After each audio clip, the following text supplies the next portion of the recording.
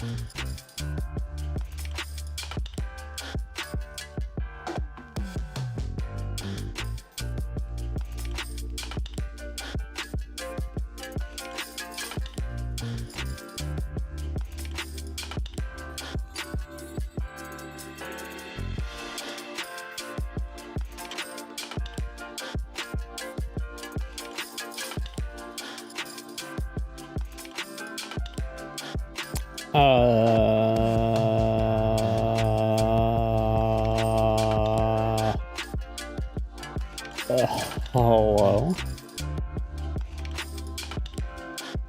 Oh,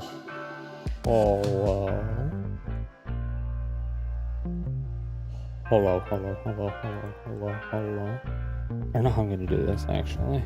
Hold on. Someone redeemed a onesie stream, and I just got a notification on which one I have to put on. So now I gotta change real quick. But it's fucking like 100 degrees in this goddamn room. Yeah, hold on, let me see if I can do this. It's like the thinnest pair of everything. Hold on.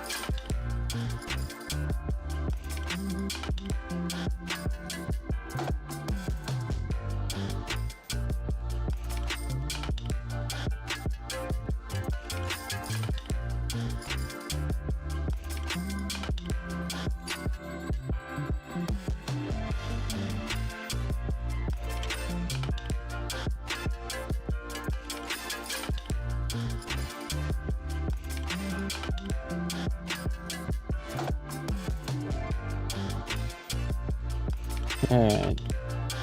Think I got it. I had to basically, what? Yeah. Okay. Yeah. I got it for the most part. I had to, like, basically just stripped down Nate and clipped it to my underwear.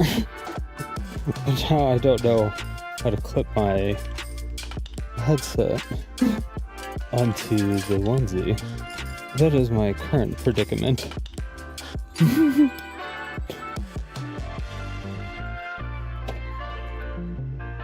This is gonna be a very awkward stream if I actually get someone from Stop Killing Games to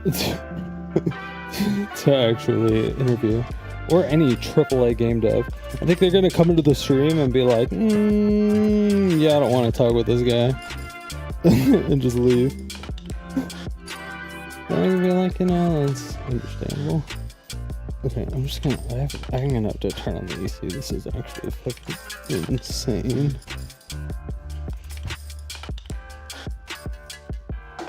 Holy fuck.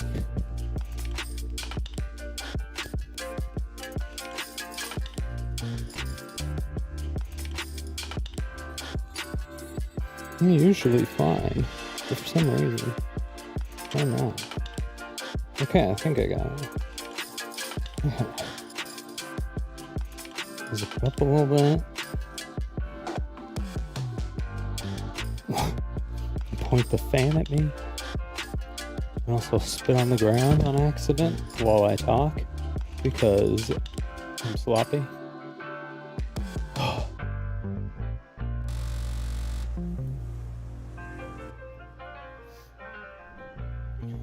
Sheesh! What up, everybody? Hello. Hello. We're here. We're here. We're live. Everything is working. Everything's good. We're good.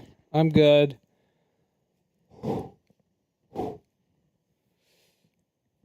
If anybody saw the tail end of yesterday's stream,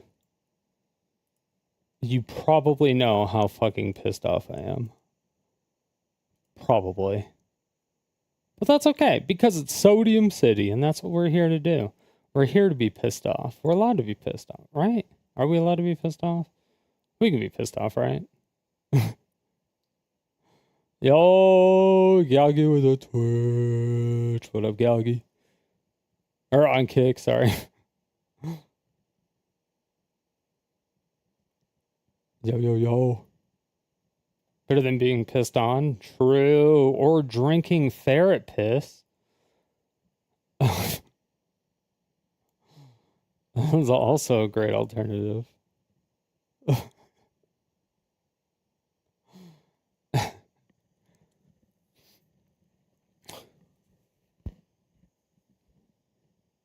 Oh my god.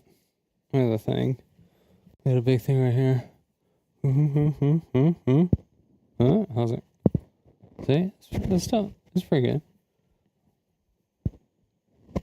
good. I'm so glad you picked this one, because this is, I think, the thinnest onesie I have. And I was going to try to convince you to do it, to pick this one over the other ones, if you didn't pick this one. Because holy shit. The other ones are like, almost like winter coats. And I would have been like, no, because it's the middle of fucking summer. And, I don't even know how hot it is outside. Like, just right now,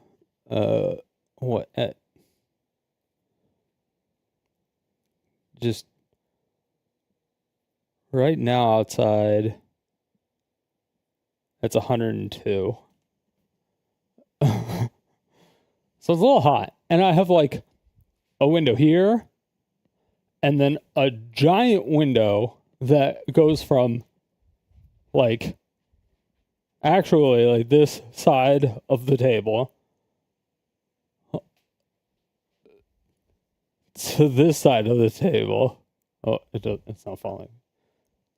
To this side of the table.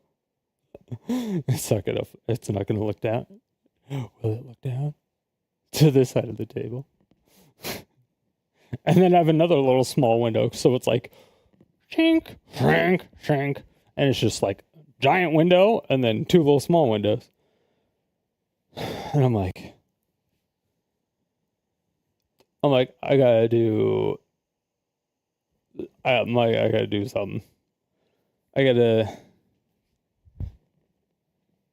Yeah. I gotta do some proofing.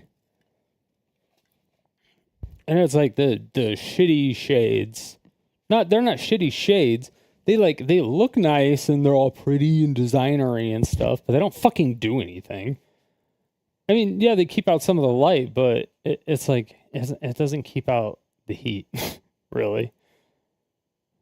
So I need to put like the thick, like 2-inch foam thing with it's kind of like a reflecting, essentially tinfoil, basically, on one side, and then like completely cover the windows with it. That's what I'll have to do. It should be cooling off by now, 1 or 2. There's a heat wave right now, so it's actually getting hotter.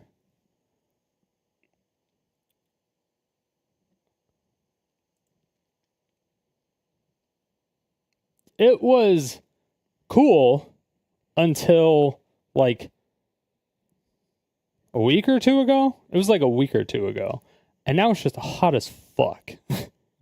And I'm like, why? Why does it have to be hot as fuck though? But why? Is there actually a reason for that? I feel like there shouldn't be a reason for that, but there is, I guess. I don't know. It was weird because last year it was it last year or the year before? I think it might have been the year before, actually. It was like, I felt like it was only hot here for 2 months, maybe? Like hot. But other than that, it was like in the 90s max. And I was just like, oh, okay. This is new. You know, it really helps it exhaust fan pushing out the window.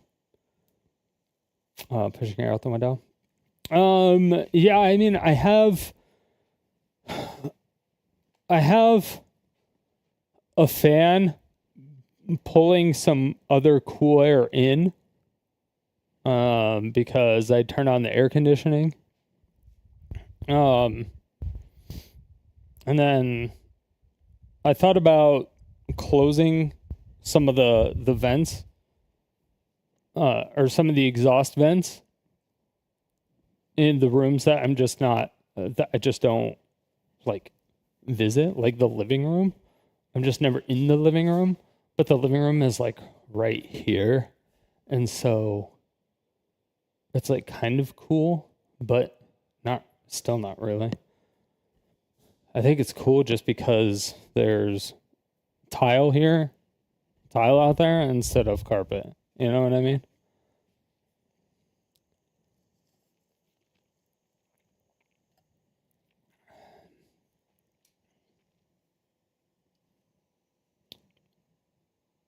So,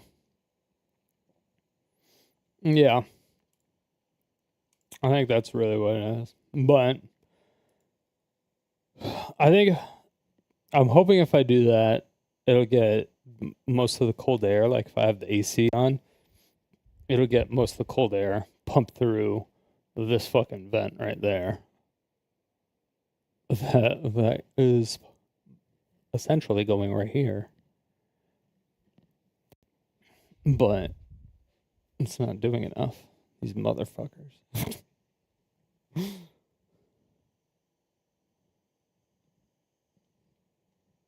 can't tell what's going on. I feel like there's like a staticky noise. Yeah, like I hear it when I talk sometimes. Like, are you hearing that right now? Can you hear like a weird static? Or is that just me? Is that just my headphones? Do you hear that? Okay. Is it gone? Is it just when I'm near something? Is it this area?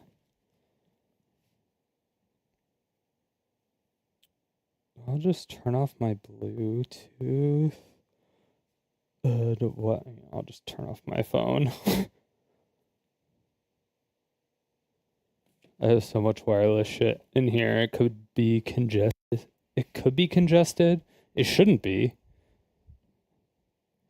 There's no reason for it to be. But I feel like you don't hear anything? All right. I mean, I guess as long as you don't hear it. I just hate that I hear it because it's fucking annoying. It's like it's like a feedback.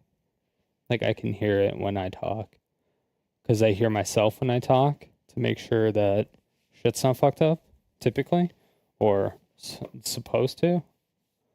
And, yeah, I don't know. That's weird. It's weird. I don't know.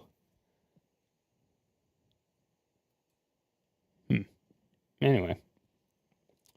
Okay. So we're gonna do something a little bit different. Maybe my headphone. Maybe it's peaking. Is it peaking, or is my headphones?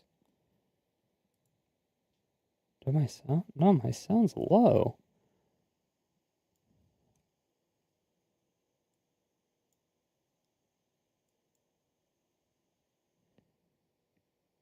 Is it my headphones? Yeah, because I even hear it from that. I hear it from everything. It could be the receiver. I'd have to manually plug. No, I can't manually plug those in. Wait, can I manually? Yeah, I can. I can do that. I'll have to do that some other time. All right, but whatever. Anyway. All right, so we're going to do this a little bit different. We're going to break this stream down into like segments. So we're going to do things a little bit different just because it's going to be easier to like upload to YouTube and stuff like that. So I'm going to do things in like a YouTube type segment, if that makes sense. So if I do some type of like a sign off thing, then you'll know. But I'll tell you like ahead of time. The thing is that people that just randomly come in, they're going to be like, oh, he's leaving. And they'll be like, no, I'm not leaving. All right. Well, the first big news. I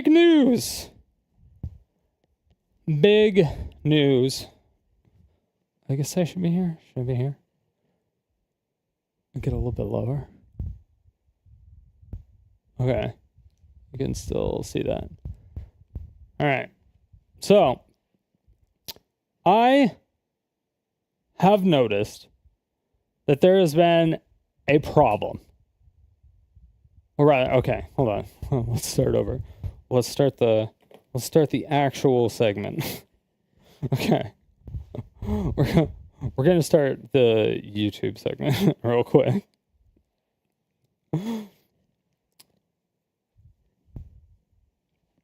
So we're going to start a quick YouTube segment. So I won't be replying to comments for like, I don't know, 2 minutes or 3 minutes, and then I'll answer questions or whatever after that. But most of the questions should be answered. So 1 second. All right. Hello, my fair citizens of Sodium City. Everybody who watches the stream, this will apply to you more than the people who watch the YouTube videos. But today is going to be a sad day for some. and many more it may not affect whatsoever. But there will be no more Fucked Up Friday. I know, Sag. But I have noticed that there has been a huge trend either within my community or within a lot of communities just in general with either people getting out of hand or a lot of people getting sober and things of that nature. And so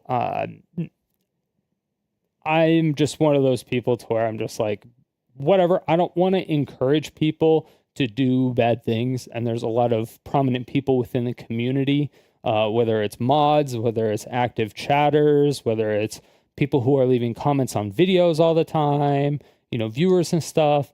They may be, still in recovery, or they may just now be quitting. And I think Fucked Up Friday may have been encouraging things, or maybe not encouraging it, but also encouraging it. So I think Fridays were excluding a lot of people, even though we were doing different content on Fridays typically. But now that I'm going to be doing like a ton of variety, the purpose of Fucked Up Friday, which was variety content, is now not necessarily needed. So, in all that sense, 2 years ago, I found out that heavy usage of tobacco, actually, was it alcohol 2 years ago? 2 years ago? I don't even think it was heavy usage, but it might have been heavy usage, but not super usage. But heavy usage of alcohol was agitating my epilepsy a lot more than normal. I ended up having a seizure on stream. And then last year, I realized that an overconsumption of tobacco was agitating my epilepsy, which also led to me having a seizure on stream. And if anyone knows anything about epilepsy, there's no cure. You can only kind of like mitigate it and kind of help prevent you from having seizures. But also, the more seizures you have, the worse it actually gets. The more, the easier it is to have more seizures, right? So I did like a cold turkey on alcohol when I had my seizure. And I think that night I had maybe like 3 beers. So it was like nothing. The next time it was like I was just smoking hookah and I had a seizure, which is probably just fine. Now this is essentially all my like weed cartridges that I have left. These were the ones that were delivered from Mood. I don't think I'm actually allowed to advertise that on Twitch, but fuck it. I was using code H3 for my first order. I think it still has stuff in it. I'm going to give my honest review on these real quick, just in case you still want to participate in your own Fucked Up Friday. But again, it is going to be canceled from the channel. I won't be advertising it, but you are obviously more than welcome to do whatever you want. Cannabis actually has essentially no real effect on epilepsy, depending on what kind you have, but there's just no real studies on a lot of it. I don't really want to go into it because it would make the video too long. So, but if you go to mood.com and use code H3, I think it's like 15 or 25% off your first order. But I was getting the 1 gram cartridges, and I feel like I was not getting the full 1 gram, like, at all. Some of them are pretty good, but would I actually recommend them? Probably. I mean, yes, because they deliver. You have to have an adult there to sign for it. But I don't know if I would actually recommend them per se, just because I feel like I don't legitimately get the full gram from the cartridge. So, and I've tried all their little tricks and methods and stuff, but these are the last ones I have, and I'll show you. We'll take the drag. We'll take the very last drag of every single one I have. So,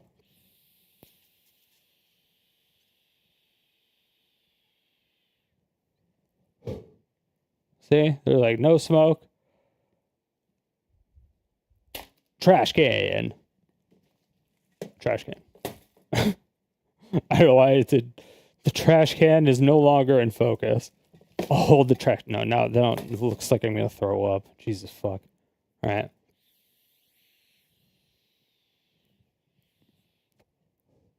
I didn't know if you can kind of see like the light.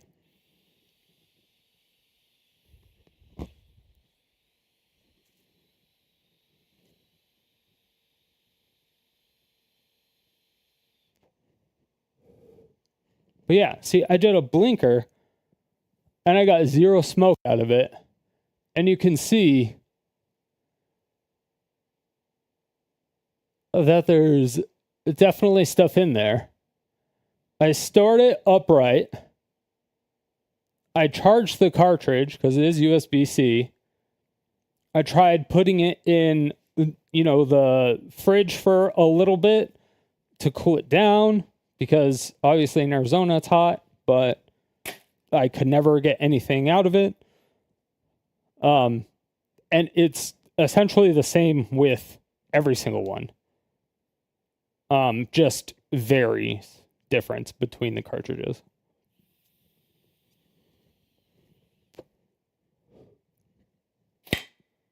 Nothing.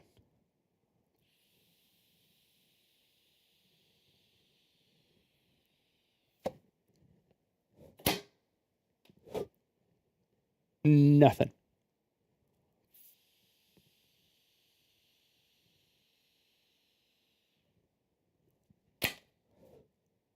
Nothing.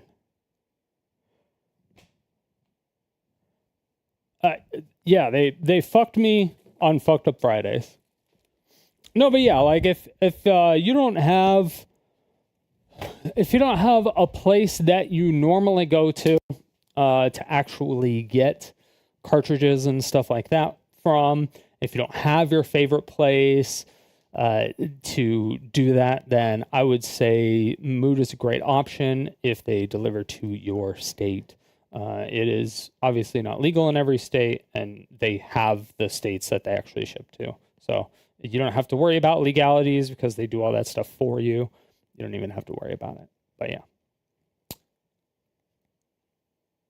But that is it for that segment. And yeah. Thanks for watching, and don't forget to sub. And I stream a lot, and I'm going to be doing a whole lot of other stuff, and there's going to be some other channels. We opened up the Steam group because we're going to be doing a lot of other games, and it should be a ton of fun, and we're going to be doing a whole lot of raging. I'm going to be getting a lot more salty, so... yeah, like this Dan guy that just typed in chat. Just coming in to lol because nobody cares if you don't go back to Magic. Haha, bye. No view for you. Yeah, like this Dan guy, he has absolutely like no life. Like nobody cares about that guy. Like he's probably just like, he's obviously a troll and he just wants engagement, and you're not supposed to engage with trolls. But I like engaging with trolls because it's kind of funny sometimes. The thing is that you just don't know anything about what I've done behind the scenes, Dan. And I got kicked out of the creator program, and I got blocked from them on Twitter and all the other stuff. So if you don't care and you only want Magic content, then go fuck off to another channel. Oh wait, that's right, because all the work I did to help save the content creators, they ignored. And so all the good content creators quit streaming Magic. That's right. I forgot. And now you're coming into my channel trying to say no Magic, no view. But really what you're saying is there are no Magic streamers to view. And now you're trying to blame me because Blake from PR doesn't know how to actually do public relations. Or he knows how to do public relations. He just isn't very good at it. He just likes to get double-fisted by his wife while you watch. Or maybe you eat his ass. I don't know. Maybe you're a human centipede with Blake from PR. I have no idea. I honestly have no idea. But again, I mean, if you're not into this content, if you don't want to do any of that stuff, then you can fuck off. Like I honestly just don't care. If you don't want it, then unsub and leave. I don't care. You're Watch your profanity. You're literally nothing to me.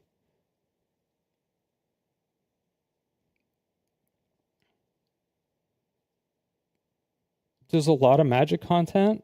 I said good Magic. I said good Magic. Magic Arena content. Sorry, let me be specific. Magic Arena content. There's a lot out there, but I did specifically say good. So, yeah.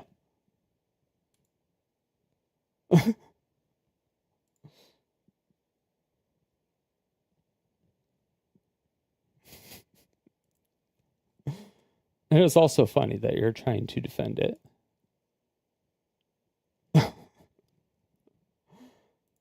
But if there's a lot of good, if there is a lot of Magic content out there, then why are you here if this isn't Magic content and you only want Magic content?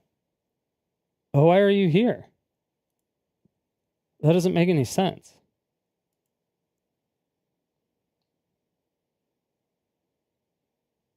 Do I count your brain cells one at a time, or do I do it in like batches of 5? Do you have 5 brain cells? I don't know. Hold on, let me Google. How many brain cells? Let's see. No, I guess wouldn't be brain cells. How many brain cells do you have? IQ is a little bit skewed, but we'll just go by IQ. What IQ would you have to be considered retarded? Oh, it's a picture of Dan. That doesn't give me an answer. Weird. Huh.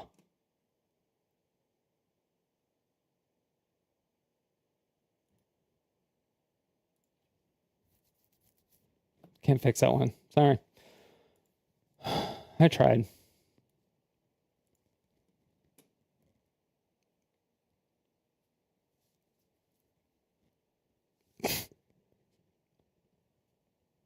I tried.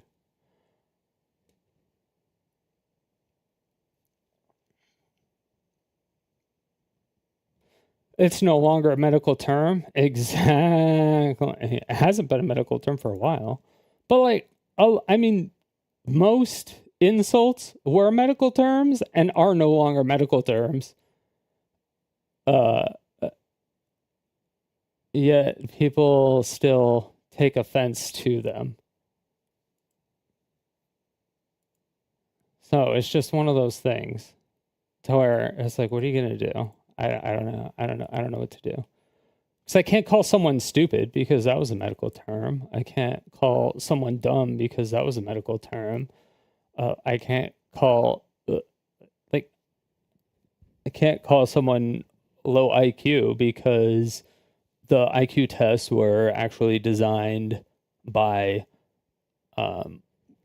white people and were kind of biased against black people or impoverished people and black people. So it's like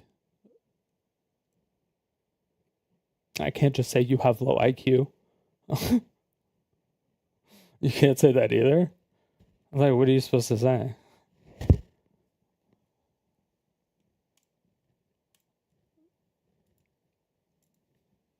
That's like, it's all going to be offensive. If I'm going to offend somebody, then I'm just going to offend somebody. We just call them special now? I mean, yeah, but special seems like a positive thing.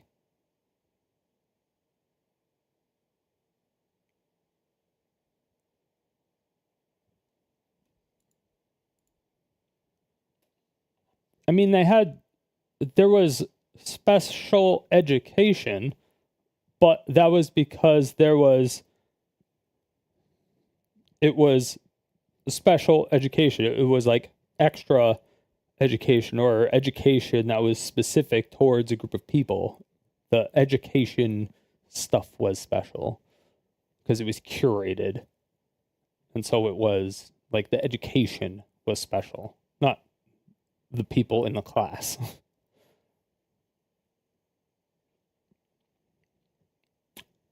You got all ones in those special stats?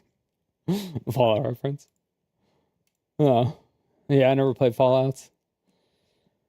I think I have them, so they'll be on the list eventually. Once we randomize to the other ones, then it'll be all good.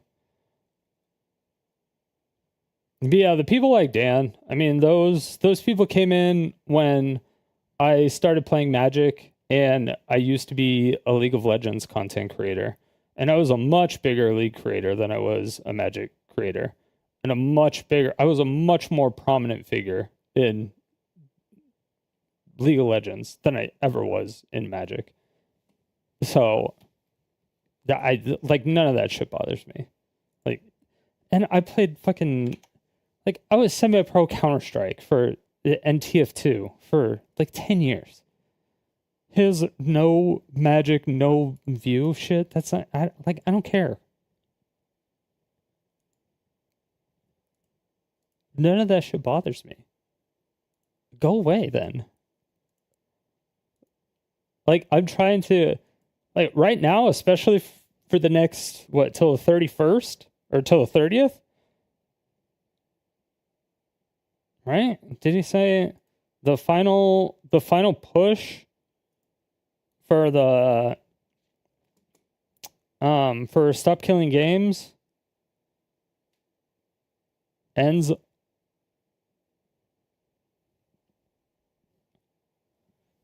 Is it 30 days? Is it next month? Or does it end in 4 days? I don't know. I don't know now, actually. I thought he said the 31st, but there's only 30 days this month. So maybe it is July. Maybe it is July 31st. It might be July 31st. But since it's a really hot topic right now, I wanted to go over a lot of it. But also because Pirate Software is involved. And I hate that guy.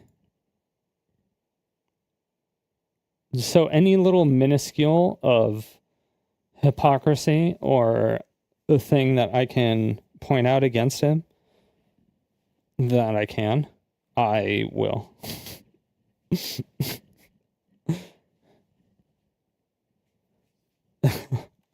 100%. 100%. There is zero way that I won't do that. So that's what we'll be going over. But the Stop Killing Games initiative is legitimately a very, very good cause. So if you do live in the EU, make sure to please sign the initiative.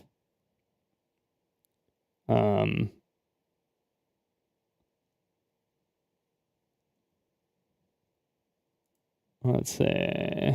I'll pin it. Can you even pin stuff in Kick? I have no idea. That's a good question, actually.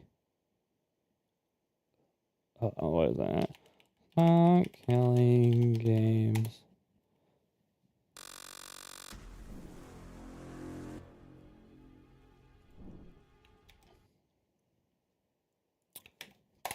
Boat. Pinned. And then, yeah, you just gotta sign the EU petition. And they have until the 31st to get to 100. So if you're in Europe or you know people in Europe, it's super, super important. If you don't know anything about it, we are going to be going over pretty much all of it. Or you'll see people. We're going to be, you'll know all about it by the end of the stream, trust me. And then hopefully we can get a AAA game dev or any game dev to talk to. Maybe someone from Stop Killing Games to talk to. That's possible. Possibly. Would be nice, but don't exactly know if that's going to be 100% possible.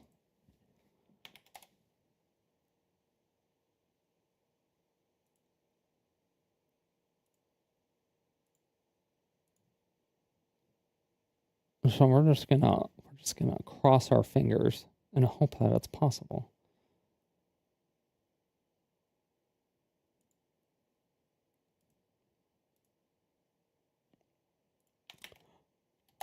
I don't know if I can pin. Can you pin on? Okay, you can pin on YouTube too.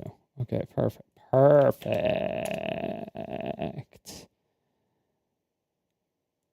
Perfect.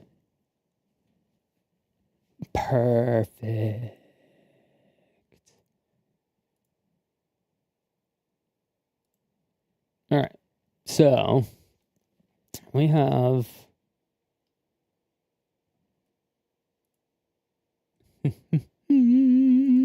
we're going to manually set that.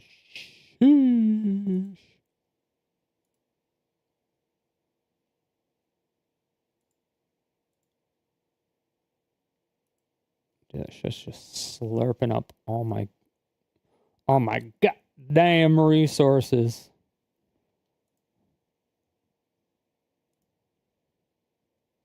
All right, cool.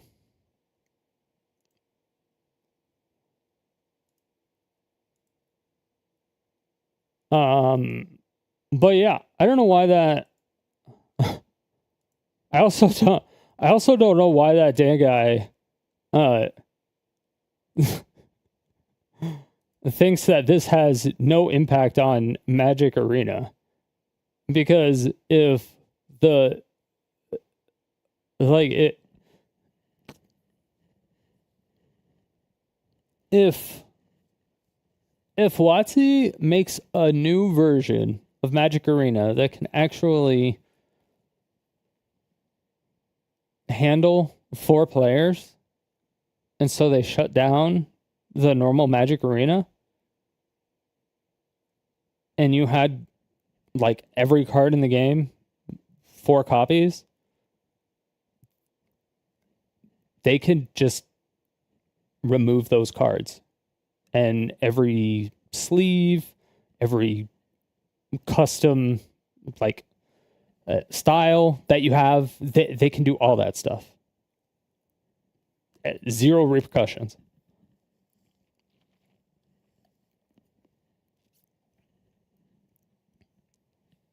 But, you know, some people are dumb fucks, and that happens.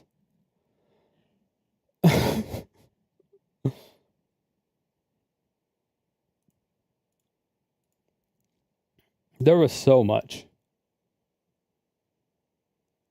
Oh, that was on Tectone stuff too. Like, I wanted to go over Tectone's ban too, because Tectone is so fucking disingenuous with this. I think Tectone is trying to be Asmongold because he's friends with Asmongold, and I think Asmon is trying to help Tectone be like a better streamer by kind of like mentoring him and stuff. And Tectone got banned for doing something that he was explicitly told not to do. And he's like, what the fuck? Why aren't these people getting banned for all this other stuff? And so a guy was like, give us a folder. And so he provided him a folder with all these like egregious clips and tweets and stuff from like the the normal people that we want off Twitch anyway. And they were like, every single thing that was in that folder, because he showed the folder, he blurred out the name of the Twitch mod that I don't even know if he was a Twitch mod or not. I have no idea. I don't even believe him, but he had the Twitch URL on there, or not the Twitch URL, the folder URL where he was storing all this stuff. And almost everything in that entire folder was completely nonsensical, didn't make sense, and it made him look bad. Like, all the stuff that was in there just made him look bad. Like, nothing made him really look good at all. And some of it just literally didn't make sense. And I'm like, what are you doing? And you didn't have like a document that explained like context of anything. It was just like a folder of clips and shit. And then he complained that nothing happened about it. Or that nothing happened with the folder. So I kind of wanted to go over it to like make fun of him. But like, cause he has like the same style of talking and shit like that Asmon has, except that Asmon seems genuine and real and not lying. Like, he seems like he actually has his own real opinions, and when he says stuff, he's actually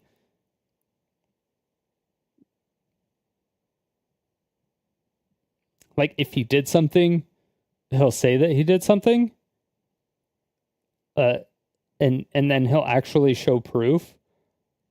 But Tectone does not do that. So I'm just like, I don't know about that. It's your favorite go-to insult, man. There.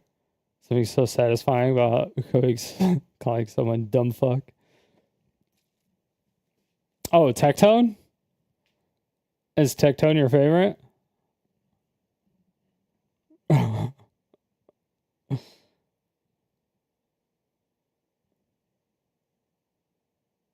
Dude, I don't know. The more stuff that comes out about Tectone is also kind of crazy as well.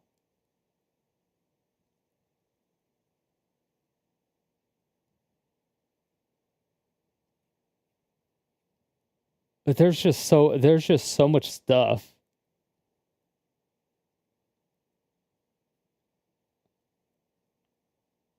God, there was so much. There's just so much stuff that, like,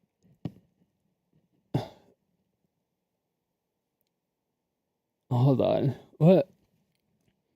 Who was with Maya when she was getting her head humped? Mango humps Maya. Okay, it wasn't. Okay, never mind. He was a mess.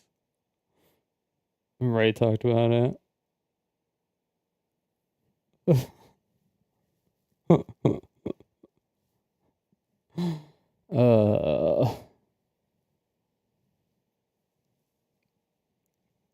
Yeah. I mean, I swear, Extra Emily was like cheering him on the whole time. That's the part that I don't understand. I don't know how Extra Emily got off scot-free of all of this. And same with, I mean, I know how Ludwig did because Ludwig just snakes his way to everything. He has like that journalist degree or whatever, so he's able to phrase things in ways that people will just like gobble it up, and I'm sitting there like,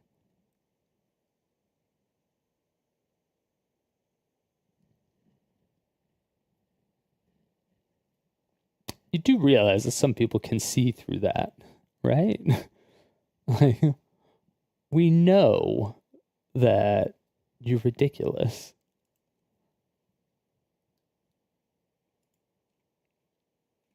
But I don't know. There was just, this shit's crazy. I also don't think that C9 should have dropped him either. I think C9 should have said, "Hey, we're suspending him without pay until he completes his rehab and shows signs of recovery."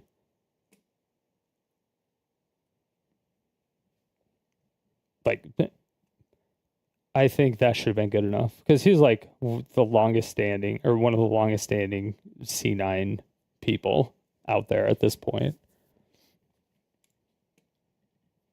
But yeah.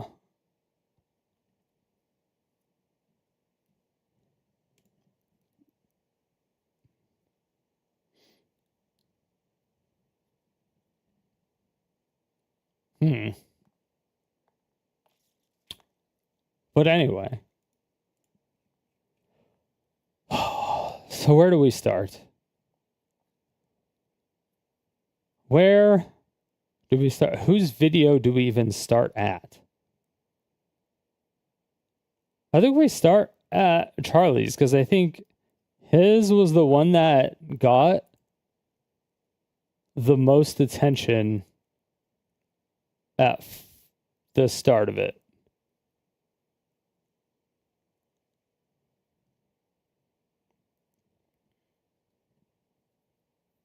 Yeah. So I think it was this one. You know what this is right here, pal? What? Hot tough guy. You feeling Spirit lucky? fingers? Yeah, that's right. Spirit fingers. Do you know why? Hey! Because it's been about... Because these aren't spirit fingers. These are spirit fingers.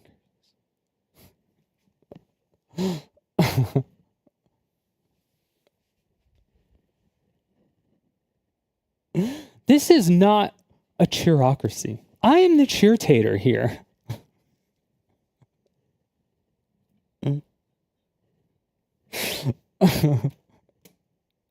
30 hours since I last slept, and I've done 3 different intros, all of which crash and burned, and I am off my gourd, so now I'm going wacko mode. But, even in my sleep-deprived state... Okay, I'm actually going to speed up these videos to 1.25 because there's a lot of them. I am still lucid enough to recognize how cattywampus the AAA gaming space has become.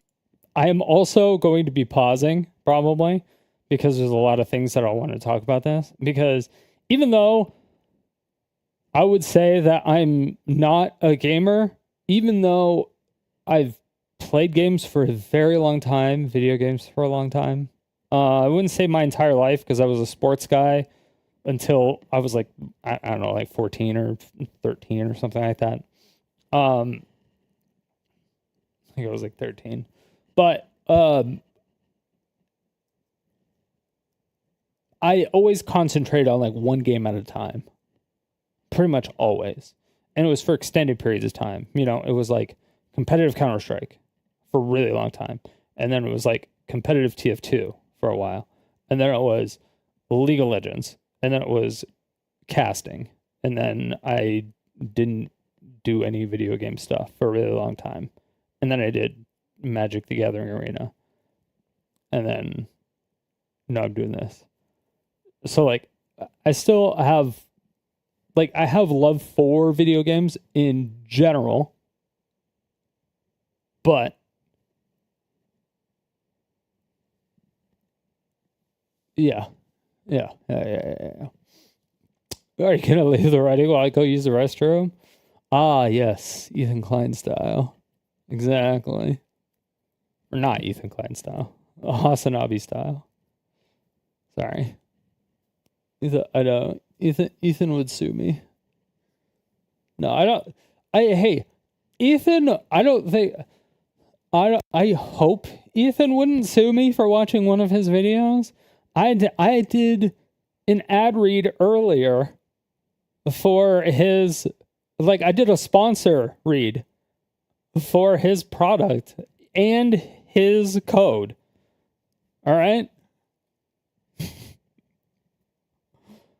So not only am I not maliciously taking views from his videos and, doing a market alternative or whatever, I am actively going out of my way to do sponsor reads with his code and saying it's theirs. So, all right.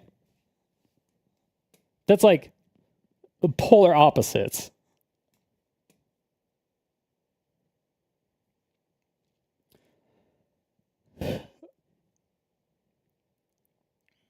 You give credit, as far as I know, didn't call CPS on him. That's fucked up. If somebody does something that's crazy, I will blame them or go after them, but I won't go after their family. If, hypothetically speaking, okay, it's super hypothetical. I have absolutely no idea. And honestly, no idea.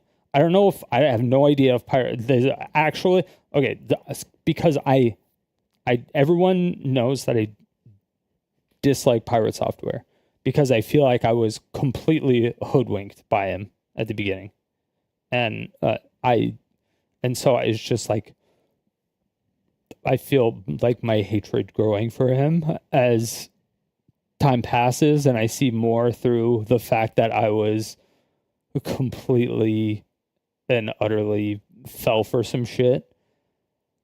And so you just hate them. It's like if you get your identity stolen, but it was from somebody that you thought you could trust. And then you slowly start to find out that he did other things to other people that it's just a big thing. It's just fucking stupid. But okay, anyway, back to the hypothetical. So, let's say a pirate software was married. I don't even know if he's married. Literally no idea. Honest to God, no fucking idea. Because number one, not relevant. But if he was married to some fucking if it was this scenario, let me actually give you a perfect scenario.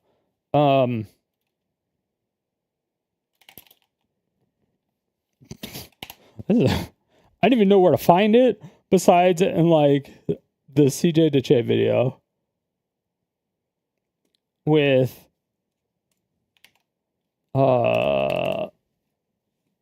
this one. Hey, it's already there. Gotta be fine. Even everybody's like, hey, yo, no way, this could actually be her. We actually get to see what she looked like. Even the one is like, hey, yo, no way, he actually brought her out. So we all thinking, all right, yo, she gotta be fine as hell. She gotta be the baddest chick we probably ever seen. Yeah. Well,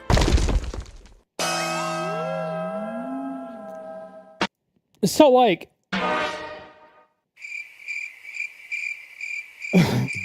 fuck, ain't no goddamn, my mind must be deceiving me right now. Ain't no way this, my 600-pound rotisserie ass chicken. Oh my God, nigga, the bitch is the bed. This This got to be the biggest what the actual moment I've ever seen in an anime. Hey, but we can bash this nigga Biscuit all we want. We could call him a big ass simp, ultra simp, but hey, who gonna check that nigga though? Not me. I mean, look at dude. He busted out of his tuxedo and is still standing there behind that mound of a beluga. No, let me stop myself. So how the... Yeah. Okay. So, like, let's just say that situation is happening. Okay. Let's just say, hypothetically speaking, that is the situation or something. And he married like a 1,000-pound beluga whale. All right. It would be a ferret. Let's say he married a 1,000-pound ferret. I would not like attack that person. Like I would not be going after that person. That's just not, because they're not involved in anything unless they were like saying stuff. Like if they involved themselves in something and they said something that was incorrect, or like if they were doing stuff and Pyro was doing stuff and they were they were both doing like stupid shit, or they were both saying stupid shit, or they were both like intentionally lying about stupid shit, or both, I don't know. Like then yes, it would be open game for me to talk about his wife if he had one. But again, I don't know if he does. But if he did, like, it has nothing to do with that other person. I don't even know if he has kids. If he has kids, I'll leave them the fuck out of it. It has nothing to do with them. Especially like a CPS call, like that's gonna like traumatize the kids. And like that would fuck up the parents, I'm sure of it. And it, like, do you know how embarrassing it would be for, like, just, like, you as a parent and the kid? Or if there was more than one kid?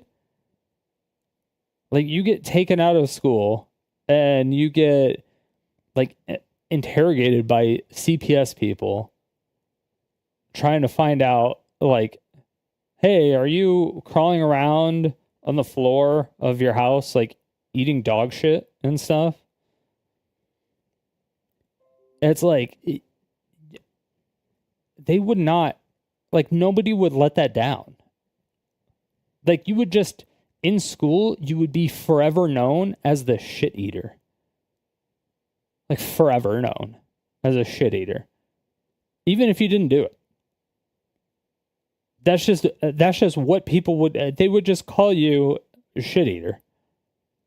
Or they would just say SE. Yo, what up, C?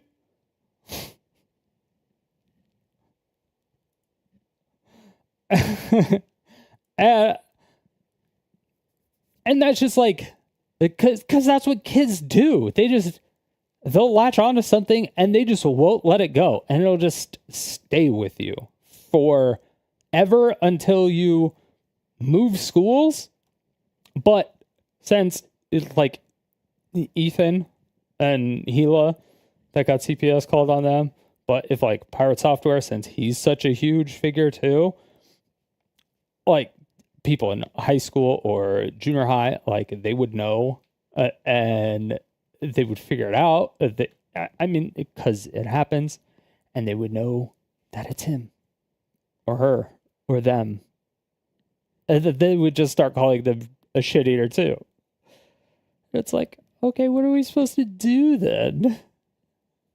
It's because if you're going to be going to a private school or something, you know?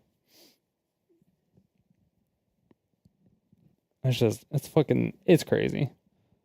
So just don't involve family in anything. Unless they're involving themselves, don't involve family. You should never be involving family. Like parents, grandparents, you shouldn't be doxing people, like, or swatting people, because swatting people, especially if they live with like other family members, It's super dangerous because most streamers and content creators have no idea how to deal with like the whole swatting situation or to help prevent get swatting, or mitigate the damage or potential damage of swatting. It's just one of those things. The whole thing is fucking stupid. But anyway.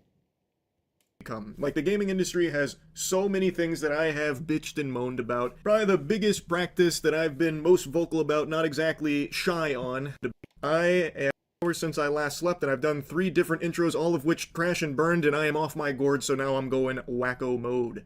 But even in my sleep-deprived state, I am still lucid enough to recognize how cattywampus the AAA gaming space has become. Like, the gaming industry has so many things that I have bitched and moaned about. Probably the biggest practice that I've been most vocal about, not exactly shy on, is the topic of you will own nothing and be happy. The Ubisoft motto. God rest that company's soul. What a pile of dog shit.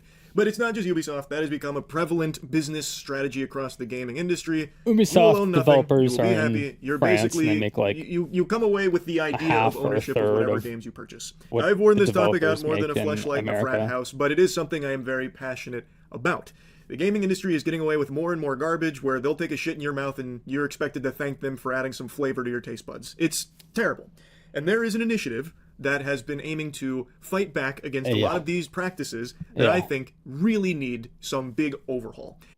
Okay, the thing right now is that I have questions that I want to talk to one of the reps about. Because I want to know if the Switch 2, like, I want to know how that is going to work. Because at this point, I don't know if it's possible for that to happen.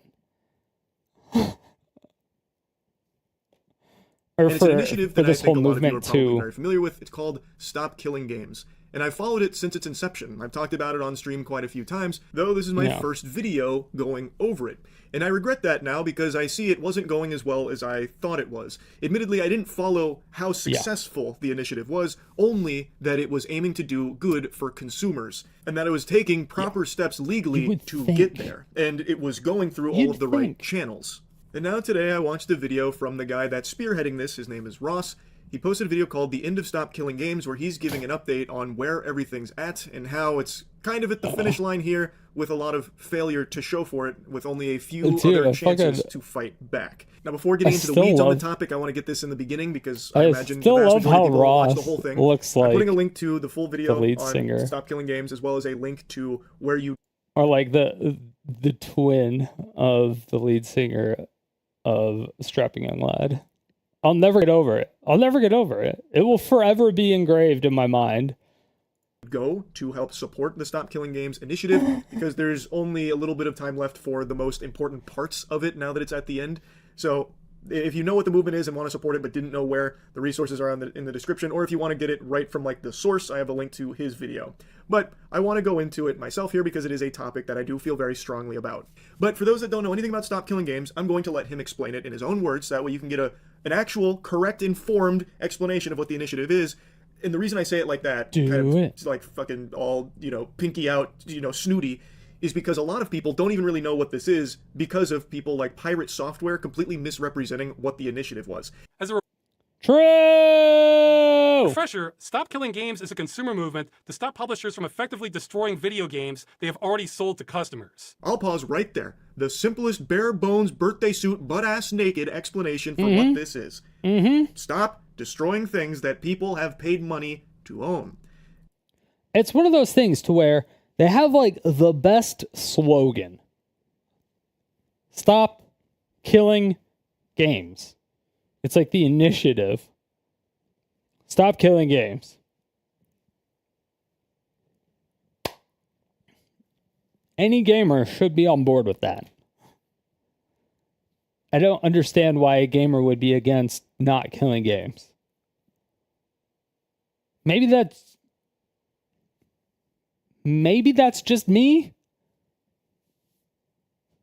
But in my head, I would say, if you're a gamer, you wouldn't want games to be killed. So I think it's a perfect slogan and a perfect name for the initiative. It gets the point across very quickly in 3 words, and gamers would latch onto it. Stop killing games. They're like, oh, should it be stop fragging games? But then, obviously the legislature people will be like, I don't know what this means. I think that is a very understandable, very reasonable take, very agreeable. Now I want to quickly jump to a different spot in this video because I think it's important to have this in the beginning because it's something a lot of people have heard that comes from someone that is just wrong about it. It's the pirate software portion. Ross is addressing the video pirate software made many months ago. Ross even says that he didn't plan on doing that because he didn't want to be seen as using this for drama farming because it would start to make the movement look less of like a legitimate initiative and more of just like drama slop content type thing. But he finally starts talking about pirate software here because it's at the end of the life cycle of this initiative and it's not looking promising, so he's willing to do anything to try and set the record straight and hopefully start getting more momentum back to the movement. That's so shitty. It's so shitty that, like, that's a predicament and thing that you have to be into. Ross is just, like, too nice, I feel. Because the damage pirate software did to it through his video was substantial. This video came out right as we were building momentum. Then except for one boost in Germany, the signatures started drying up like clockwork. Ford does not understand what Stop Killing Games is. Here it is in his words. So for those who don't understand, the Stop Killing Games initiatives is basically, we don't want single-player games to have DRM that the developers can turn off and thus render the single-player games inactive anymore. This is what they want to change. They need to be specific that they're talking about single-player games that do not need a server to support them. And as much as they want it to be about specifically games where it is a single-player game that has always online functionality, it would impact every live service game that exists, instead of just targeting single-player, always online games. No, that's not what it is. Stop Killing Games includes single-player games, but nothing about it is specific. Okay, if this video was like an hour-long video, and I think I spent probably 8 hours on it last night, just like fucking screaming into the void. So if you want to watch that VOD, you can take a look at it. Specific to them. He completely made that up, and I have no idea where he got that impression. It's the first line on the website. Stop Killing Games is a consumer movement started to challenge the legality of publishers destroying video games they have sold to customers. But the movement includes all this stuff from earlier, and he was mostly talking about the initiative. He didn't even get the Cliff Notes summary right. He missed all the QTEs and got the bad ending on understanding the initiative from the jump here. Ross is correct. This has nothing to do with just single-player only games that require an online connection, that when the online connection is severed, you lose access to the game. Like, yeah, that is included in all of this, but that's not, like, what the whole movement is about. And for some reason, Pirate Software is stun-locked on that, like, fixated, as if that is the actual, like, meat and potatoes of Stop Killing Games. Weird. They need to be more specific in their language about it being single-player, always online connectivity games. When that's just not what it's about. Like, they're not being specific about that because that is not what they are specifically targeting. It is about the whole practice of destroying games that consumers have already purchased and having no end-of-life plans for games that are being sunset. So, for example, The Crew. The Crew is an example everyone is going to reference and talk about because Ubisoft... God, I feel like this game wasn't even successful, which is what... I hate that they use this. Like, I get that they're using it, but I hate that they're using it because I don't even... Does anybody ever actually fucking care about this game? Because the first one came out and it seemed like it performed about a fifth of what normal AAA games bring in. And then the second one brought in... Because the first one brought in 20 mil of net revenue. Most of them bring in 100 mil, or or the first one brought in 50 mil, sorry. And the second one brought in, what was it, 13? Or was it 20? And then the third one brought in 13, or I think the third one brought in 13. I don't know. It's in the video. It's in the VOD from yesterday. You can look it up. I don't want to do it I've yacked again. about it quite a bit, so I'm not just going to regurgitate that. I'm sure a lot of you already know the story about it. But basically, Yeah, you buy I've the yacked crew. about it. Ubisoft pulls the plug on the servers. You can't play the crew anymore. Now it's just an old wet dream of what once was. And Yeah. they are facing a lawsuit. the and while crew this has is in the online umbrella of Stop and Killing single Games, it is player. not the only thing Stop Killing Has Games both. is referencing when it comes to this practice.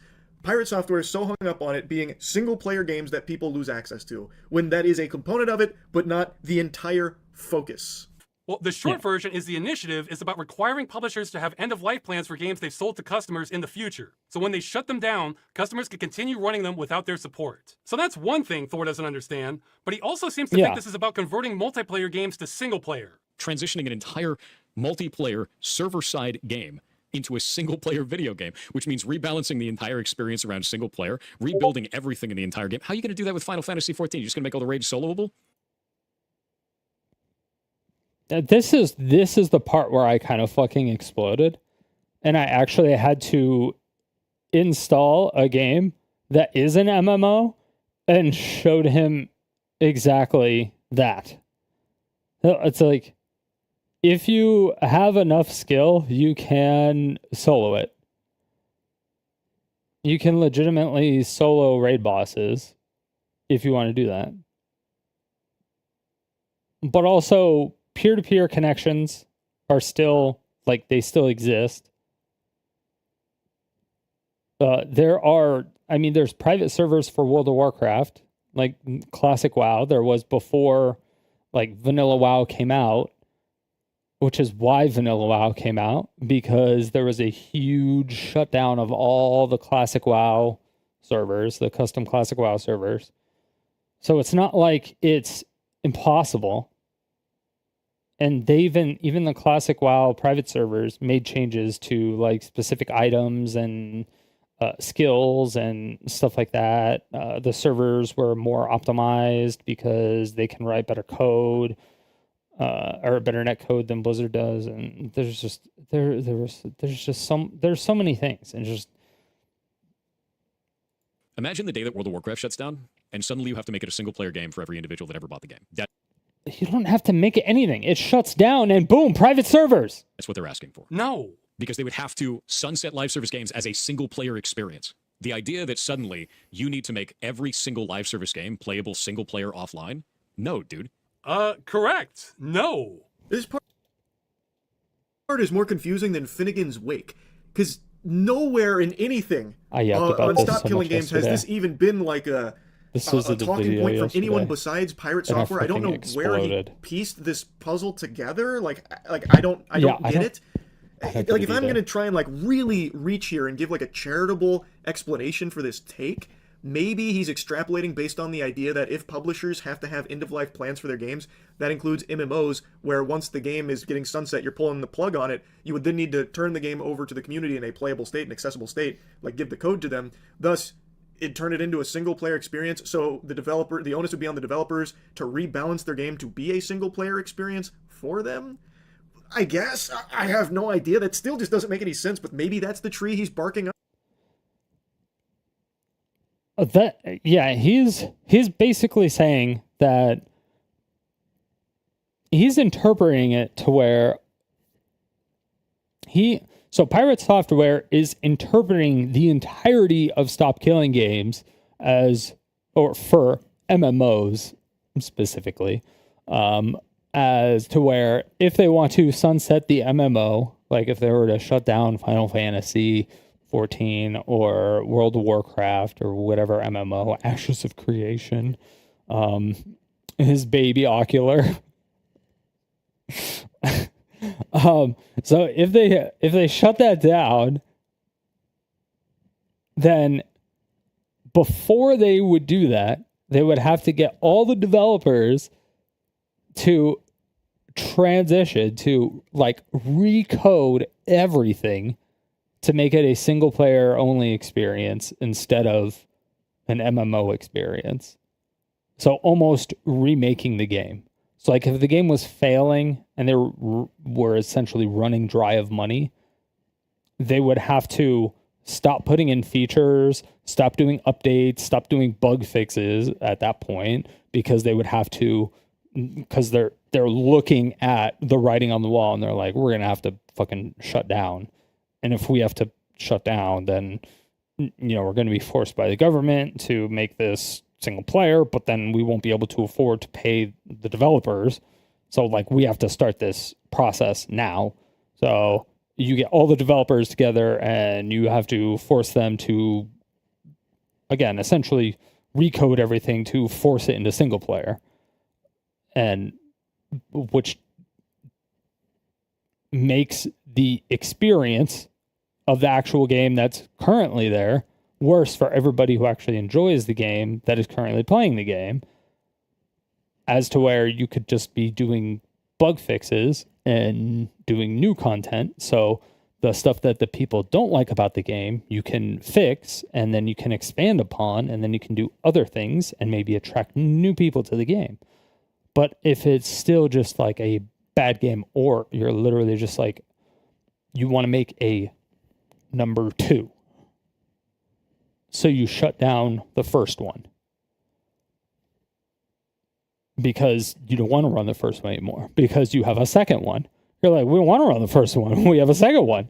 We want you to play the second one because we put a lot of time and effort into the second one. So play the second one. Please, please, please play the second one. They don't want to spend like a shit ton of development time and developers to make an MMO single player only. And it's like, nobody's asking them to do that. And that's kind of, and that's nowhere on the website. That's nowhere on the website. That's nowhere in any of Ross's videos. That's like nowhere on the Reddit. That's nowhere on their Discord. It's like, it's nowhere. I don't fucking with that understand. thought process, I really don't know, because Stop Killing Games at no point ever says any of these multiplayer games need to be converted to single player. That really is outlandish. And the more I think about it, like the more nonsensical it becomes, because even in Pirate Software's hypothetical fanfic there, why would the developers need to rebalance the game?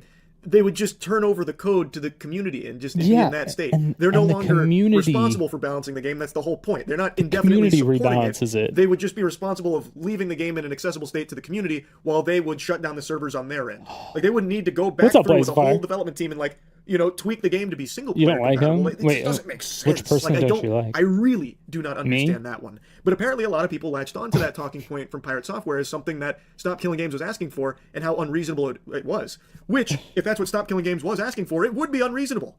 But that's not what it's asking for. Nowhere in there does it say that it's directly targeting always online single player games. Oh, he's so close. He's so close to getting it. Exactly. It is vague, and because of that, it will impact. He never has that light bulb moment. Well, he is correct in that statement. It's almost as if that's not what the initiative is at. Welcome back to Sodium City. It's nice to see you again. Yo, what up, Streak? Thank you so much for the sub 51 fucking months. Wait, that's not. That's the button.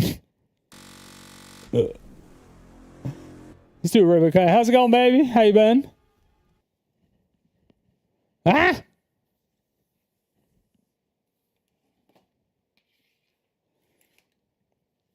Yeah. What I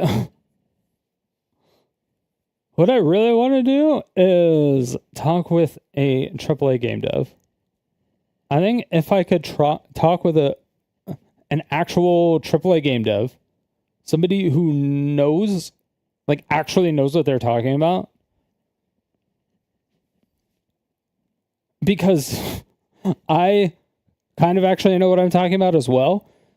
But the thing is that there's holes in what I know about like the development stuff, because again, I do software. I don't do, or I do like kind of like back-end networking, like NetSec stuff.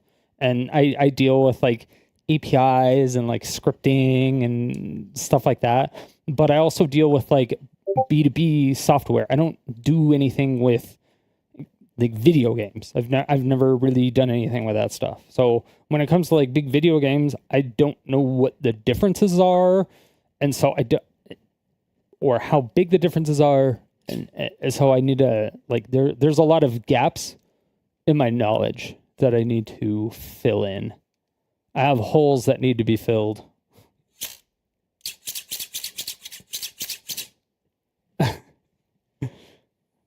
Thank you for all of the support, Streak. Still an official citizen. The guy with the glasses, not sure what his name is. Oh, yeah, that's Pirate Software, or Thor, whatever his name is, yeah.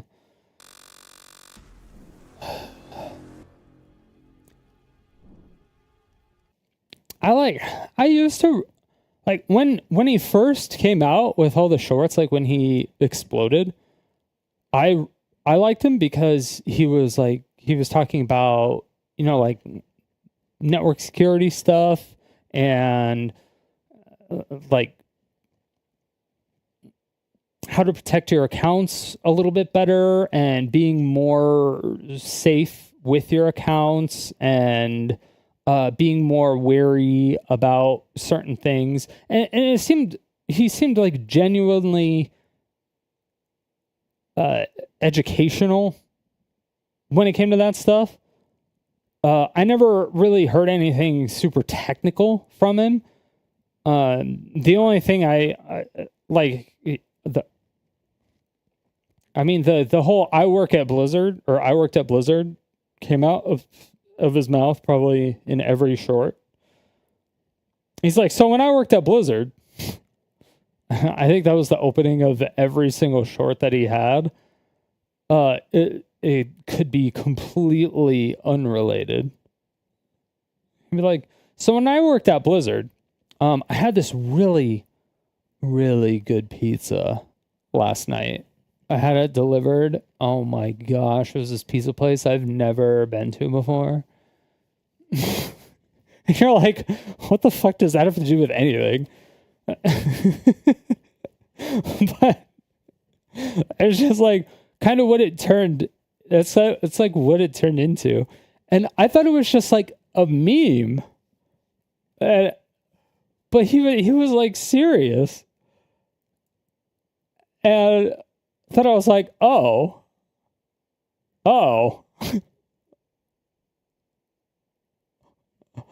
I see. Okay. Asking for. I know this part is once again just reinforcing that he doesn't know what the Stop Killing Games movement is about, but I have to just show you this because it is so fascinating, because he himself literally calls out that Stop Killing Games at no point explicitly mentions single-player always-online games or anything like that. And for some reason, instead of following the breadcrumbs that would naturally lead him to the conclusion of, oh, maybe I misunderstood, maybe because it's absent here, that's not what this is actually about. Instead, he uses it as a criticism against the Stop Killing Games initiative entirely, saying it's just too vague, it's way too vague. The reason it is not explicitly stated there is because that is not what the whole initiative is about. It is not specifically targeting that thing that you keep saying that it is. I don't know how that never clicked. But also, it's an initiative. You're not writing a bill. You're not proposing the law. You're proposing, like, you're showing that there is a problem, and you're stating potential. Like I said it yesterday. So, like when you're going through the whole process, you have to get signatures, at least in the U.S. So you have to get signatures to even get people to vote on it. Right. So you have your constituents, right? As a lawmaker, you have constituents, you have people you want to pander to, because you want to keep your job. Right. Like, because normal people, I would say normal, at least 50% of people, I would say if they have a job, they want to keep it. They don't want to just lose it. Right. I would say that. I would say 50% at least, right? I think that's a fair number. Okay, we're going with 50%. Okay, I don't care what you think, but I'd say 50% at least. If you have a job, you don't want to just lose it. So if you're a politician and somebody comes to you with like whatever, I think you need 20% of the population, or is it 10? It's 10 or 20 to even get it on the ballot. I think is it 10 or 20%? I forget exactly. Of that area, whether it's a county, a city, a state, depending on whatever it is, to get it on the ballot for people to vote, right? So if you come to them and you have like 50% of the people, or 50% of the population that signed it, and be like, hey, so if we have this problem and 50% of the people who vote signed this petition, here you go. Would you like to run on it? And then that's when somebody's like, oh, maybe I should mention this at a couple of like the rallies I go to, because if 50% of people signed it, meaning they went out of their way to sign it, meaning most likely a lot of people heard about it and support it and just didn't sign it because going out of your way to sign something is kind of annoying, right? So I get that. But if 50% of people signed it or something, it's like, okay, you have to bring that up. Because if you start bringing it up and you're like, yeah, I'm going to push for this. This is what we're going to do. We're going to get together a team, or I'm going to try to get together a team. We're going to get ideas, blah, blah, blah. And we're going to try to push on that. And you can try to run your campaign, and that could be a chunk of your campaign. And people will vote for you because you're trying to do something that they want. Or if it's just a bill, but you're pushing that bill more than everybody else, if everyone's ignoring it, except for one politician, you're probably going to vote for that politician because that's like something that you really care about. It's like the single issue voter situation that everyone complains about. That's just how like fucking reality works. Some issues are more important than others for people. That's just how the world fucking works. It's just how the world works. So if a politician is like, yeah, sure. Yeah. Because if they know, okay, there's a shit ton of people that want this, let me run on it because I can win if I run on it harder than everybody else, which keeps their job.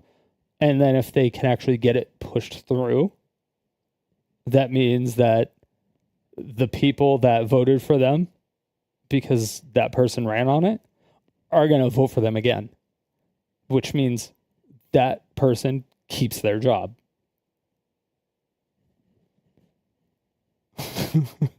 Because that person wants to keep their fucking job. So they're going to, it all makes sense. It's just like, it's so stupid. People think politicians are just like scumbags that want to pander to a certain group of people. And it's like, yeah, that's the whole fucking point of being a politician. You do what the people, like, you push for what, like, people vote for you want. Or else they're not going to vote for you. And then you won't have a job. Like, obviously. So the more signatures you get on something, you can get it on a ballot, and then you can get people to push it because even more signatures, it'll get more attention. The thing is that if an initiative is too long, like if the write-up is too long or like too exact, it's like 300 pages, the assistance of all the people that are going to be like actually voting on the bills and doing all that stuff, the assistance are going to be pissed. And they're going to fucking hate it. Just like looking at a big giant stack of papers that they have to read. Whether they agree with it or not, they're still going to be pissed. So they're going to already go into it with a negative attitude. So if you make it descriptive, like say, hey, here is the problem. Here's what we want to end up happening. And here are a couple suggestions. And then there's like kind of some vagueness, obviously, because he's not a lawmaker. He's not the politician. So he wouldn't be writing the law. He wouldn't be writing the bill. None of that shit would happen with that. It's more of like we're bringing up the issue and the resolution of how to fix the issue. And that's it. And then it's up to everybody else to figure out, okay, here are, potential ways that companies could exploit this if we do it. So we have to put exceptions in here and blah, blah, blah. You work together, and that's how you push it, and it goes through, and magic, spirit fingers. Right? Those were his streams with a smaller audience. What does he say in his big YouTube video with over 1 million views that he had time to research? If we're trying to kill off the practice of developers putting together a live service game, pitching it as a single-player experience, and then taking away support in the future... Now he's changed it again and is making up how it's about single-player games are advertised. What is he doing? Again, and is making experience practice video with over 1 million views that he had time to research. If we're trying to kill off the practice of developers putting together a live service game, pitching it as a single-player experience, and then taking away support in the future... Now he's changed it again and is making up how it's about single-player games are advertised. What is he doing? It needs to be specific about the business practice it's trying to defeat, which is specifically companies that are doing this under the guise of it being a single-player game, but adding online-only functionality that is not necessary and doesn't add any gameplay elements. That's the problem. No, that's not it at all. This is a really strong section from Ross here because the clips that you saw moments ago were from his stream. When he took more time to watch it and digest it, he still came back in that video misrepresenting it. Like, it never dawned on him. Like, on stream, he could write it off as like, oh, he didn't grasp it in the moment, maybe later on he did. Well, then he made the video where he still was talking about things that are just not what Stop Killing Games was about, and this was the one that really blew up and really started to kind of dismantle the Stop Killing Games momentum. If we don't like the idea of live service games as a whole, I get it. Don't play live service games then. Don't agree to those terms. No, he's getting a new thing wrong now. We're not against them existing. We're against them being destroyed with no recourse for the customer. Fire Software then goes on to talk about like the business practice of misleading consumers into thinking that what they're buying is a product as opposed to a license to a product, which is a totally separate thing. And then he criticizes Stop Killing Games for not being specific about that thing that he is bringing up, as opposed to what Stop Killing Games is talking about. So it's like he wants against to them add, for some reason. And it's like it's like Thor is pretending to be a politician. He's like, yeah, we'll pass this bill, but you also have to add in this part of it before I agree to it. Or you have to remove this part of the bill and add this. And it's like a negotiation thing, right? Like, we do that in the United States all the time. It's like they'll draft up some crazy bill, and then it is negotiated between the Democrats and Republicans until there's like a middle ground, and then it gets passed. But again, this is just an initiative. Like, this isn't even like a proposed bill or anything. And Ross goes into like the license talk. Our problem is not with licenses failing to inform people. Blizzard says they can take away your purchase for no reason. That sounds pretty clear to me. Our problem... This shit was crazy. I actually confirmed this. We looked this up yesterday. Blizzard reserves the right to terminate this agreement at any time for any reason or for no reason, with or without notice to you.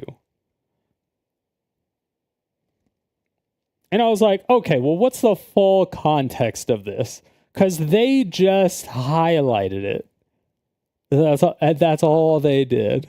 I was like, this seems disingenuous. What was before? So I had to like go look at their EULA and then scroll up. The problem is those go terms to are so yesterday's hostile to stream if you want to consumers see me do and that. the medium that they should be taken off the table entirely. This needs regulation. Forget video games. If you look at basic commerce for hundreds of years, when you paid money, you either got to keep what you paid for, or if it was a service, you were told when your access ends. The vast majority of online-only games do neither of those. He's exactly right. That is a huge problem. Now, Pirate Software is correct here about these companies that will mislead consumers through this fraudulent advertising on what you're actually buying, because in a lot of cases, you don't own any of the shit that you're buying. It is pretty much a rental. You get a permission slip to access the content. That is an issue, and not making it abundantly clear to consumers that that was your that is what you are buying is a problem. Yeah. And so too is the actual agreements, as Ross demonstrates with Blizzard, where it says they can just completely terminate it for no reason at all. It really does go against the basic idea of commerce. Then again, the reason for that part of the clause was also like predicated. It was like right before that. It was like one of the big things was, like if we go out of business or if the company is sold, something like that. So like when they were sold to Microsoft, Blizzard technically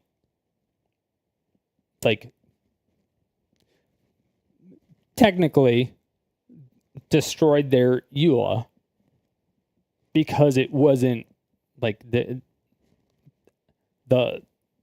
structure of the companies and how it works broke. Therefore, the EULA, like if you tried to argue the EULA that wasn't remade or a new EULA, which is why you had to accept a new EULA when it was the sale was made. Since it was broke, because the company structure changed, they did legitimately that. That's exactly what they did. But the thing is like they didn't, like they're not. It's very legalese, but the problem is that it's like too legalese. And it doesn't make sense. It's like, okay, why am I re-signing a EULA?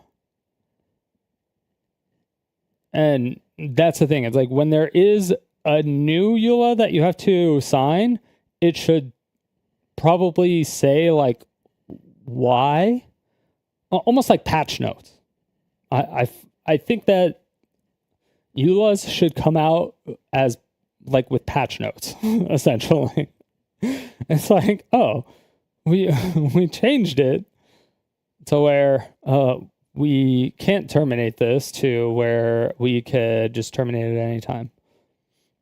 Or it might be no, because one of the clauses was in there specifically for like if you're hacking or cheating or something. There was a different clause for that. And then they could like ban your account or whatever. And I don't know if anyone really has entirely. Video games are in a any qualms totally about that. different ball game when it comes to that, because half the time you don't realize that you're just buying an admission ticket to a game. You're not actually buying the game. You also don't know how long that's going to last. Again, to go back to Concord, that shit lasted less than a fucking, fucking rainstorm, basically.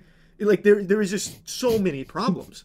So I don't know why Pirate Software would be so harsh on Stop Killing Games for not addressing specific things that he himself is bringing up or making up in regards to it. It just doesn't compute. Exactly. It really is a video that did significant damage to an actually positive initiative that aimed to help consumers in the video game space, all based on his complete misrepresentation of it, which was a complete mess. If you try to tell me that every studio needs to run their live service game indefinitely or not want to run one at all, then no one's going to run them. Oh no! That's so fucking stupid. He wheeled out that line about publishers having to support the game forever. He was literally watching the video earlier where it says it won't do that in big letters. That wasn't enough. We just... what the initiative would not do. Require endless support.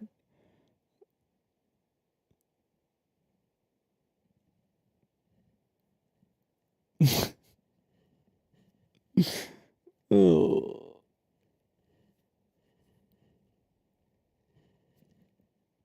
Like, Just can't stop gamers from going there, even when we spell it out. That's the last clip I want to show from this section on the pirate software video, but it's a very important one because this is something a lot of people also think the Stop Killing Games initiative is about, where developers, publishers will have to support their games forever.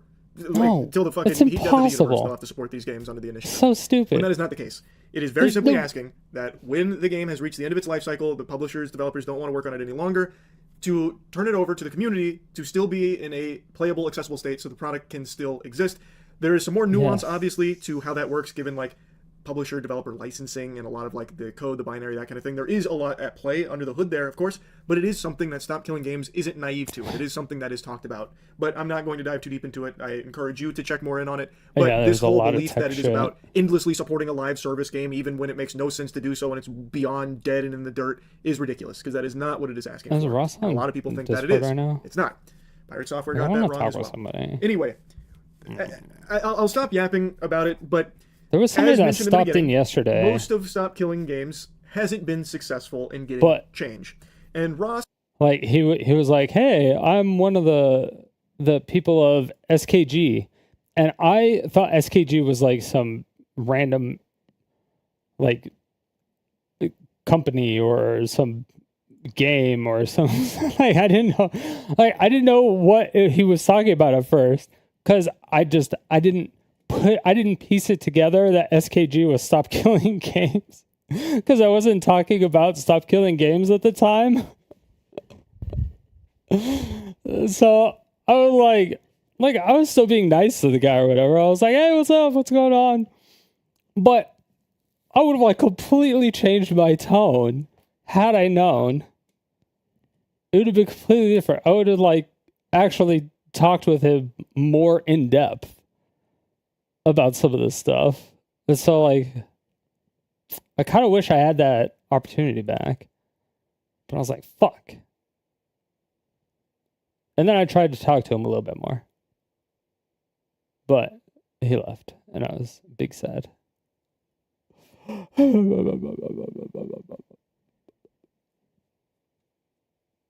has dedicated so much of his life to this, and it's clearly taken a big toll. Now he's doing everything he can for this last-ditch push to try and help. And there are two big things coming up that can do so. And it's what I linked at the very beginning of the at the very beginning of the video about the resources in the description. It's in regards to this. One is for the UK to sign a government petition to bring this issue before Parliament. Though, keeping it real, I'm not terribly optimistic about this one, since the government response has been a mess by every definition. But the one that has a lot of power, so much so I think it could change the course of gaming history, is the European Citizens Initiative. Now, I said I'm approaching this like a time traveler because with the trajectory we're on, these are both going to fail. Again, this one is crazy powerful, but the hurdle we just couldn't get past was that it requires 1 million signatures from citizens of EU countries. And we've only made it just under halfway. What a lot of people don't realize is that in the EU especially, it's almost a state of lawlessness regarding the practice of game destruction. Is that the vast majority of games with an online requirement say they can be terminated at any time for any reason. Or Blizzard likes to say any or no reason. But according to the EU Commission, that might be a violation of Directive 9313 EEC, which protects consumers against unfair terms and consumer contracts. So if that term is unfair, that means that part of the contract is null and void. He goes on to explain how powerful that can be because of what a mess that is. Because there is so much gray area with how the video games currently operate in regards to those protections, it would be a legal headache that would require an analysis of the laws or implementation of new laws that could lead to, hopefully, an improvement when it comes to gaming. So the big hurdle was the signatures, needing 1 million, and currently it's at like 460,000, so it doesn't reach the threshold. Hurdles. I've been very vocal from the very beginning about how little faith I have in petitions. But that's just from the perspective of an American. In America, petitions are more worthless than toilet paper. You're better off just writing what you want on a note to Santa Claus and shipping it to the North Pole than you True, are it's because doing nobody anything with signs a that petition in this shit. country. But it I actually don't know how seems different it is in to the EU. kind of Maybe work it in the really EU. is this power. Because they actually do consumer protection shit in EU, especially when it comes to a lot of the tech stuff, the tech related shit. Powerful there that could lead to Like substantial video game change and stuff improvement too. when it comes They to seem games more and preservation and like all of what we've already advanced talked when about. it comes to that stuff. Hopefully, I mean that's really all But that's left. maybe for the that's Stop just Killing because Games of like initiative, our freedom. which sucks, but that's Our the position freedoms. that it's in, unfortunately. And I wanted to talk about it because I really want to see something change with the games industry. But I've said that so many times recently, but it's in Yeah. such a sorry state.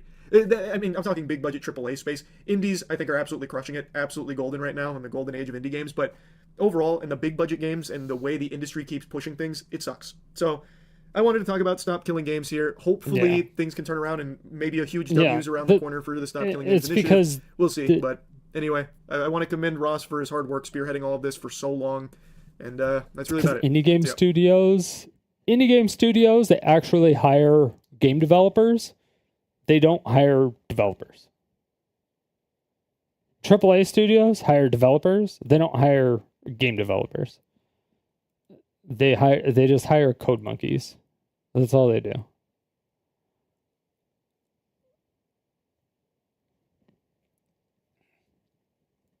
That's literally all they do. Here, pal. Spirit fingers.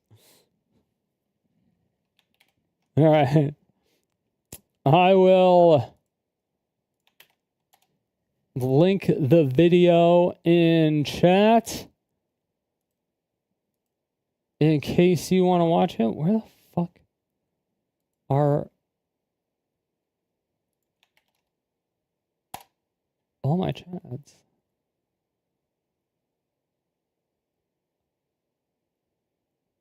Yeah, make sure to sub to the moist of criticals, the moistest of criticals.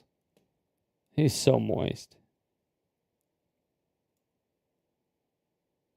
He's the most moist.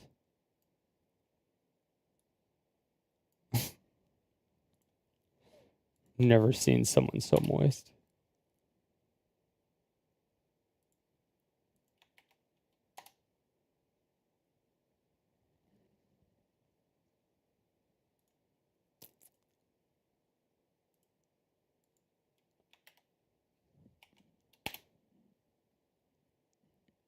All right, did I do it in?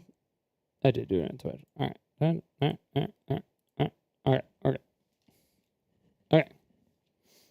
Tough guy.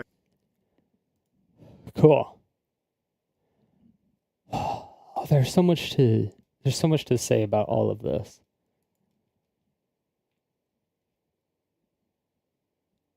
The final push.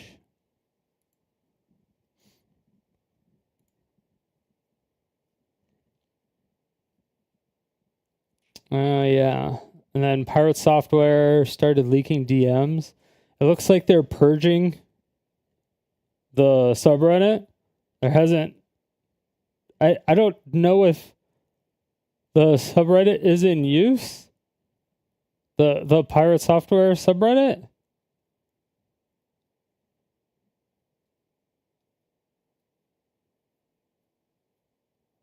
I mean, there's only 17 people online.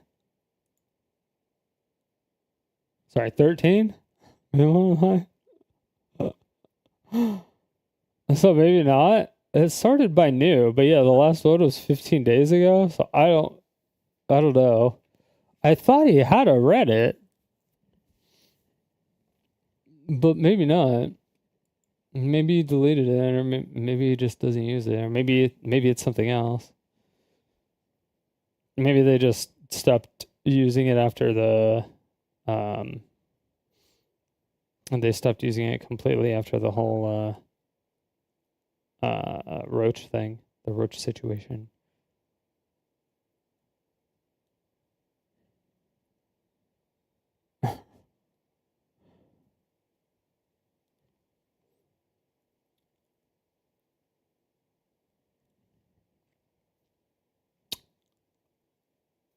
Alright. Yeah, I don't know.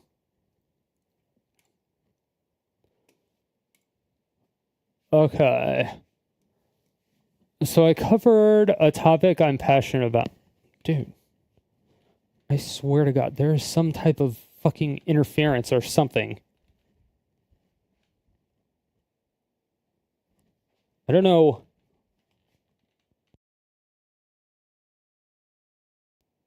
I don't know what I don't know what the fuck it is.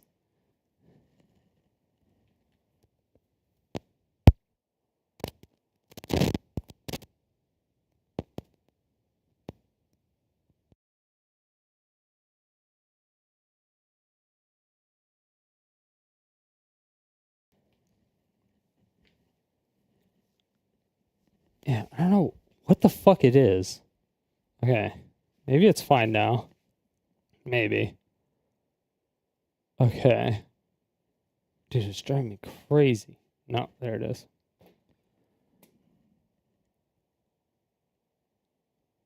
Are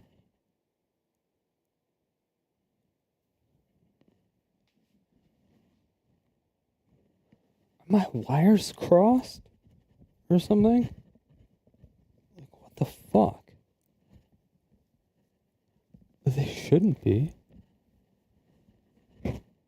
Ow. Dude, this is bugging the hell out of me.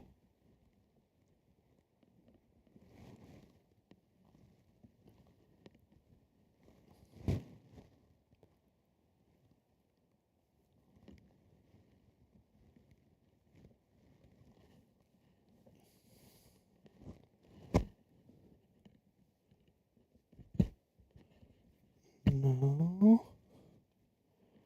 That's fine. Alright, hold on. Give me 2 seconds. Oh. I have to unzip.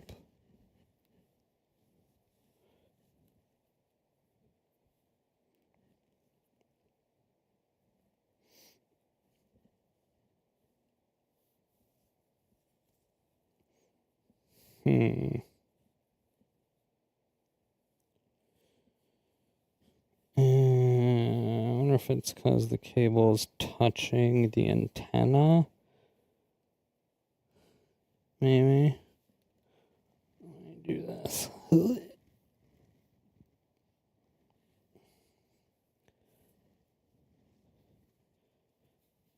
Let's try that. Okay. All right. Good so far? Okay, that might be it. That might have been it. Okay.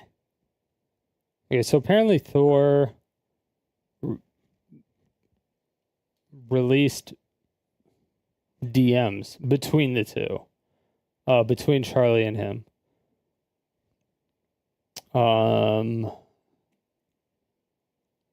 This looks like it was from Charlie. So I covered a topic I'm passionate about that you refuse to listen to at all. Oh no, this was from Ross, I think. Maybe. No. Oh yeah. Because I think Charlie and Pirate Software had an actual conversation about it. But it was off stream because I haven't seen it anywhere. But they talked about it. But yeah, 2 hours we spent in circles with me explaining my perspective about your behavior to just be met with condescending attitude about me being wrong, that you misrepresent, or that he was, or that Charlie was wrong about him being misrepresented at all. So then your statement mentions that our talk with not a single peep about my conversation with you was actually meant to focus on, which was your inability to recognize how you misled people about the initiative. You made it seem like I'm just trying to convert you to stop killing games or something, no matter how many times I tell you it's fine not to support it. But what's not fine is your response to the very valid criticism of your misrepresentation and attitude around the whole discussion. And then it looks like Thor came back with, you feel I misinformed people, and I feel I didn't. Your way or the highway goes both ways. Posting a video response instead of continuing the talk with me is absolutely high school behavior. Was hoping to have an actual conversation with you, but both of us are stubborn. Neither of us understood one another clearly.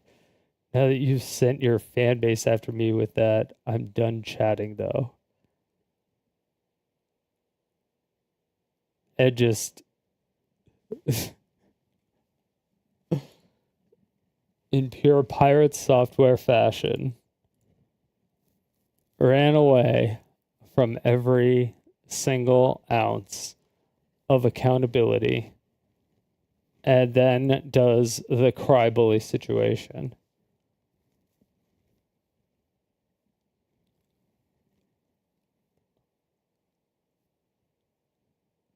He's like a professional cry bully.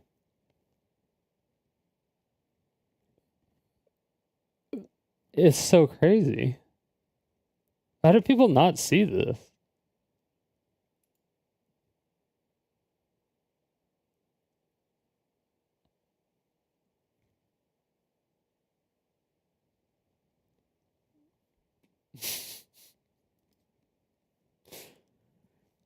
Oh, that just drives me up a fucking wall.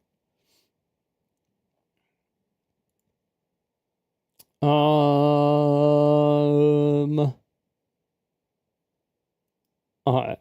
have no doubt most of you have noticed over the last 10 or 11 months I've been a lot happier. Glowing, really, radiant. You can tell probably just from my voice alone and this striking smile.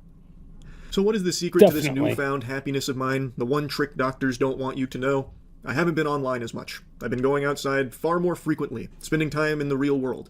And as such, I'm sure many of you have noticed over the last 10 or 11 months, internet drama hasn't been a huge focal point of the channel because I haven't seen a whole bunch of it. I haven't kept up with the vast majority of it. And of course, occasionally I've still dipped my tootsies in some of it, like if there's something particularly wacky going on, and I still cover like news and... The only drama that's really been happening online the only drama that's been happening online that has been blowing up everywhere. What's up, floofs? The only big drama that's been happening online is just between the same like 4 people. It's like Ethan, Hassan, Destiny, and there's one other person that has been getting a lot of shit. Well, I mean, now it's also Pirate Software, but we always like covering Pirate Software stuff. The other stuff is kind of boring sometimes. Oh yeah, and then iDubbbz. It was that for fucking ever. But yeah, Pirate Software. Pirate Software is turning into a lolcow, I swear to God. What'd you miss? What's the announcement? There is no more Fucked Up Friday. That was the big announcement. Dun dun dun. Crazy shit going on with aliens and all of that kind of thing, or if there's like a really cringe, prankster that got arrested or something, I'll still talk about that. But it's not like a fixation for me like it used to be over the last... Just not streaming anymore on Fridays or going sober? Well, I've pretty much already been sober. It was like 2 years ago. Fuck, I'm in like the middle of a segment, but whatever. I'll just fucking start it over. Like 2 years ago, I stopped drinking alcohol because it was agitating my epilepsy. I had a seizure, and then like a year ago, tobacco was agitating my epilepsy, so I stopped smoking hookah. And this year, there was like 2 or 3 people And actually, I think last year somebody was going sober, and I think this year like 3 or 4 or 5 people maybe going sober or something. That are actually in the community. So I figured at the end of, or I like the tail end of the whole mango situation, and him like, you know, like checking himself into rehab when he finds one. Once that whole like thing went down, I was like, you know, all right, maybe it is actually a problem, and maybe I shouldn't like I don't really care because it's not a problem for me because I'm able to cold turkey this stuff, but I know that some people aren't, it seems. Like I've never, like I felt like I was an alcoholic at one point for sure because I drank all the time and I drank with my friends, but it always seemed like an activity more than like an addiction. Like, oh my God, I need a drink. It was just like never like that. It was just like we lived at a house, we lived across the street from a bar. And we're like, hey, let's go to the bar. And it was just the same bar, and we just went to the same bar. And it was just like a roommates get together. They had good food, so we would go there. We would like get food, and we would drink, and then we would just walk home. It was just, but then we had parties like every weekend. Everyone would get fucking smashed.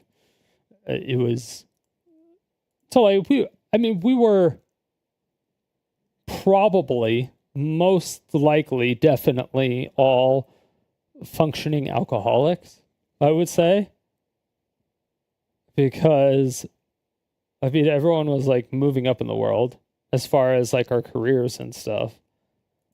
So I don't know, it didn't, like everyone was like passing their classes if they were going to school like perfectly fine. Everyone was like getting promotions and raises at work.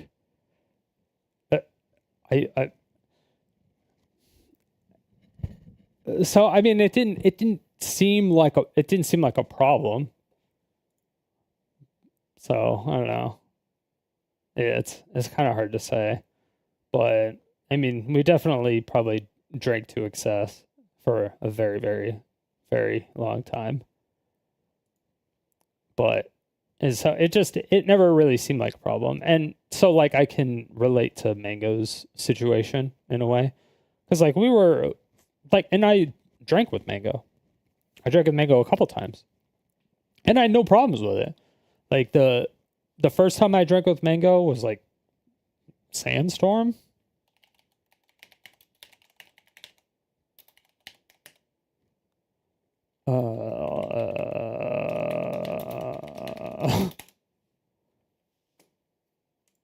When the fuck was that?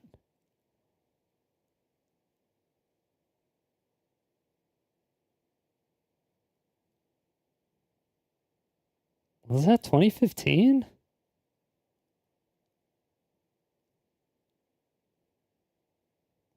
I didn't remember Armada being there.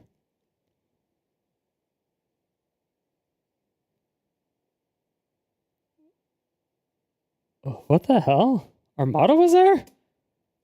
I don't remember Armada being there at all.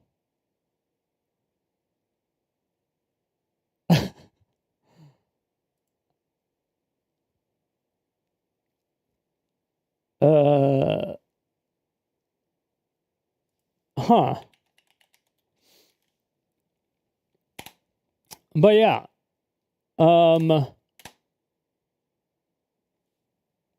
Doubles. Mango was with Hugs. This just shows.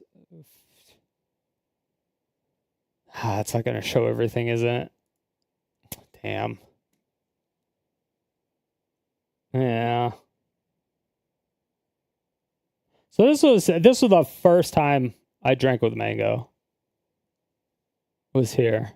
How did I not even know Armada was here? That's still fucking crazy to me.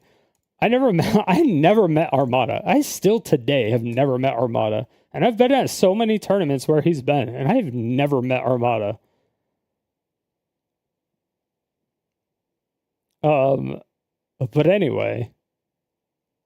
Yeah, it was at a bar, or it was at an arcade that had a bar upstairs, and the tournament was also upstairs. But this was like 10 years ago now. Yeah, and 10 years ago.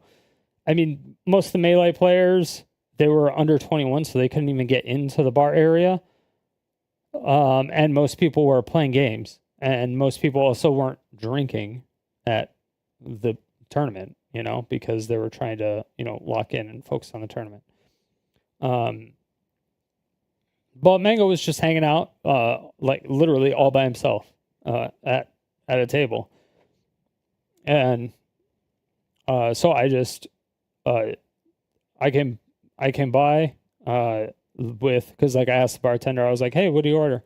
And I just came by because he was low on it. I came by with what he ordered, and I just gave it to him, and I drank with him. And I mean, we probably drank. We drank a lot. Probably had 15-ish shots, maybe. Like 15, something like that. We drank a lot. We were fucked up. Yeah, we were definitely obliviated. So the next day comes, and they were doing the doubles brackets. Oh, play 5 to 8. Okay, so was he in here? Yeah. Tasha Bobbles. Yeah. They don't even show it. No, I want to see more. Because he was with Hugs. I wonder if I can see. I wonder if Hugs still has that post up.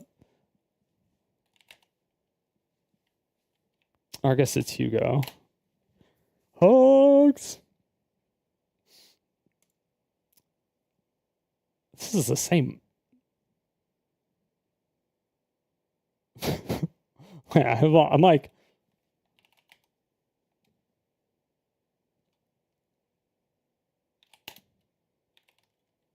Hugs, Smash, Melee, Twitter.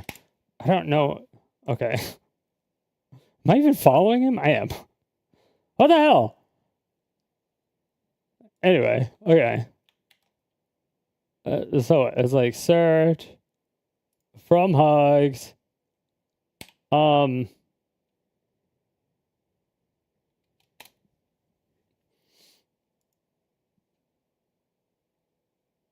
Shit, did he even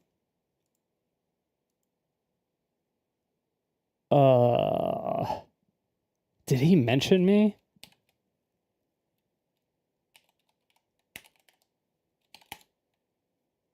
Oh, fuck.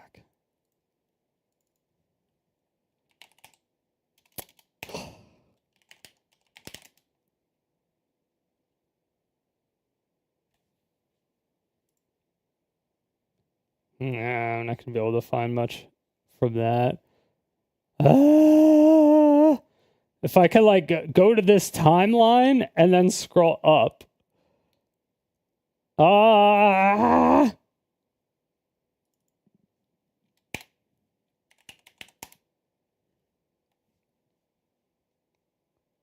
It would be like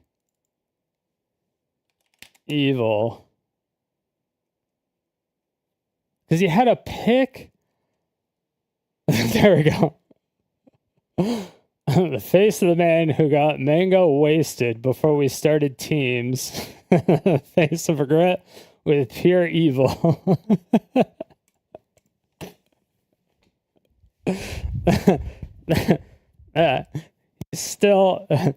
He still has this post up.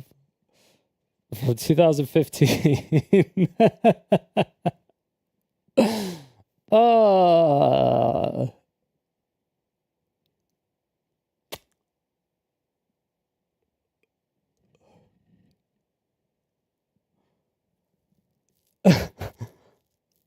so yeah, what ended up happening is that he was in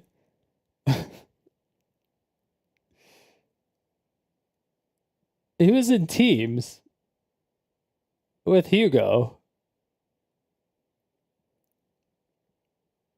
and he kept like falling asleep, basically, or like half passing out, and he was dropping his controller.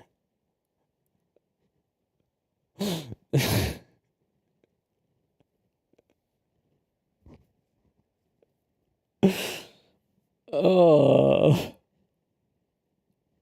So yeah, that's why they didn't place. That's why his team did not place in the top 8 because they lost to a team they should not have lost to. Pure evil. Quote. Hey. I'm just like a...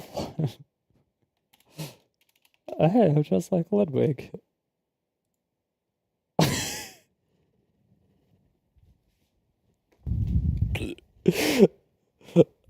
I can't after that.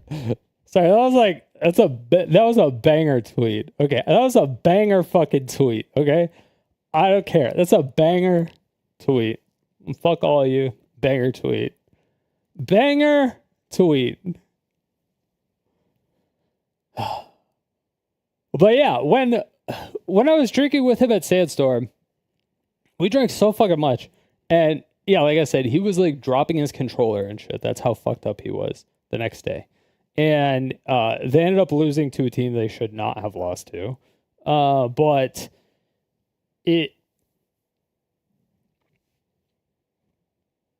when we were actually drinking, like people would come by and they would be like, "Yo, what's up, Mango?" Blah blah blah. You know, because Mango's been famous for fucking a long time, like a long time, more than. I mean, again, this was 10 years ago, and it was before that he was considered one of the best, right? And he was one of the favors to win this. It was like, I guess Armada was one of the favors too, because before he retired. But it would have been Leffen. Mewtwo King, I think, was on the brink of retirement at that point, or in and out of retirement at that point. I don't remember the timeline of that exactly. But it would have probably been like Mango, Armada, or Leffen. They would have been one of the 3 that would have won. But after I got Mango hella fucked up, there was no way he was winning. I'm surprised he even placed as high as he did after how much drinking we did. And apparently after he went home, he drank even more. So, or after he went to my friend's house where he was staying, he drank even more, which was crazy. But the whole time we were there, like, it was cool. We were just chilling. Like, we were just talking. Everything was cool. There was no, like, a crazy, like, take your shirt off and hump people or whatever. There was no maniac mode or, like, menace mode or anything crazy like that. That didn't exist, right? And even at the house, nothing was crazy outside of Leffen. Leffen was being a dick, but Leffen's always a dick, so it doesn't matter, right? So who cares? And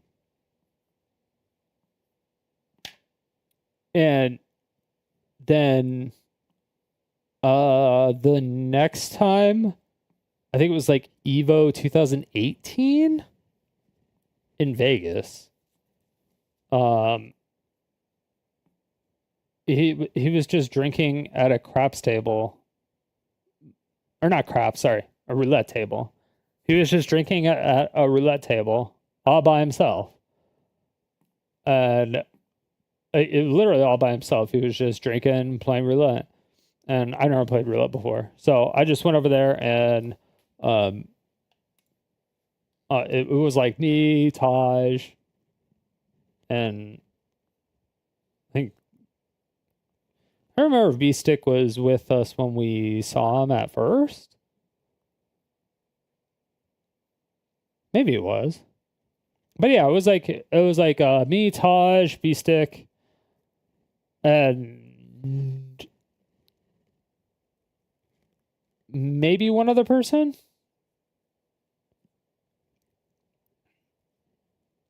But his table was full, so we couldn't even join him. But we were like, "Hey, what's up?"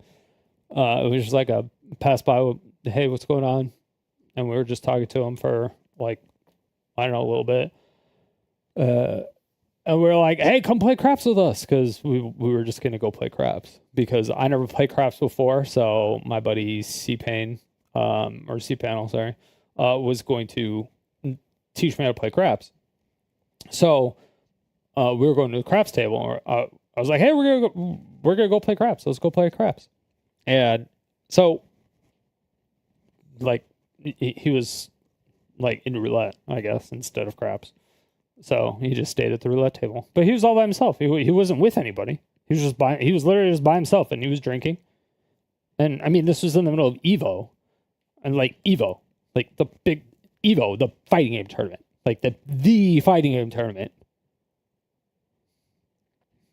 And it's in Vegas, so there's just like nothing but gambling and drinking and everything everywhere. So it's just like any vice you may have, any bad vice you might have, that's the place to do it at, right?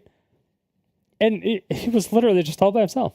And then later I saw him at Evo, and he was he had like an entourage. It was like him, Ludwig, and now I know it's Slime. At that time I didn't know. I didn't know it was Slime. But now I know it was Slime. And then I think there was one other person, but I don't know who it was. And then that was it. And then, oh no, Hugo was there. Hugo was with him. Or was Hugo with us? Or was Hugo with it? I don't know. Somehow, like, we all three of us passed each other at the same time. But, like, Hugs and Mango and I, like, all passed each other at the same time. Because, like, well, I had my, like entourage, even though it wasn't my entourage, because I'm not in, like, the Melee community. Really. Like, people know me, but I never played. It's just I went to the tournaments because I drove my friends to the tournaments, and I had like 4 people in my car all the time, or like 4 passengers. Like it would be like 1 in the seat and then like 3 in the back because I had an SUV and stuff. So, but yeah, we drove to tournaments all the time, and so a lot of people knew me in the Smash community. But yeah, so when we passed by, I was like, "Don't worry, Mango, I won't get you that fucked up this time." And then Hugs just looked at me and he's like, "You motherfucker." And then Slime said something that I have no idea what it was, but I was like, "Who the fuck is that guy?" And I was like, but yeah, I had no idea who he was. And then we went to a party after that. That was like a private party. But it was outside. It was outside. We had our own bar. It was like there was like a pool. There was a bar, and then we just kind of went off to our own little side and talked amongst ourselves with some other people. And people would just come by and say hi to like Taj, and then a couple like some other Smash players that would hang out for a little bit and talk with us and stuff. Most people were there just to like talk with Taj. And then I would just chime in whenever, because that's what you do when you're in a group of like a public setting. I don't know. But like Mango showed up for a little bit, and I don't know. I don't know. He was drinking. Like we were drinking, and we like. I mean, nothing weird happened. I like nothing where like he just seemed like I had never. So like when Ludwig in that clip that a lot of people have seen where Ludwig was like, you have to understand, Mango can drink 30 beers and act the same as if he drank one beer. Mango wasn't lying. Or, sorry, Ludwig wasn't lying. He really wasn't. Because, like, every Smash player that was over 21 was basically the same. There were so many. There was like a club of alcoholics, basically, which was everyone over 21.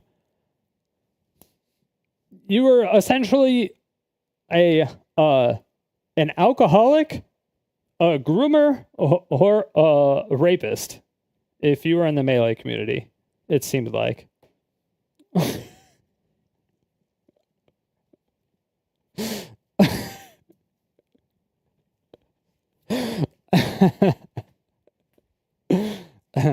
I'm glad I was part of the alcoholic part. Well, I'm glad to say I wasn't part of the community. Let me just but yeah, it was just weird because I don't know.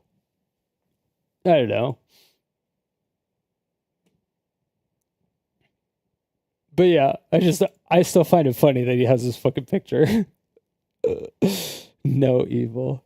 Yeah, gets wasted, drops his controller many times. We lose. I forfeit us and losers. I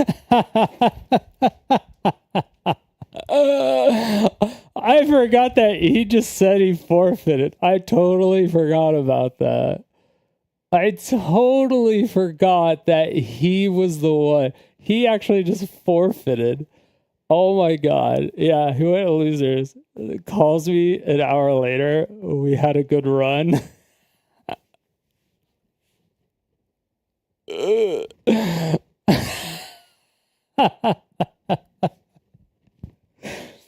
Oh, that shows. That's so fucking. I totally forgot about that post. Oh, pure gold. Pure gold. I mean, considering. I mean, I didn't know anything about his dad, like dying from alcoholism and shit. I didn't know anything about that stuff, to be fair.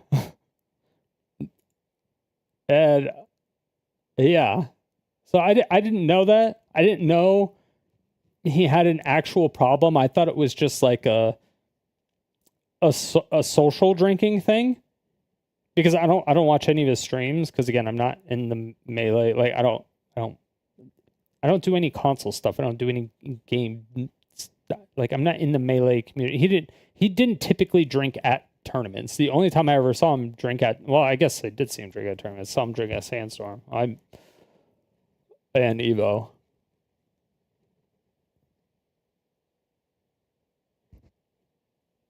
But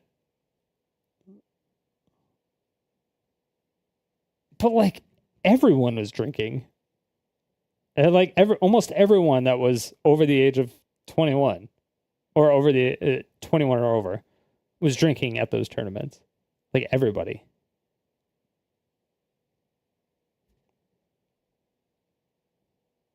So it just didn't seem like out of the ordinary, I guess. Maybe, I don't know. Maybe it just didn't seem. It didn't seem out of the norm for me.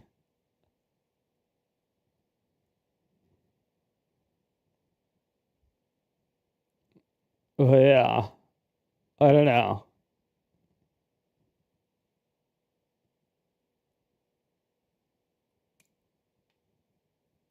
But yeah.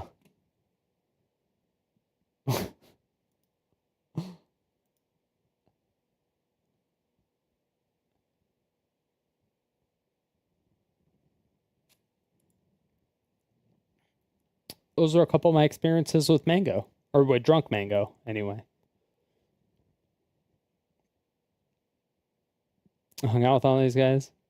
Yeah, I mean, we were at the tournament. I was at the tournament. I wasn't playing, so I just, like, talked with people. Like, because most of them, especially at the beginning, they were all at, like, people's houses. Like, Ken, a lot of them were at Ken's house. He was, like, the world's best Marth player. He, like, invented Marth. Like, we went to his house all the time. He lived in Cali, but there was a bunch of big tournaments at his place. So we, like, yeah, we were at his house all the time. I went to Texas a few times. Yeah, I mean, I know a lot of the people in the Smash community. Most of the people that I got along with really well don't play anymore, though. Because, like, I got along with, I think, PC Chris a lot. Well, okay, outside of my immediate friend group. So, like, outside of, like, people, Taj, Wobbles, like, B-Stick, Forward, Axe. Like, outside of those people. Oh, and holy shit. There's like two more. Anyway. Outside of like all the Arizona people. I got the old school ones. Like I got along with like PC Chris. I think he was probably the biggest one. I think PC Chris was probably the one I got along with the most. Him and Mango, but I never really like talked with any of them outside of a tournament ever. I never got any of their phone numbers or contact information or anything.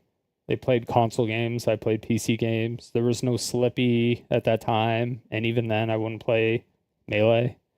I never owned a GameCube. So I didn't care. But yeah. Yeah, I don't know. It was good times. I mean, it was always fun to go to tournaments. But, yeah. It just sucks to see someone hit rock bottom like that, because it's happened to another friend, like close to me, or somewhat close to me, somewhat close to me. He's had to go in a couple times, and I'm like, ugh, it fucking sucks. I don't even know what to say. Like beforehand, it's so easy to do like the encouragement and the whole, yeah, it fucking sucks, man. I can't imagine, or definitely, keep tabs, after we get out, we'll just chill, we'll hang out, do stuff, we'll whatever and stuff like that. But once they get out of rehab, it's like fucking, it's so hard to know like what to say to that person sometimes. It's hard to communicate with that person on a weird level. I don't know. It's really hard to explain. If you haven't dealt with people that have been out of rehab before, it's really, really difficult to explain in words. It's just, I was like, it's hard to get the like just a normal conversation going. because like they're like essentially cut off of communication for a while, and so you don't hear from them for like 2 years or something like that, depending on the severity or how long they're in there or whatever is going on, because you don't know when they're going to get out, right? And so, and then it's like, well, I don't know if I was the problem. Was I encouraging it? Was I the enabler? And so you're like, okay, I'm not reaching out. I'm not going to do anything. This is up to them to, everything. You're just like standing back. You're like, what am I supposed to fucking do? And then you just kind of have to wait for them to say something. And then you have to kind of wait for them to start conversations. But then when like they've been in rehab for like 2 years, all their conversations are going to be based on like the last 2 years of them being in rehab or something. And then you're going to be like, yeah, I went to this awesome fucking festival and it was crazy. There was all these things. And you're like, it's just, it's like, it's such a,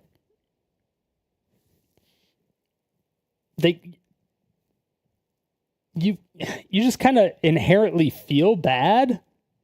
I did. I felt bad. Anyway, I felt bad. That was me. You went to your first CS major this last weekend? Oh, hell yeah.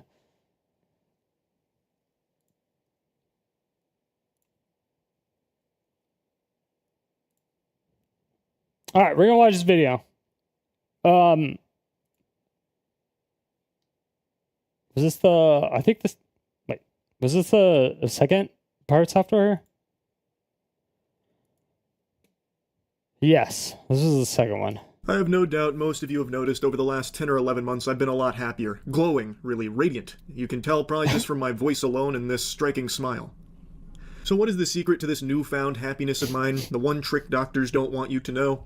I haven't been online as much. I've been going outside far more frequently, spending time in the real world. And as such, I'm sure many of you have noticed over the last 10 or 11 months, internet drama hasn't been a huge focal point of the channel because I haven't seen a whole bunch of it. I haven't kept up with the vast majority of it. And of course, occasionally I've still dipped my tootsies in some of it, like if there's something particularly wacky going on, and I still cover like news and crazy shit going on with aliens and all of that kind of thing, or if there's like a really cringe, prankster weird that got arrested or something, I'll still talk about that. But it's not like a fixation for me like it used to be over the last few years where I was covering any and all internet creator space hoopla. And I want to keep it that way. I'm having a lot more fun not doing that. That being said, there is something that has unfolded here that's like the John Wick killing the dog moment that's bringing me back. Yeah, 'cause there was a time there where he was streaming, like, I feel almost every day. That might have been during the pandemic, though. I don't know what his stream schedule is like anymore, or his videos. But yeah, I mean, if he's going out a lot more, that's really nice.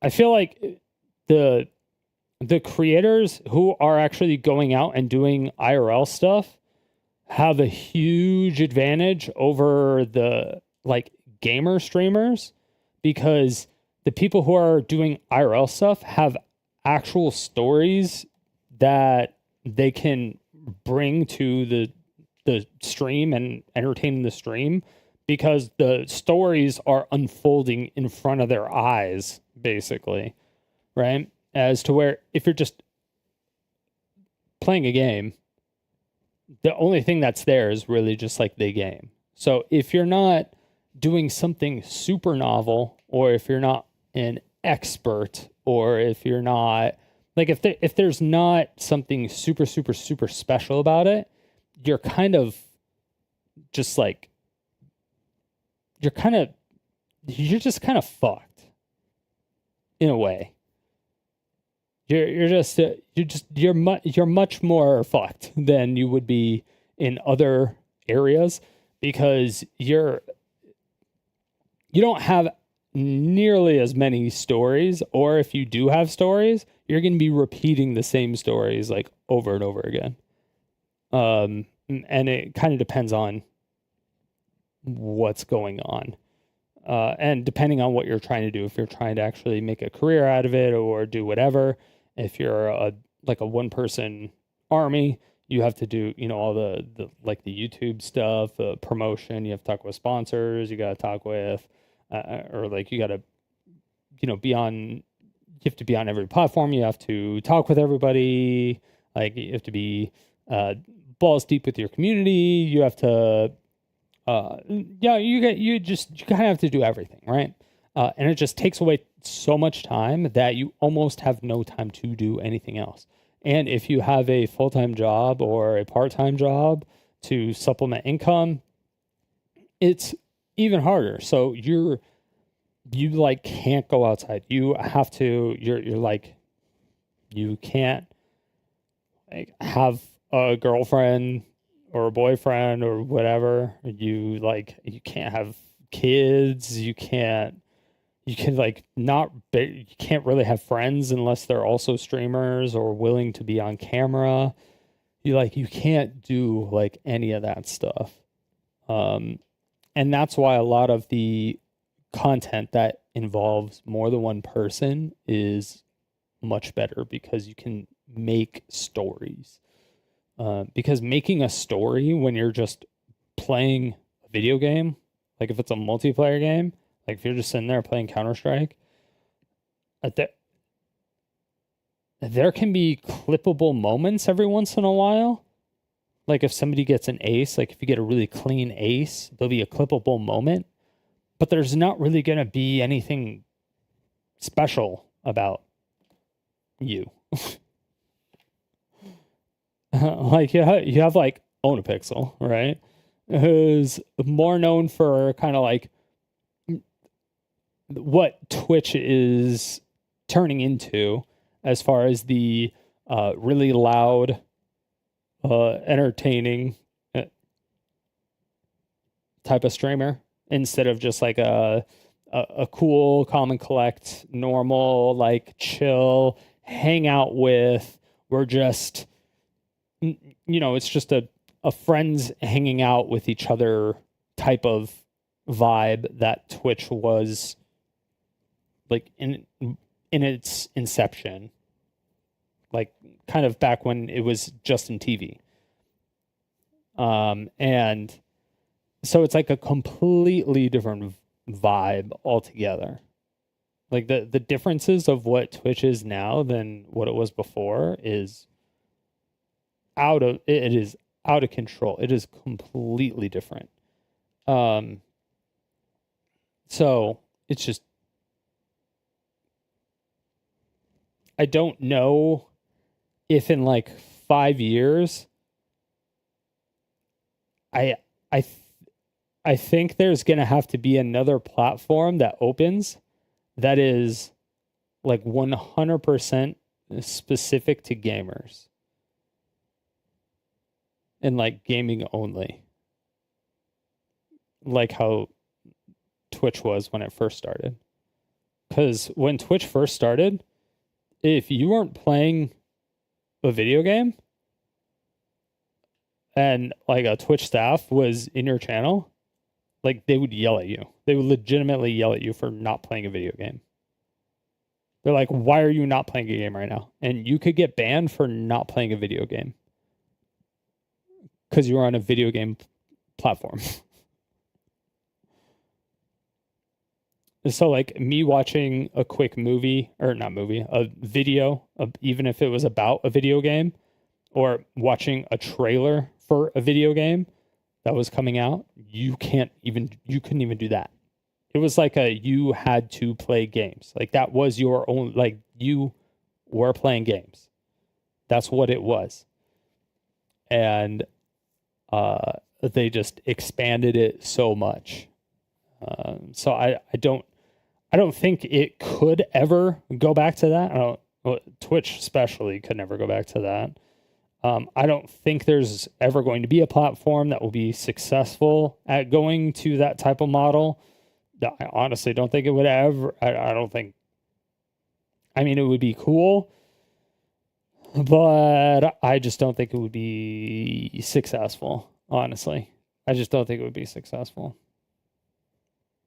which fucking sucks. Yeah, it sucks. You would have to get like, I don't know, it sucks. Anyway. Very temporarily, and it's pirate software. Yesterday I talked about Stop Killing Games, and there's no way to talk about Stop Killing Games without also mentioning pirate software because of the profound effect he has had on that initiative in its demise. I say demise, but it's not actually fully cooked, but it has been on life support, and pirate software did play a big role in that because of 2 videos he made, as well as a stream, shitting all over it. And that's not even doing it justice. He was full-blown tooting on this. He was shitting on... He has done multiple streams, by the way. He has done multiple streams about this. He has talked about it multiple times, and he has talked shit about it, and he has talked shit about the guy leading it multiple times. I fucking hate Thor. I hate him so much. He's such a fucking pompous, pretentious, narcissistic dick. Hey, what up, Danny? What's going on, mine? Probably was a special, to say the least. Dude. Yeah, dude, you don't even fucking know. If you watched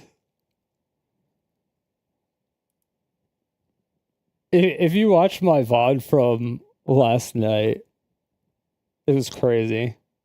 Because I watched the actual the most recent Stop Killing Games video, like the 1 hour long one that Ross put out.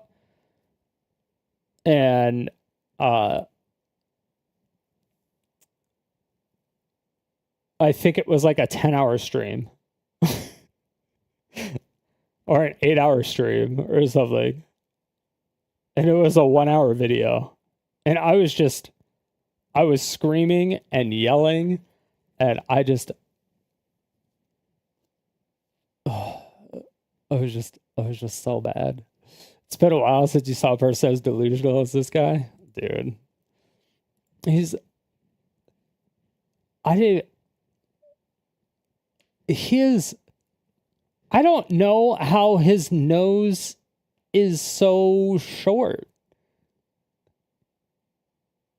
It's like it had to have inverted. He Pinocchio'd all the way around the world. Like his nose just kept growing and growing and growing all the way around the world until it went back into his head. And then it became like a regular nose again. That's how many times he's lied about all this shit. I just don't fucking understand. Like, you take no accountability and you lie, and then you slander people, and then you talk shit about the people, and then when you're trying to be nice, or then when people are trying to be nice about it, you give them no benefit of the doubt, and you just talk shit about them. And yeah, it was crazy. Oh, dude, the WoW drama. Oh, I could go on about that WoW drama. Dude, that WoW drama was beautiful. I extensively covered that just because I know a lot about it. just because I know a lot about it, I knew everything that was going on, and a lot of people got a lot of the information wrong. And there was a lot of missed clips and a lot of missed like parts of the VODs and stuff. And man, I was able to dig up so much shit. I did a good VOD. I did a lot. I had a lot of good stuff on that shit too. Man, now I'm like, you were hard researching that too? I know. Like I never know. Like sometimes I started to do something on the whole mango situation, and I made it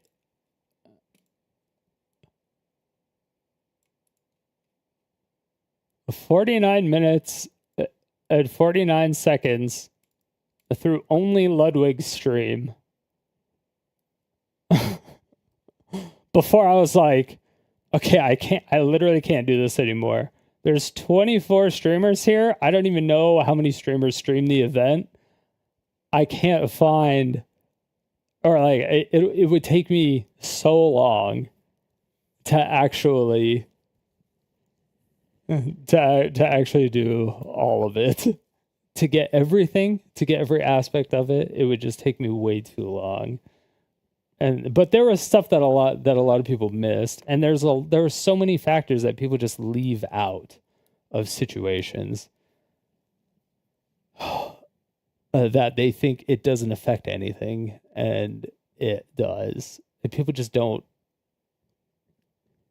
People are just saying shit without looking anything up, or they'll just miss stuff completely, or they'll just let things go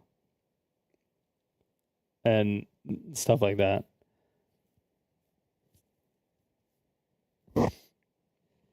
Like,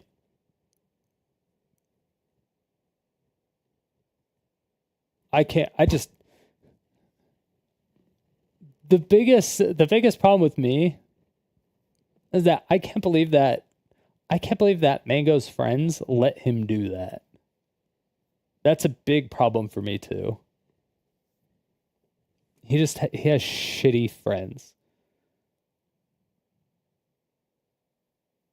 Like, I get fucking around because he could have probably been at a house party with a lot of those parties, because Ludwig talked about how he, like, you know, will do stupid shit and he'll like hump him or whatever. And it's funny because, like, if you're at a party and you're playing beer pong and you're picking up a thing and your friend will come up and like smack your ass or whatever, and like that shit happens. And yes, it's like sexual assault, because that's what it would be classified if you actually really wanted to classify it as that, right? It would be.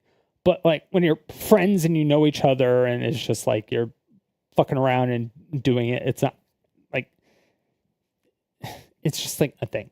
But when you don't know the people, or when you're on stream and the person is a public figure and they, like, that's how they make their living, like his friends, and like people are like, oh, Ludwig should have done something, and then people are like, oh, it's not Ludwig's fault, you know, he couldn't have eyes everywhere, he was running the event. And I'm like, okay, Ludwig is not the only friend of Mango at that event. Period. Point blank. Period. There should have been at least been like, dude, we're fucking streaming this event. You can't do stuff like this. This is like, you're legitimately going to lose everything if you keep doing shit like this. Like, you cannot do this. This is unacceptable behavior.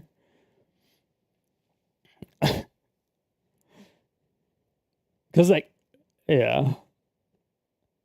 If it was the first one, to where he was like from here all the way to the wall, and he had the toad thing in front of his crotch. So he had shorts on anyway, but he had the toad thing in front of his crotch, and he was super far away, and he was just like, ah. And Extra Emily was like cheering him on. They're like, yeah, good motion, Mango, good motion. Stuff like that. But it was like really far away. I guess you could kind of classify it, but once anybody saw that, they shouldn't have been cheering it on. I think that's fucking crazy. I still think that's fucking crazy. I don't. That was fucking crazy. And then the fact that nobody pulled him aside and was like, dude, you're actually just fucked. Like, you were going to, like, you're going to lose everything if you do this. Like, you cannot do this. And then they should just like kicked him out of the venue. Or they should have had security. And they said they had security. And I'm like, how did security not kick him out? but they didn't answer that. They're like, yeah, we had security. I'm like, how did security not kick them out? They're like, oh, he won the 2 years prior. And I'm like, okay, well, why did security not kick him out? None of this makes any sense. But yes. On it with some fart on top. And a lot of what he was saying about stop killing games wasn't accurate. It was a misrepresentation of TLDR, Mango is an alcoholic, and he's checking himself into rehab. And he got canceled, like, completely, and got kicked off Cloud9.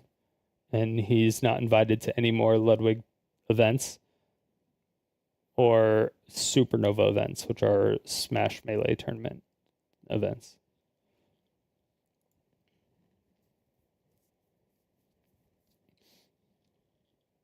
Yeah. Of the initiative. And the guy behind it, the guy spearheading it, Ross, finally set the record straight on a lot of the misconceptions that Pirate Software helped to put out there and kind of exacerbate these thought processes that just weren't accurate for what the initiative was actually aiming to do. He finally set the record. Wasn't that all known already? Which part?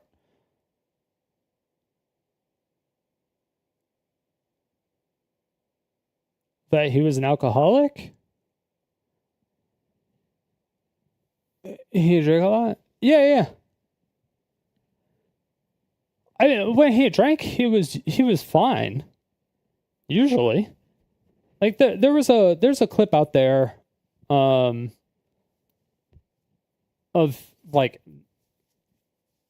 him, or of Ludwig telling Ray that he's basically an alcoholic, and he can drink like 30 beers and act the same way of like him drinking one beer.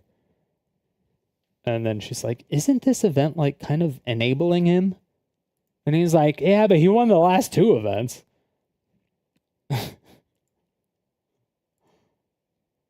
But yeah, he drank a bunch. But the drinking experiences I've had with Mango have always been chill, and like he's actually been like mellow. Like mellow. He's never been like fucking crazy batshit. Like I think he was trying to turn it up to be more entertaining for the stream, and I think he realized that, and that's why, even though he did have shorts on still, it wasn't even his boxers, it was actual shorts, it seemed, and he added an additional like layer in front of his crotch. But still, so like I feel like he was still somewhat aware, but he was just like kind of tuning it up for the stream and thought it was like fine, but he forgot that it wasn't just his viewers watching. Yeah.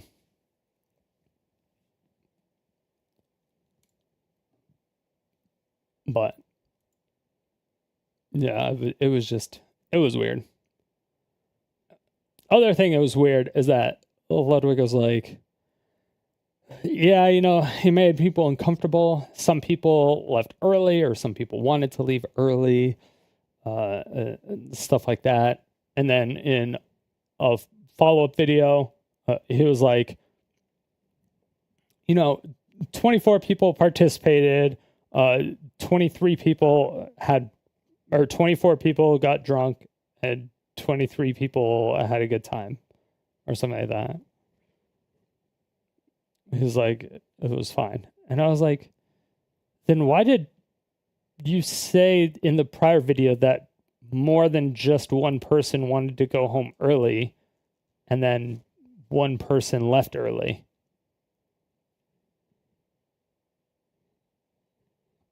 I'm like, you convinced people to stay while he was still acting a fool, and then he got worse. I'm like, that it just seemed.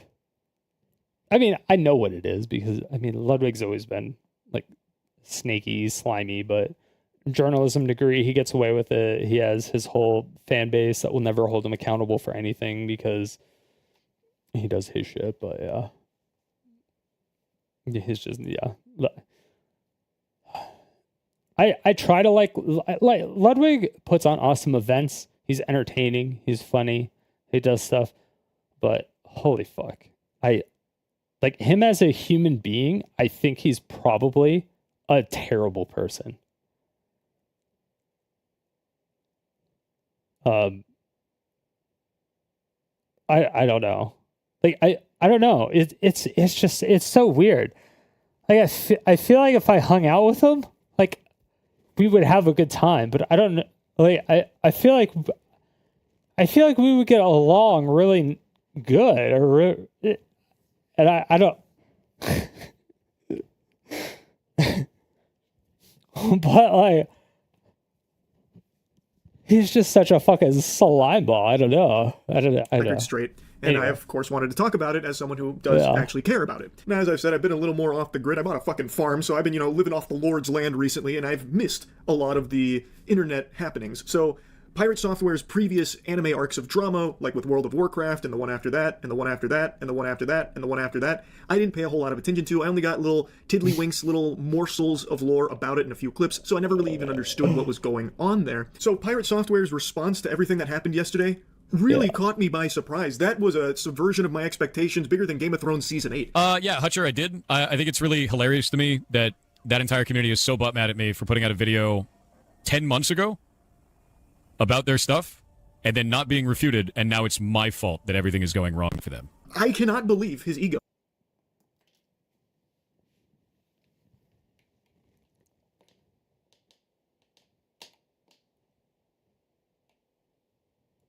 His ego is so out of control, I feel like he's only a week or two away from exclusively referring to himself in third person, like Stone Cold fucking Steve Austin. And that's the truth, because Pirate Software said so. Some shit like that. It's crazy how he's responded. The smugness is nails on a chalkboard. It just makes you feel icky listening to it. And he goes on that same talking point multiple times in the clip about how, like, I guess I'm fully to blame. I guess because I made those videos 10 months ago, it's my fault entirely that this whole thing crashed and burned. Yep. Oh boy. Time to play a sad song on the world's smallest violin for the Stop Killing Games movement, all because Big Bad Pirate Software took it all down by himself. Like, it's crazy. No one's saying that. Like, there is no one out there that is saying it is entirely Pirate Software's fault that Stop Killing Games hasn't been more successful in its endeavors. But there's irrefutable evidence that you had a detrimental effect, a majorly damaging effect on Stop Killing Games because of your misinformation. And then the fact that you refused to talk to him after he said, hey, you got some information wrong. I would like to talk with you about it. And then you went on stream and said, he was a dick. Fuck him. And it's like, what? That you spread about it. Like, in 2 you were videos the one across that all was your the streams, dick. Not once have you bothered to correct that record. And he has said that it hasn't been refuted in 10 months. That is fish paste. That is turbo horseradish. Go to your own comment section on your videos to see everyone refuting you, as well as the innumerable other gamers and voices out there that have taken down those talking points and debunked a lot of them and proven that you just didn't understand it. And that is the big problem. No one hates Pirate Software because he doesn't agree with Stop Killing Games. The reason so many people are angry at him, myself included here, you can disagree with the movement all you want. If you don't like the initiative, I'm not your fucking dad. You make your own choices there. But the reason so many people, myself included, do not like how Pirate Software is handling all this is he is outright refusing to just admit any level of fault, that he was wrong about anything. And that couldn't be more clear from these clips, as well as his tweets that he's made. It's actually his tweets that really sent me off the fucking rails here, off my gourd. Let's start with this little nugget here that he deleted from last night. So he tweeted directly at Ross, the guy behind Stop Killing Games, talking about how he made those videos 10 months ago, and since then, his community's been nothing but hateful. A scourge. A fucking... Oh, that is fucking ridiculous. Like, if you go to the, like, a Cursed Farm subreddit or go on their Discord, there's, like, nothing but positivity and stuff.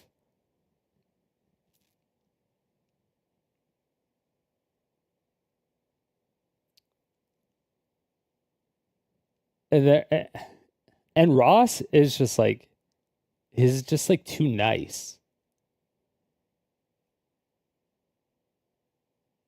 And he just got, like, finessed by Pirate Software. Because for some reason everyone just, like,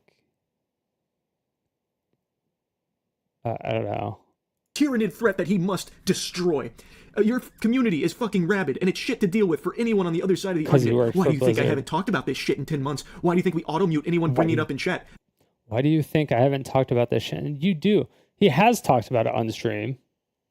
There's clips of it. I'd have to find them again. Which I actually think I do have some of them up. He has talked about them on stream multiple times. Because it's been rage bait and shit flinging the entire time. And just goes on about like how he is the victim of Ross's toxic, terrible community, which is time. Oh, he didn't even go over the whole thing. So the tweet says, I put out 2 videos disagreeing with your initiative 10 months ago, and I haven't talked about it since. Lie. Now your initiative has failed, which it hasn't yet, and you're blaming me for 33 minutes of the 1-hour video covering it. Another lie. Your community is out for us.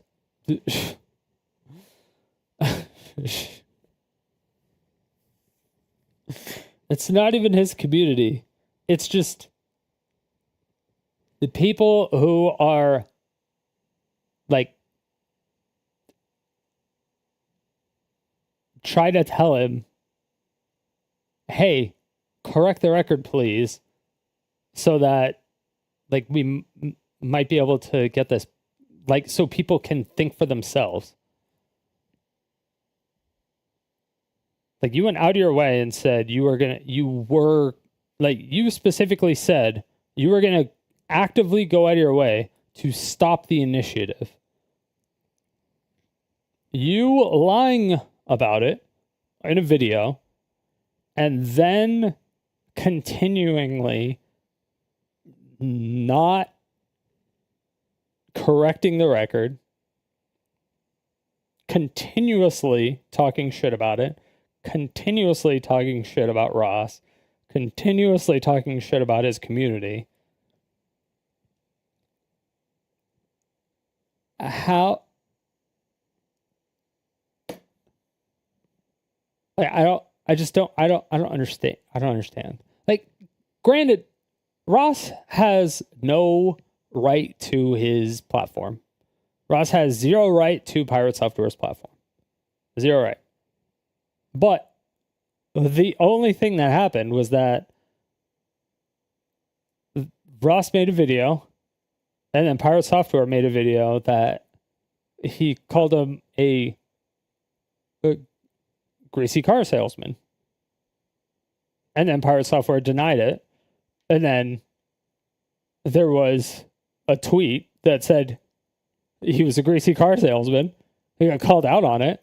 And then Pirate Software didn't reply to it because he got fucking called out for it. He's like, hey, here's more proof of you lying. Here's how anybody could be so against the movement for serving dead games, basically, with the internet.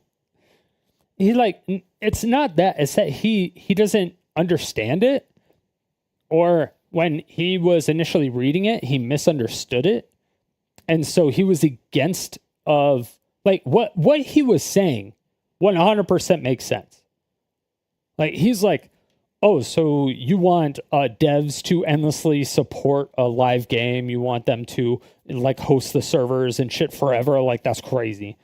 And yeah, that would be crazy. That's not in the proposal, though.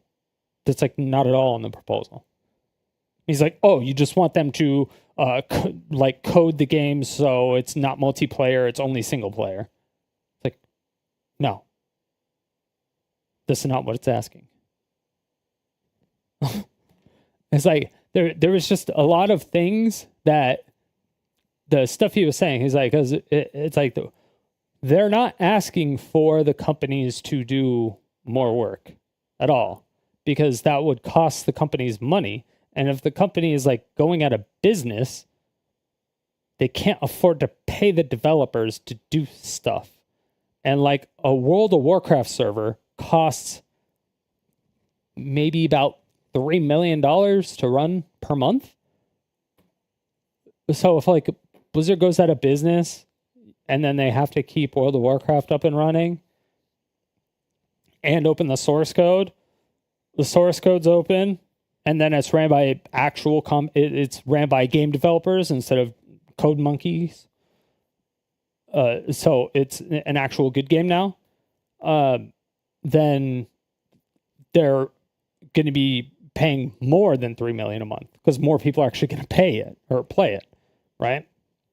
And then it'll be free because it also specifically states they can't do monetary gain for it.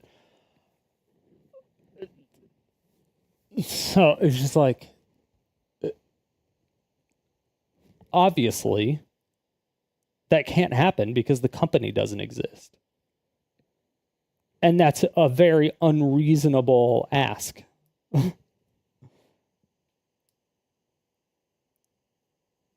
It's so fucking insane. It is actually fucking insane. I'll just never understand it. And it's weird that he uses World of Warcraft as an example, yet he worked at Blizzard, and he was around when private servers were a thing. Like the private World of Warcraft servers. And it's like, were the private World of Warcraft servers on the official Blizzard servers? Because I always thought private servers were ran on private servers. Did he work at Blizzard? Did he really mention that one? He probably worked at Blizzard. I think he worked at Blizzard. He might have said that once. Maybe. I'd have to do more research. I don't really... He might have said it. Sarcastic. He says it like a million. I know. I was also being sarcastic. He says it like a million times a fucking video. And by video, I mean short. Like, he could probably make... remember what video made Mr. Beast like huge? Like what made him pop off? It was like him counting to 1 million. Like him literally sitting there and counting to 1 million. I think that's what it was. And it took forever. Like, I feel like if Pirate Software just said, I worked at Blizzard, and he did it 100,000 times, I think that video would probably make a shit ton of money for him. Honestly. Or if he made a video that just said, manage him.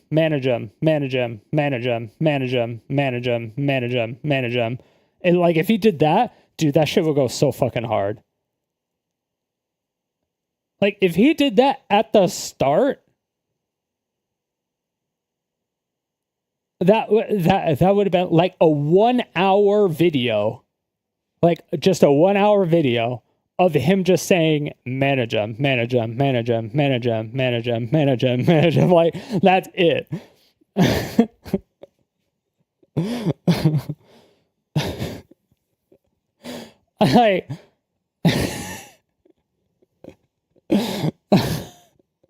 Or like, rank 1 Blizzard. Like,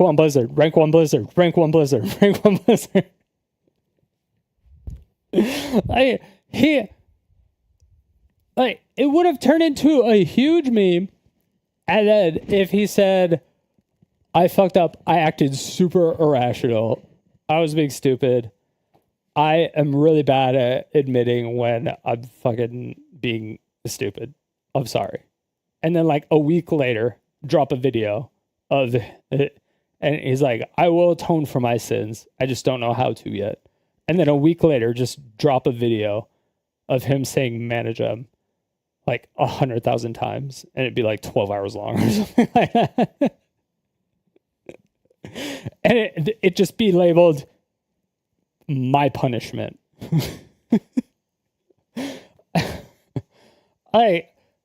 you would get millions of views. Millions of views. Millions of views. Like, that would have been crazy. All of it was so entertaining. Yeah. Well, OnlyFans as a whole was super entertaining. But that's because Soda Poppin' is Soda Poppin', right? Soda Poppin' is, I mean, he's on the fucking, like, he's on the, whatever, the Mount Rushmore of streamers, right? So, like, everything they were doing was crazy. Yeah. Yeah, I love it. If they do it again, I am going to try my fucking hardest to get into it. I'm going to try so hard. So, yeah. If they end up doing it again this year, which I don't know if you will do it this year, but I'm going to try to get into it.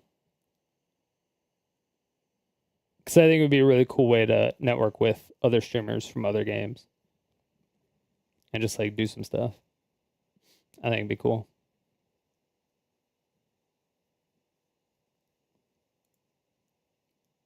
I'll name my character Manager.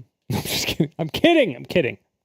And just goes on about like how he is the victim of Ross's toxic, terrible community, which is hilariously hypocritical coming from Pirate Software, when in his videos and his streams, he makes it very clear and is very rude about how much he dislikes not only Ross, but the movement. And it's not like he's being very professional and polite about it, you know, buttoned up. Listen to it. So this was my first encounter of him. Oh shit, now this is actually really dumb. It's used car salesman garbage. This is shit. It's shit. Not only do I not want to back this, I'm going to actively tell people not to. That is awful. That is a horrible goddamn direction. That's Yeah, I'm going to actively tell people not to is that it was that was the clip I was actually gonna, that was what I was talking about earlier. Him saying that. No, eat my entire ass. The level of stupid that I just had to receive was like sitting on Twitter for 12 hours. This shit sucks. That's a really... I mean, watching your stream is like sitting on Reddit for 12 hours. And that's worse. Stupid ass move. That's an incredibly stupid ass move. I think this is ass. This is complete garbage. All of this can eat shit then. I dropped the mask entirely. I have no qualms about that. They can eat my entire ass. The whole thing. That sounds stupid as shit. Yeah, I'm sure it's wrong. The problem I have with these clips, those clips that he had in those videos, is that there's a tiny bit of context as far as like he was saying, I didn't know who Pirate Software was until I got sent these clips of him reacting to my video, or I got him reacting to my video, and he's like, "This is my first encounter with him." So he was just like going in on him, calling him like greasy car salesman behavior shit, and it's like, dude, why are you being such a fucking dick about this guy? It's like, you don't even know this guy. Us in his community that are actually the assholes here. Brother, come on, you can't possibly be calling the wambulance with a side of french fries here about people being mean to you when you are literally the one that started the shit flinging and name calling. And dude, the old school, the wambulance. Someone called the wambulance. Dude, I haven't heard that shit in I don't even know how long. Like 15 years?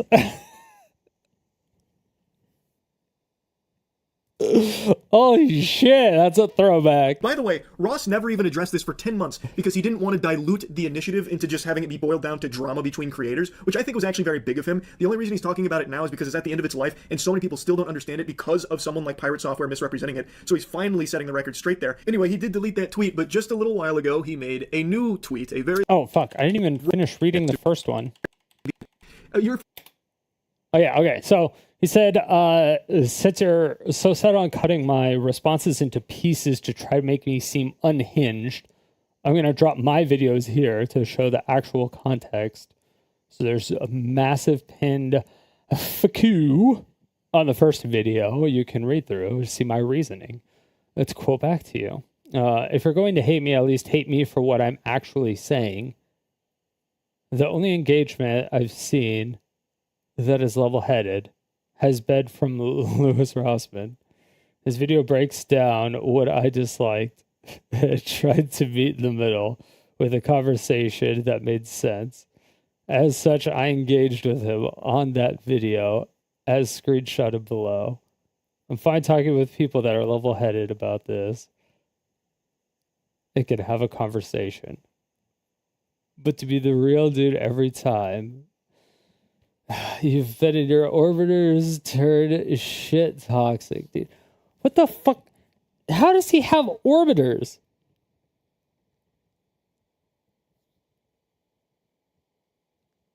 I haven't heard anything about this guy. I have never heard about Ross until like a while ago. Sorry, that was my Discord. Like, I never heard anything about Ross until like the Stop Killing Games thing. What orbiter? Name one orbiter.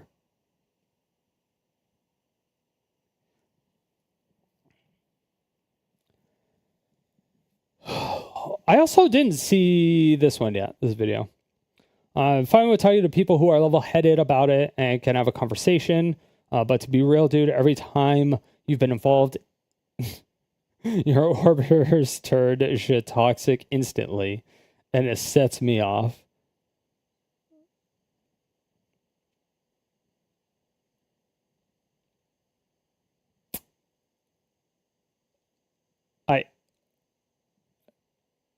Sure, yeah. I mean, I could see people. I mean, those are probably trolls and not necessarily people from his community. But anyway, your community is fucking rabid and it's shit to deal with for anyone on the other side of the argument. I mean, it's the other side of the argument of you saying the opposite of what it actually is, and you explicitly saying you're actively derailing it, then I would agree that it's somewhat toxic, but I would also say that you are the one that started the toxicness.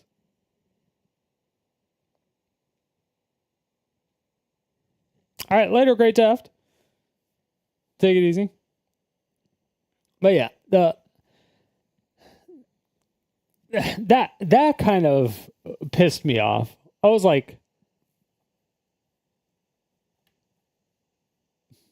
you called him a bunch of names when you didn't know him. You called it stupid. You said the whole movement can eat its ass. You said that you weren't going to support it, which is fine. And then he said you were going to actively go out of your way to tell people not to do it. And then you brought it up multiple times during your streams. And then you also deleted those streams. And then you went out of your way to say you didn't delete those streams. And then we found proof that you deleted those streams. And now what are you going to do? How many times are you going to get caught in lies? Let's find out, shall we?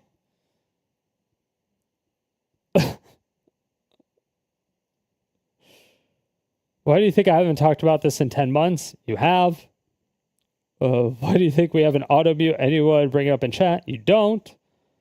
Because it's been rage bait and shit flinging the entire time. It hasn't. You explicitly said in one of the clips that you would talk to people if it was a calm conversation and there was no use to time somebody out about it or to ban somebody when they asked about it, and you manually unban them about it. So not only like is this entire paragraph incorrect, you talked about it with a chatter and unbanned them after one of your mods banned them. So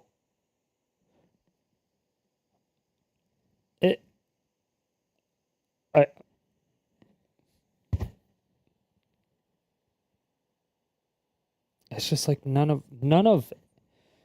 this makes sense. You're just so fucking stupid. Anyway, so he's like, I still disagree with your movement for all the reasons I stated, which is fine. They're just not in the movement.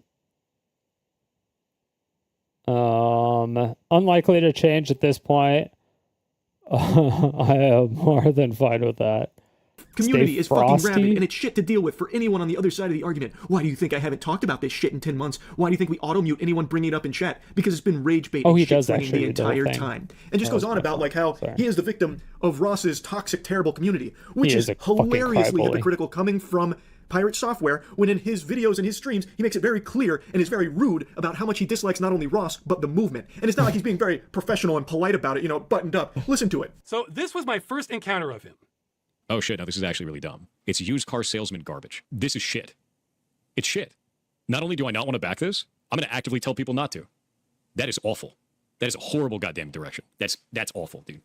No. All right, later, Danny. I know OP's up break. Dude.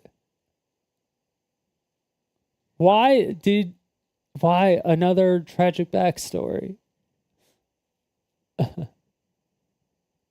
Oh, wait, hold on. Wait, before you leave. Did you see?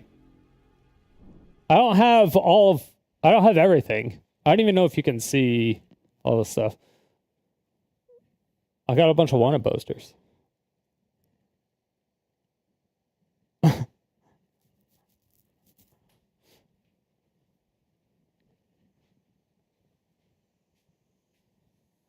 I know.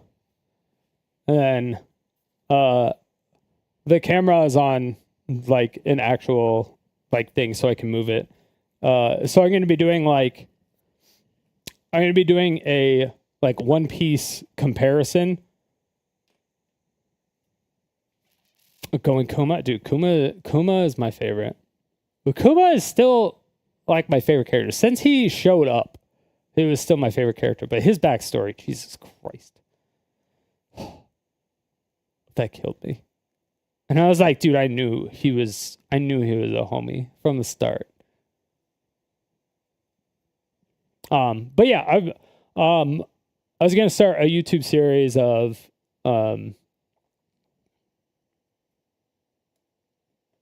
comparing like the manga to the anime and the live action, and like seeing what the differences are between them, and like trying to figure some shit out. But yeah. But Loki's backstory, Jesus Christ.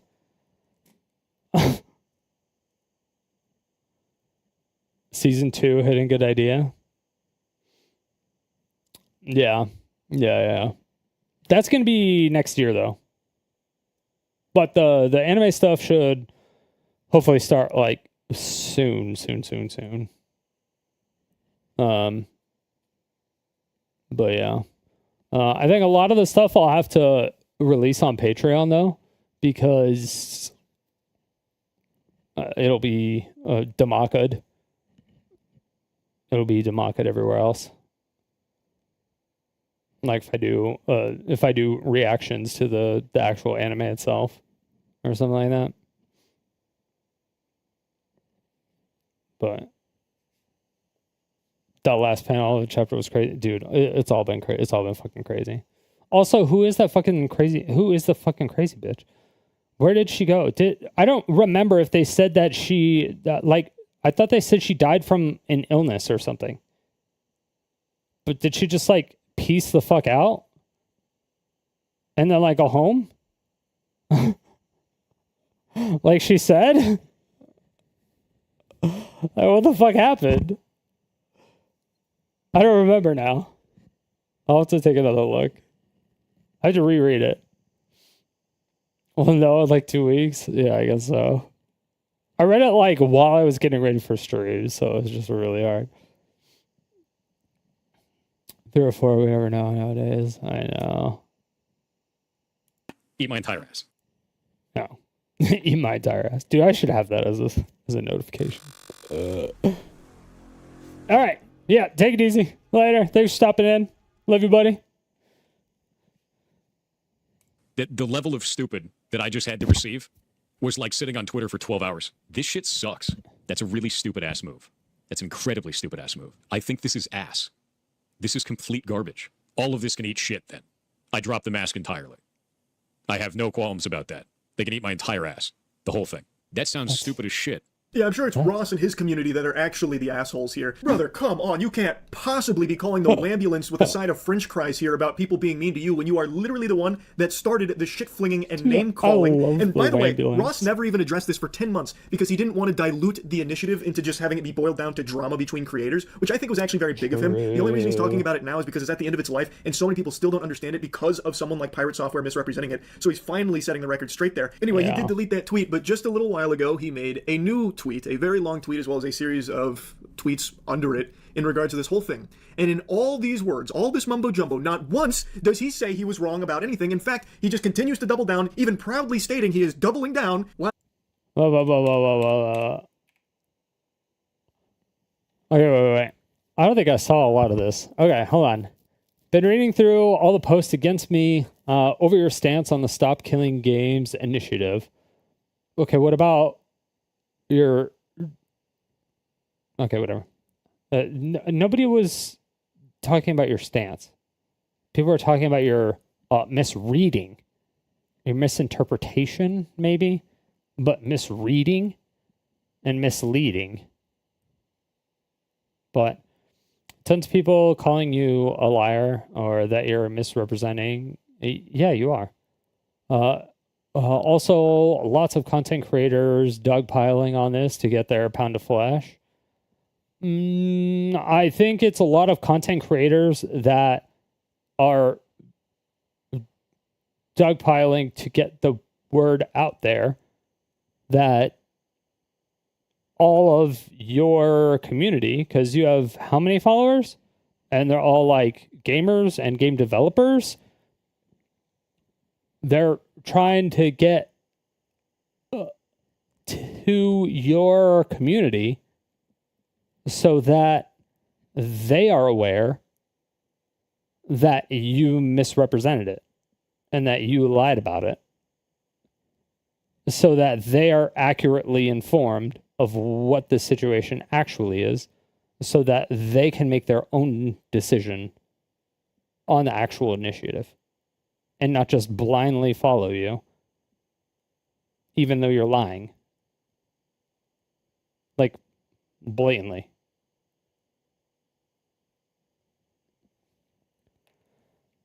Let's dig into what you actually... Oh my God. We're going to get into this. Okay.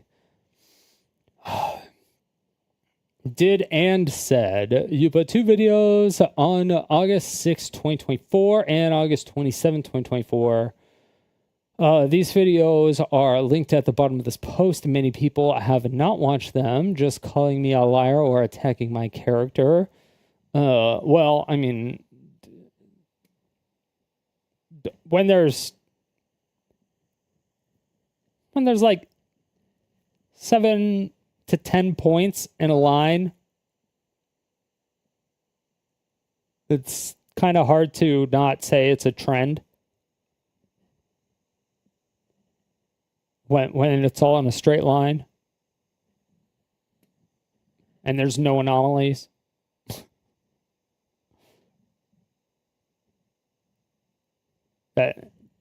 That's what I would say, but maybe that's just me. Well, I'm not a status mathematician, accountant. That'll make myself sound extra stupid for people.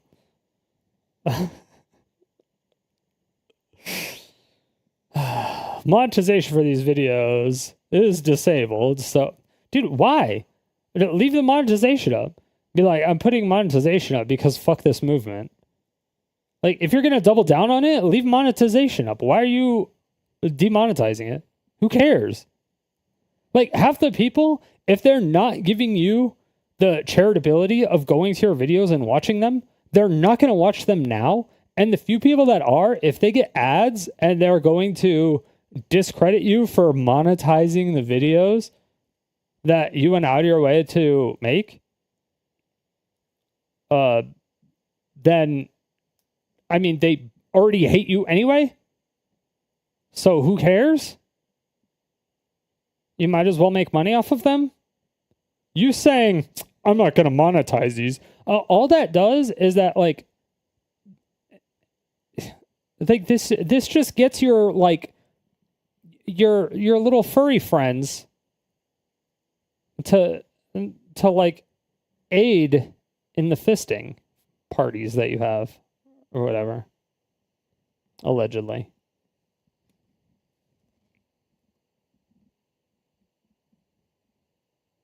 But I'm not lying. I'm doubling down. Fuck. I just say whatever the fuck I want now, Pirate. I don't know. It's just so stupid. Nobody cares. Okay, the first video, you go through what the initiative is, how it is not in law, and how a starting point for the entire process. Wait. Go through what the initiative is, how it's not law, and how it's a starting point for the entire process.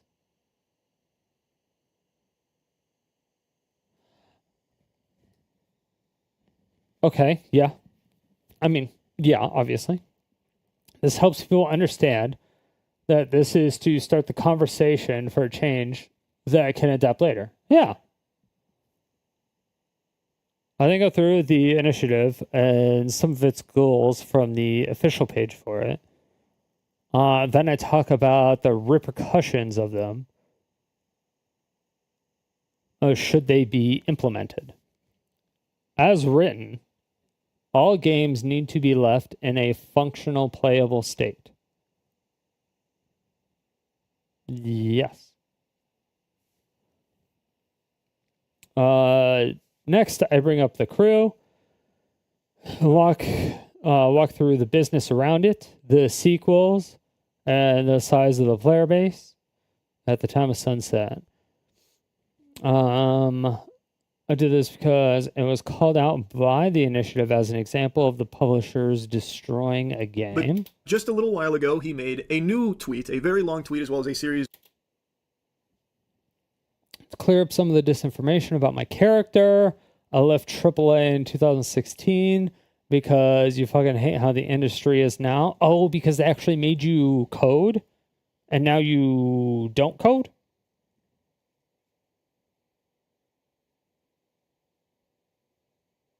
Because it's taking you 10 years to come out with the game that you said is like 98% done and almost done. You just have to make like a couple dialogue changes and then it's ready to ship.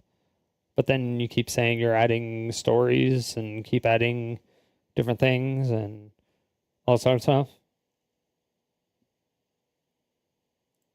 Okay, so you left AAA games in 2016 because you fucking hate how they make you actually do work. Okay, that makes sense because you're not an actual game developer. You're just a code monkey. You actually don't know what you're doing. You're just a fucking... I don't like Blizzard, or I would have stayed working there. That's why I quit. That's the entire point. Fuck AAA. Wait, but you still masturbate over World of Warcraft and Diablo 4. How do you hate Blizzard, and why do you say fuck AAA?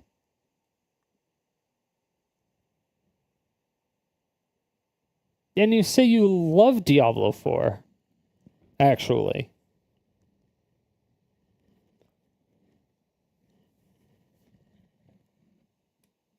God, this guy's so fucking...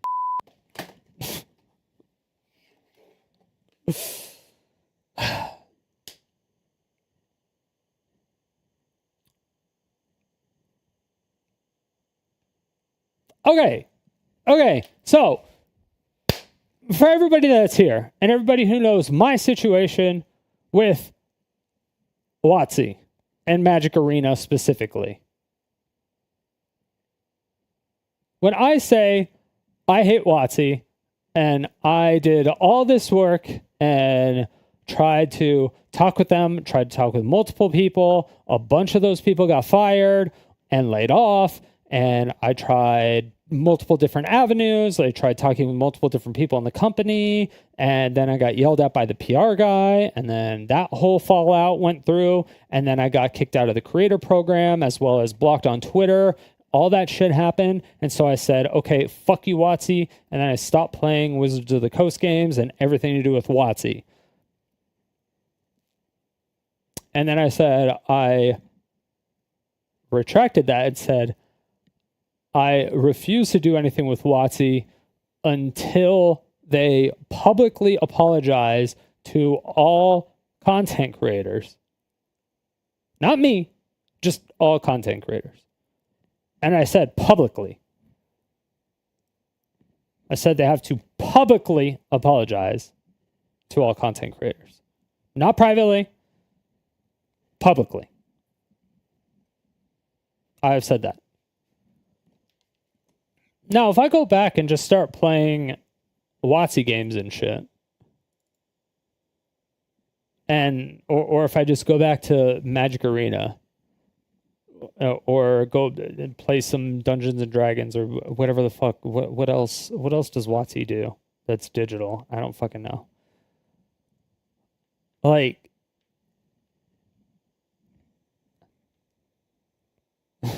I don't know. It's weird.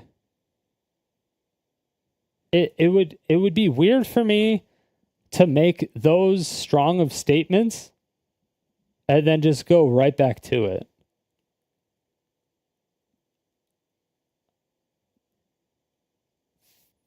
Especially, like, not even how they've treated me specifically, but how they've treated a lot of other creators too.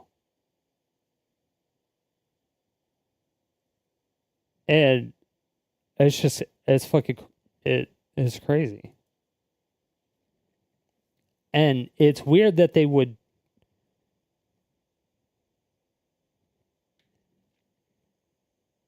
It just bothers me that he says, like, fuck AAA companies and fuck Blizzard and blah, blah, blah.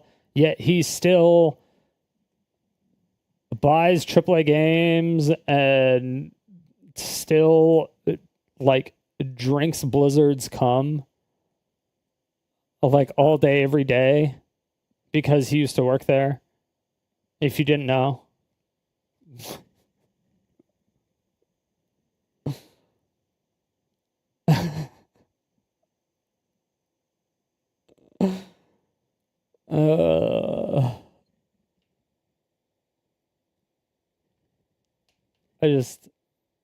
It doesn't make any sense. It doesn't make any sense. You can't have these strong of feelings and then not have any, like, backbone to it. And then, like, I guess the fan base just doesn't care. His fan base literally doesn't care. Maybe none of you guys care. If I went back to Magic Arena and never said anything, do you think anyone would care? You think people would just start watching me again? You think I'd lose like 3 viewers, maybe? I have no idea. I'd be much bigger again. Well, then I mean, to be fair, I would be the only historic Magic Arena streamer in the directory. So, if you play historic in Magic Arena, I'd be the only option. But it's still fucking weird.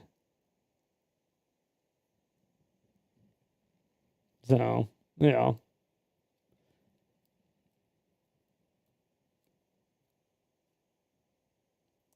I don't know. It's just like he has no backbone. He has no conviction.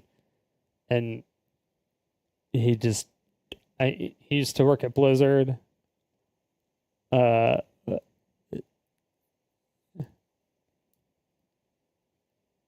he seems to lie a lot. He used to work at Blizzard. He has to, like, I don't know. I feel like he scams people, or he used to scam people, like, way back in the day. That was, like, late 2000s, though. So I don't really care too much. That might have been before he worked at Blizzard. If you didn't know, he used to work at Blizzard. Just in case you didn't, just in case you weren't aware, he did used to work at Blizzard for like 7 years. Yeah,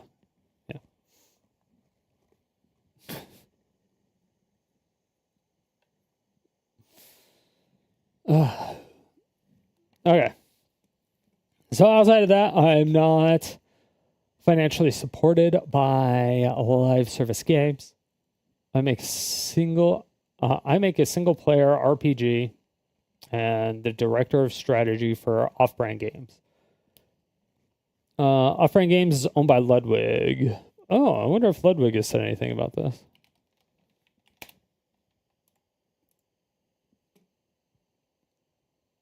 It's a good question.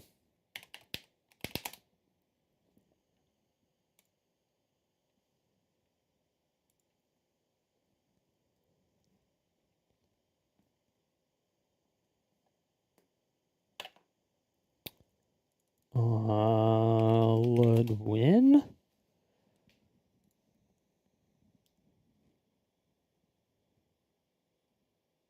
Wait, no, Ludwin.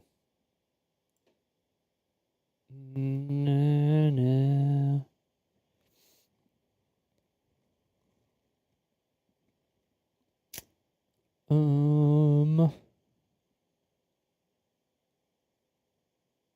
That's the Master Baker stuff. I think. Right? Mango's behavior at Beerio aspect to it. Opinions and lives come from clips and opinions they form, and then they move on. Because they don't actually give a fuck. They don't care. Do you think he even mentions Pirate Software in here? No. No, he doesn't. Okay.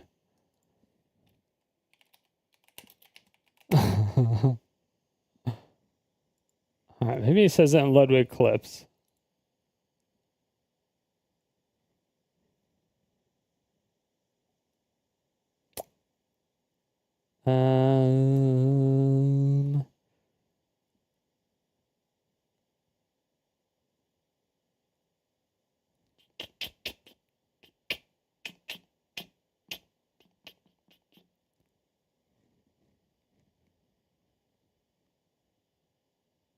Yeah. Damn, I wish I had that. I need to save that clip.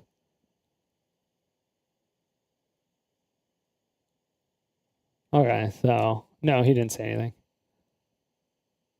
He's a fucking coward. Typical. Typical. Yeah, it makes sense. Okay. That does not surprise me in any way. On a scale of 1 to 1,000,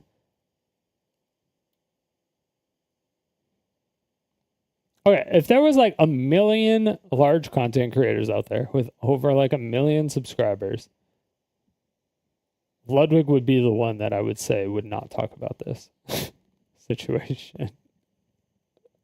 If I were to take a guess. And yeah. Unless he did it in a stream and just didn't put it into a clip, that I could possibly find it, but I don't know.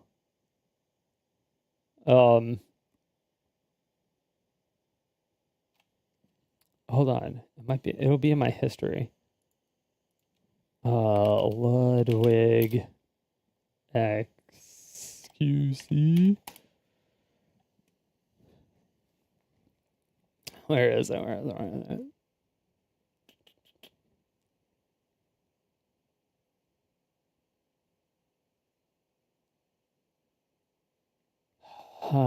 it? Where is it? Streamers warned Kai Sinet about XQC's bank account. Dude, that shit was so funny. And I know he gonna see this. And don't try to watch flexing shit with me. Please. Because we can do whatever you want to do. Both hands in the air. Both hands in the air. Brother. I got AMP's entire net worth on a one USB stick in some safety deposit box somewhere. Okay, buddy? We're not going to go there. I'm not gonna lie. I don't want to say. All I'm gonna say is I've seen numbers in. XQC is so rich. Like, he was rich before, but like rich in the way I understand it. Now he is rich in a way that I no longer understand. It is beyond my understanding of wealth. It is mind-boggling to understand how much money this guy really has at this point. He'll pull out 100K, like you'll pull out a dollar bill. It's insane to watch him. And also it's insane to watch the lack of this man gives when he has $100,000 out. Bro, I'm not kidding. Today, I found some fucking old wallet I had. It had like 1 mil left in it, right? No way. I found it out of nowhere, right nowhere. And then, because of the fucking rise, it's at 3-something mil. It's like I found 3 mil in the fucking couch cushions, bro. I was like, holy So what'd shit. you do? I didn't do anything. I have like a wallet, like in between what I use. Dude. Imagine being that motherfucker. Sorry. We got sidetracked. No, there's a clip. Where is it? It might be this one. Because Ludwig doesn't take stances. Yes. Like Ludwig will be like, yeah, guys, I'm on every side possible, right? Chat. This is Ludwig. Chat, this is Ludwig. Yep. Guys, I'm on everybody's side. Okay, guys, I'm on your side and your side. And then people come in and say, hey, yo, lad, you need to take one side. It's now we need to make a decision. And Ludwig just goes like this. And he just disappears. You know, Project. You know he does that. You know he does. He's on every side, and when it's time to choose, he vanishes. Okay? Every time he does this. It's hard because nobody doesn't take stances. Like Dude, nobody will be like, yeah, guys, I'm on every side possible, right? And you chat. everybody fucking knows it except for the fucking simps. Everyone who loves Ludwig will refuse it. They know he does it, but they refuse to admit it because they like him. It's like they have something in their fucking brain that won't let them hate him for doing the, like, actual fucked up shit that he does to people because he's so entertaining and so good at what he does. Right? But, like, it's like separating the entertainer from the entertainment, or the artist from the art. It's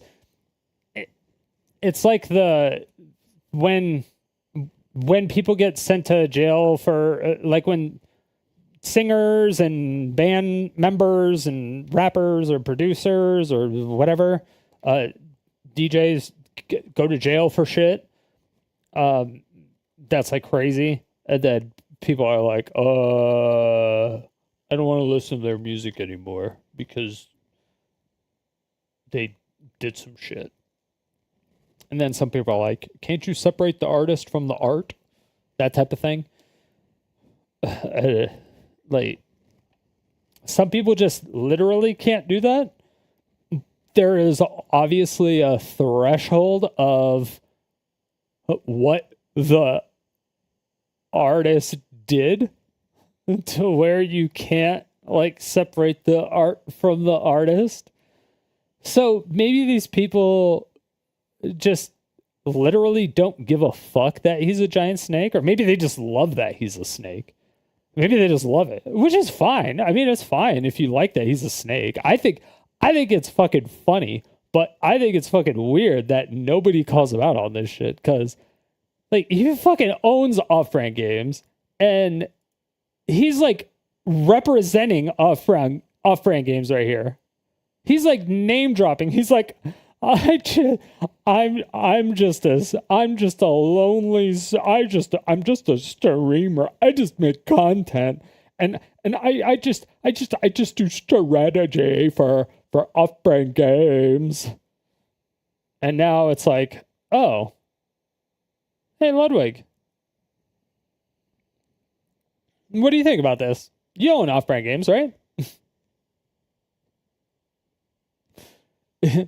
you are a very prominent gamer. You own a production company that produces video games. What are your opinions? But yeah, anyway.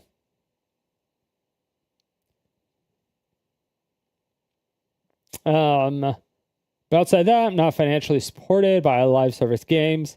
I make a single player not financially supported. Yes, everyone knows. Everyone knows. I cannot stand that. Like, he's gonna drive me crazy.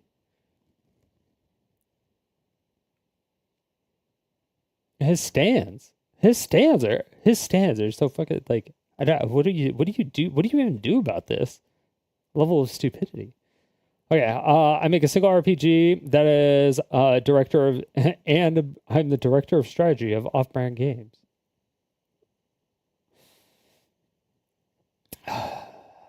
In that position, I am paid minimum wage by my own decision because I care about the game succeeding and not about profiting off them. Why would a CEO take minimum wage, though? I know he's just a strategy person or director of strategy or whatever, but why would a new or smaller company willingly take minimum wage when you know or most likely know that it's going to succeed? Let's see. Is it because you can just, I don't know, get like a bunch of stock options instead, so that there's a lot less paperwork when it comes to like payroll taxes and stuff? You don't have to worry about a lot of it. I wonder. And so you just like give yourself a bonus at the end of the year, because it's a lot easier to do that than it is to give yourself a salary or to give yourself an hourly rate.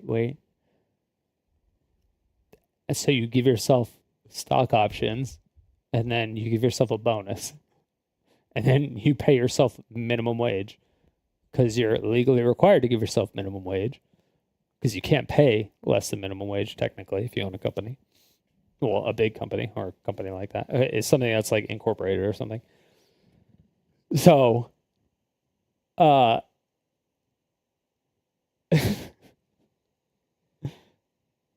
he's like, yes, he wants the games to succeed so that his stock goes up, so that he makes more money. He can get a bigger bonus, and his stock is worth more. I don't know if the company is public yet, or if it will be public ever, which probably will be, unless they're keeping it a... No, they can't be. They can't be keeping it a... Wait, aren't they... They made it a co-op, right?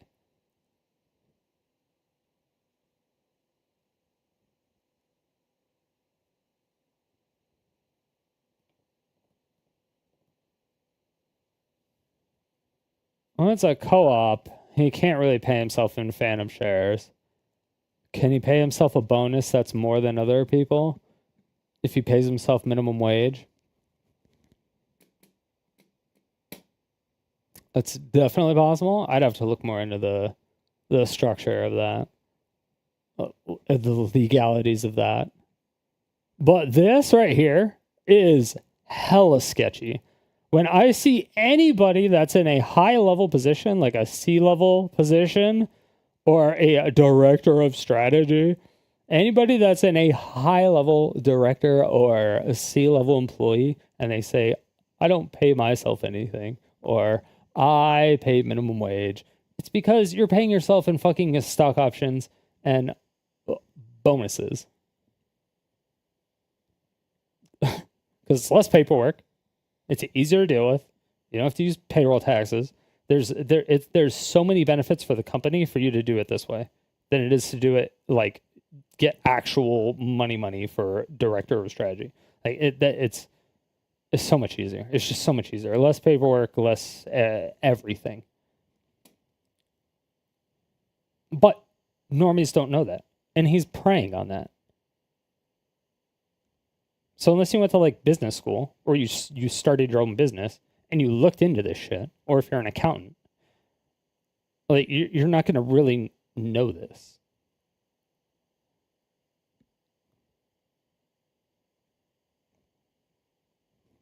So yeah, I don't know.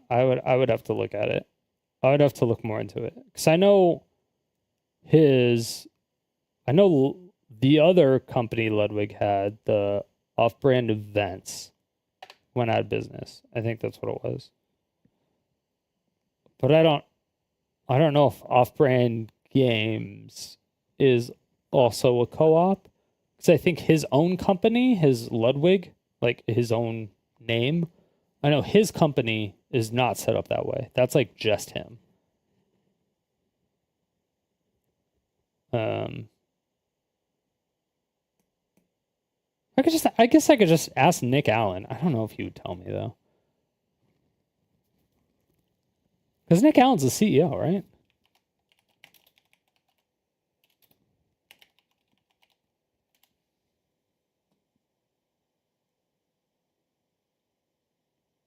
Oh, no. Mogul Moves is...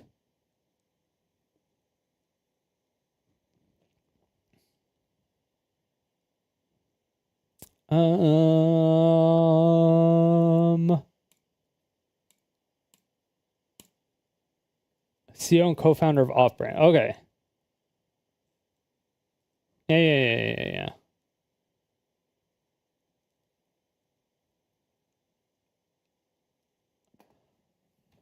I thought one of them.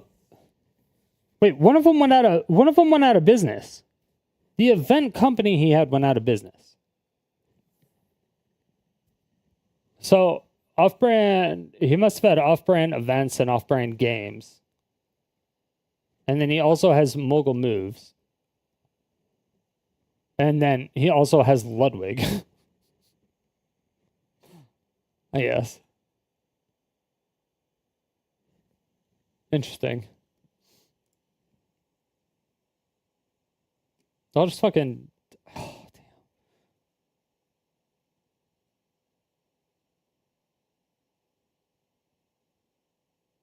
It's just, I haven't talked to Nick Allen in so long.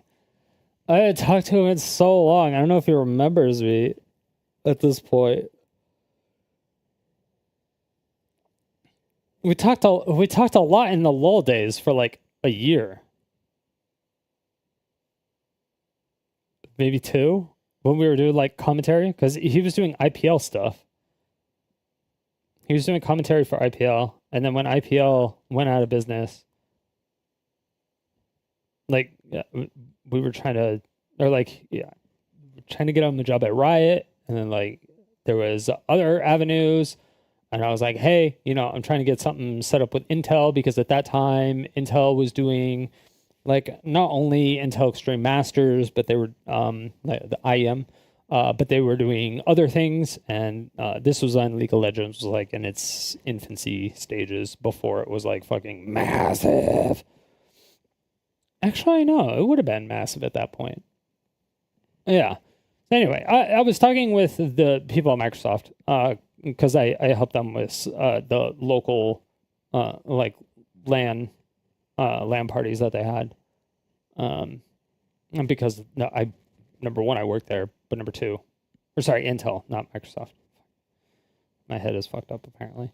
Intel. I worked there, but also I went to the tournaments in the LAN centers. So, going there or going to the LAN parties, trying to get something set up with those people, trying to get connections, being like, hey, Are we doing anything with League of Legends? Are you guys going to add something with Intel Extreme Masters? There's a couple commentators that are really interested. IPL just went out of business. This is like the perfect time to, jump on it, blah, blah, blah. I was, trying to get them in contact with, all these people, blah, blah, blah, all this stuff. Nick Allen getting roasted on by crypto bros? What? Bitcoin down to 270 a pop. So glad I didn't buy in on that mess. I was like, what? Oh, yeah. In 2011? Yeah. I remember those days. When I was actually farming Bitcoin, like actually farming for it on my computer,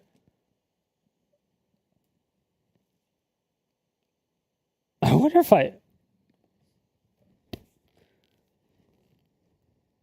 I still have that wallet somewhere. Because I had a 4-way SLI set up on a computer and I was farming Bitcoins.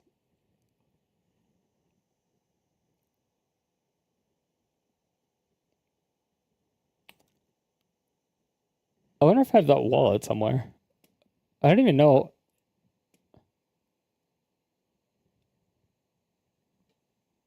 I don't know if I have. I don't know.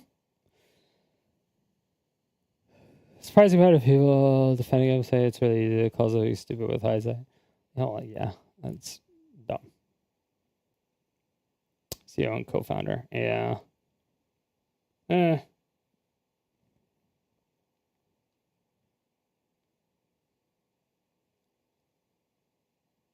Various leadership roles, including president and CEO of Mogul Moves. He do a bunch of shit with them?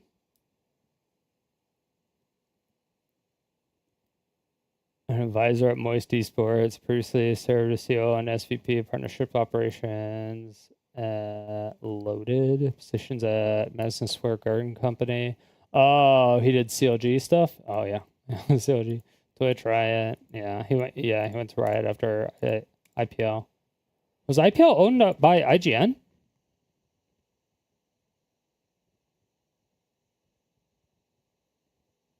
I have no idea. I never knew what IPL stood for. I just went to the tournaments. IGN Professional League? I guess that kind of makes sense. I guess that would make sense.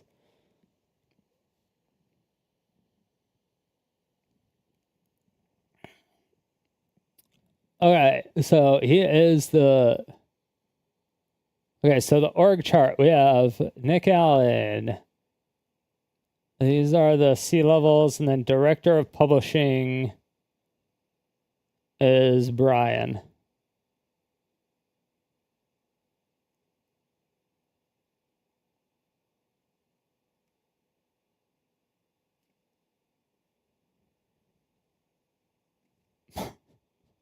Wait, where's Thor? Does Thor not work for Off-Brand? Oh. Okay, never mind. I'm done. I'm done looking at that. All I know is that like every big YouTuber has made a video about this, except for Ludwig, because I would assume Number one,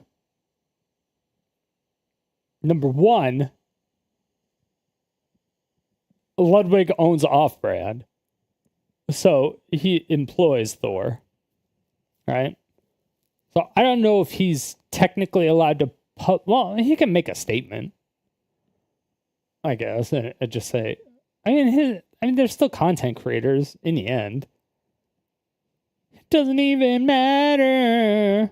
It's hard because Ludwig doesn't take stances. Like Ludwig will be like, yeah, guys, I'm on every side possible, right? This is my favorite. Chat. This is Ludwig. Chat, this is Ludwig. Guys, I'm on everybody's side. Okay, guys, I'm on your side and your side.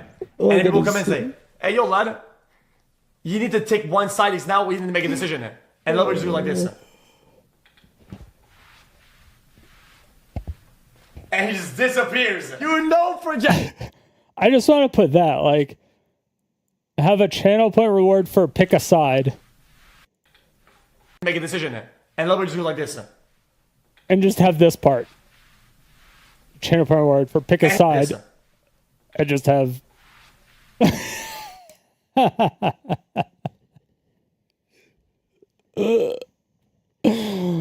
Oh, a fucking A, dude.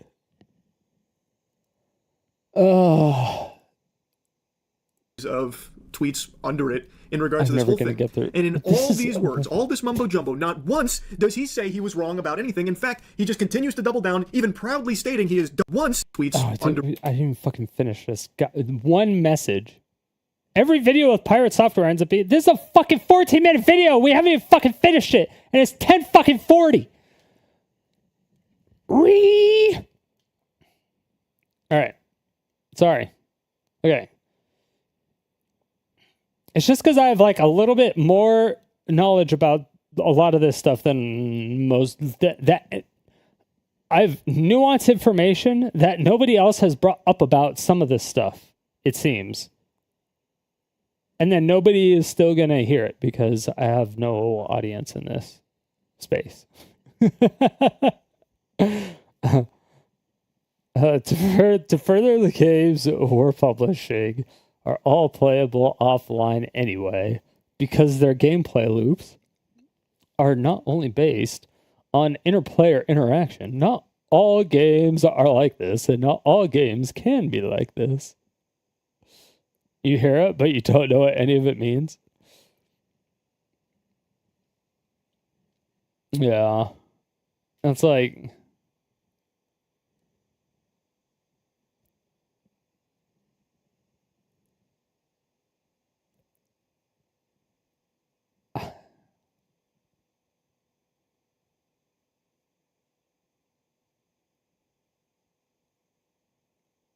I don't know. Yeah, I don't know. Well,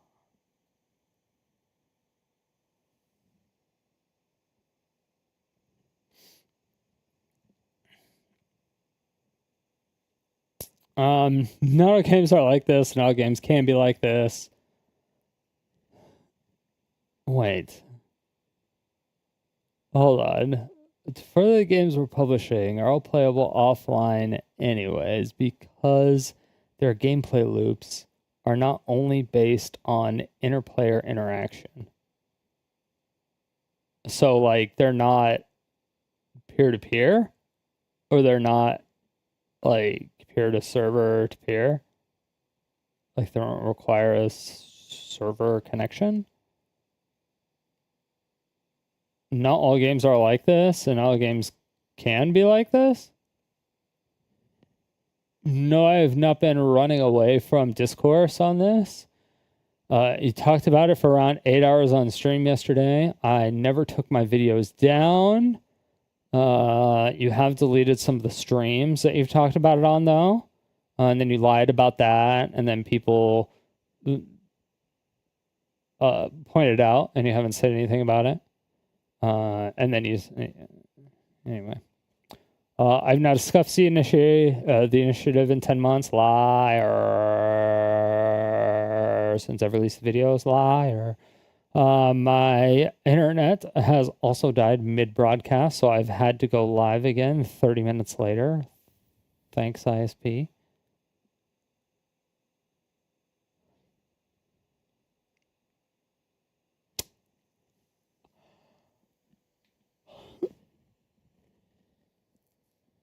Wait, what? Oh yeah, because YouTube does have a VOD restriction, so you can only stream for like 12 hours before it won't save the VOD anymore. So someone may be talking about that and how, because like he always streams for 12 plus hours or whatever. And so if he's always streaming for 12 plus hours, then there's a VOD all of a sudden for like 4 hours. Everyone's like, hey, where'd 8 hours go? Or hey, where'd 4 hours go? Or whatever it is. He's like, my ISP died. Conveniently on the one day that you said I talked about it. that type of shit. For that will scream, he's doubling down. Yes, I damn well am. I give a shit about this initiative and what it means for games, developers, and players in the future. To finish out, just because I don't support this doesn't mean you should blindly follow me in that. Good. That you should have led with this. Like, just because I don't support this initiative does not mean that you should blindly support me. Yeah. Yeah. I agree. Just because I said pretty words on the internet. You also shouldn't blindly bash me because some other creator said to. Watch the videos you put out, read the initiative, decide for yourself, apply critical thinking, don't outsource it to others.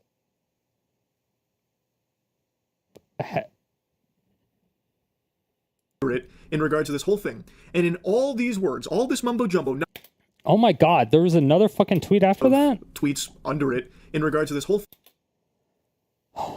I also harshly critique Ross Scott's wording of his videos because they disparage the lawmaking process and lawmakers, which doesn't benefit players or movement anyway. In the second video, I talk about how potential scenarios where a studio could be abused if the initiative was implemented as written. An initiative cannot be implemented as written because it's a fucking initiative. It's not a proposed bill, you dumb fuck. You actual fucking dumbass. It's not a proposed bill. Oh my God. Oh.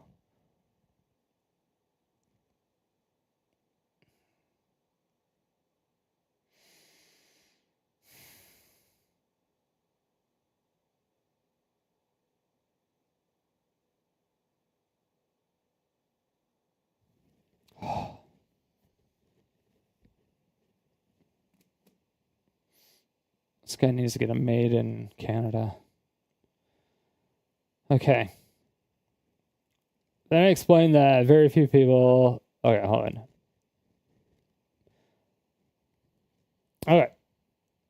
I talk about potential scenarios where a studio could be abused if the initiative was implemented as written. It adds new paths for abuse. Which paths? That it needs to be discussed to help hone this initiative. It is something that will do good without doing harm. Perfect!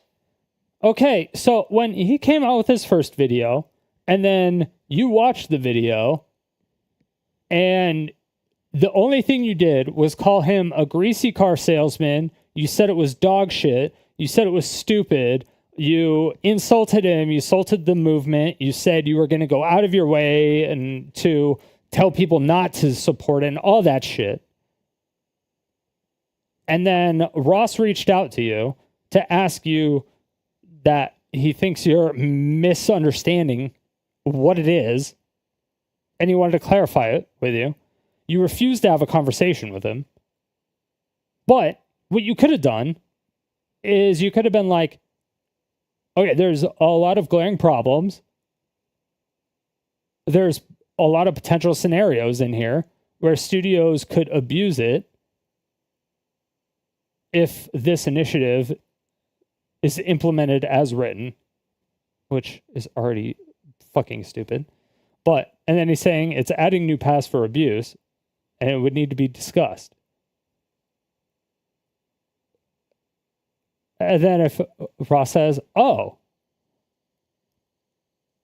what are those things? Can we discuss those? Could you help us? It's like we're trying to help the consumers, you know, or we want everybody to be happy. We don't want to like fuck over the developers, obviously.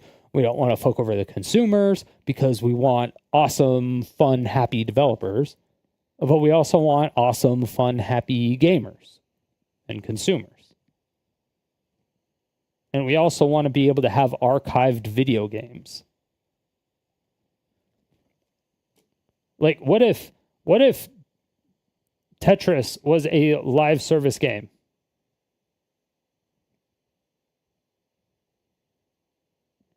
And then they just stopped hosting servers for it because it had a DRM shit. And they're just like, nah, no more Tetris. We have new Tetrises. We're making new Tetrises. We're doing Tetris 99 only now. You can't play the original Tetris on the Nintendo, the OG NES anymore. Because we shut down those servers.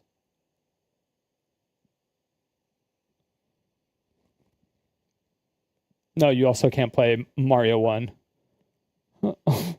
Or any NES game. Or any Super Nintendo game. Or any, you can't play any game. Because they're all live service games. And we have Super Mario Bros. 2 and 3 and all these other ones. I don't understand where any. I don't get it.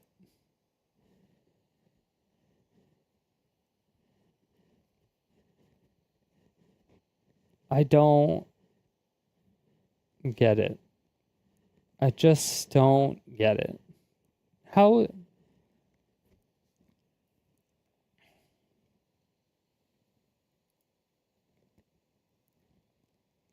So live service game, for those who don't understand, live service game requires you to connect to a server before you can play it. So it's like if you installed the game on your computer that was on Steam, but like the internet went out in your entire neighborhood or whatever, in the entire block. It was just down. Like somebody fucked up, your ISP fucked up, and your entire, there was 2 square miles where it was down, and it was going to be down for 3 hours or 4 hours until they fixed it, something like that, right? So you didn't really have anything to do, but you had some games already downloaded, but they were single player games, right?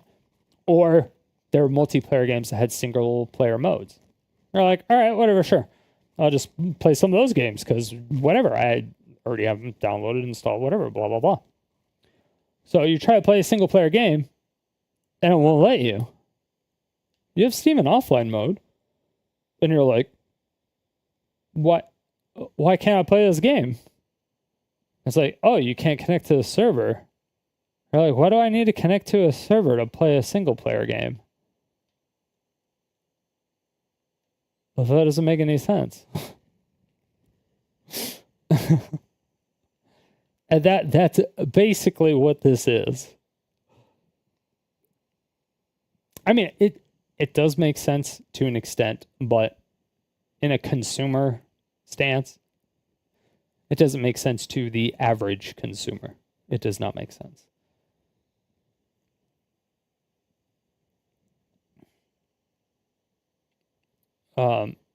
So if you have to connect to the server in order to play the game, and it's a single player game, for instance, they end up coming out with a sequel to the game. And then they decide to, cut the servers to the first one because they want you to play the second one. Obviously, because that's what they would want to do. They're like, we put a lot of time and effort into the second one. So they do the sequel. They have the servers for the sequel. They don't have the servers for the OG anymore.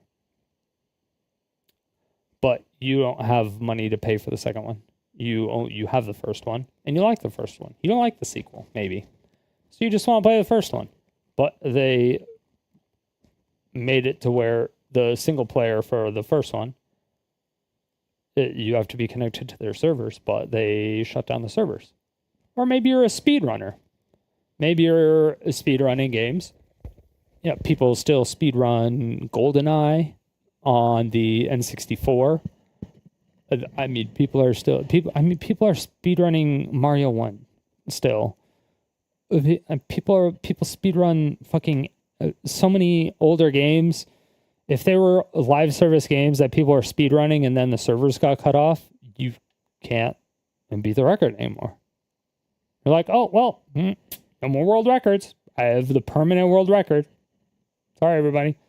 Then it has to all be done through like emulation and the ways that are quote unquote illegal. And they could really go after people and emulators like hardcore if they really wanted to do that. But anyway.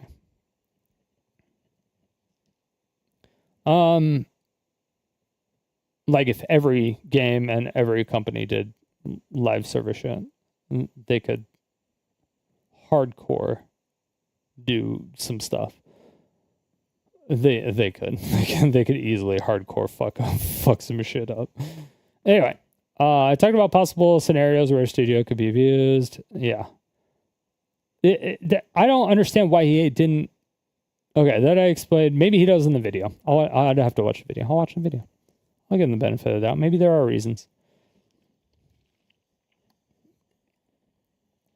Then I explained that very few people in the game development space can actually discuss this from the other side due to fear of losing their jobs.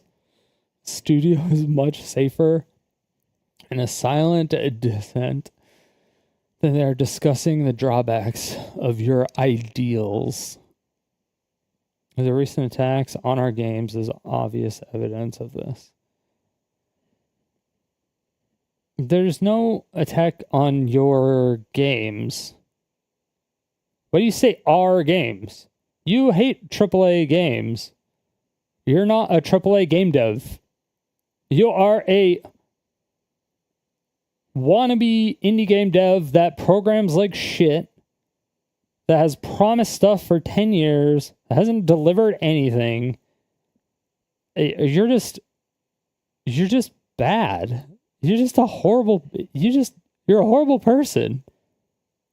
You're just a horrible person. I don't know what to say.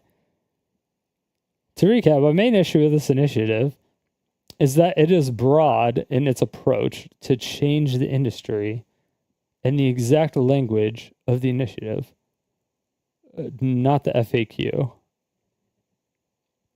Request that all games stay in a functional, playable state. This is not feasible for all games at a technical level that could potentially restrict developers from making online-only games like MMOs, MOBAs, and user-generated content games. Dude.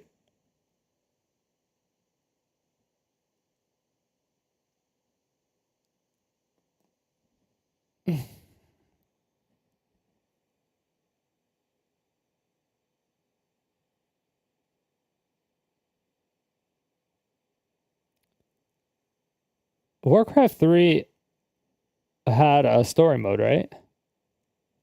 And you could make...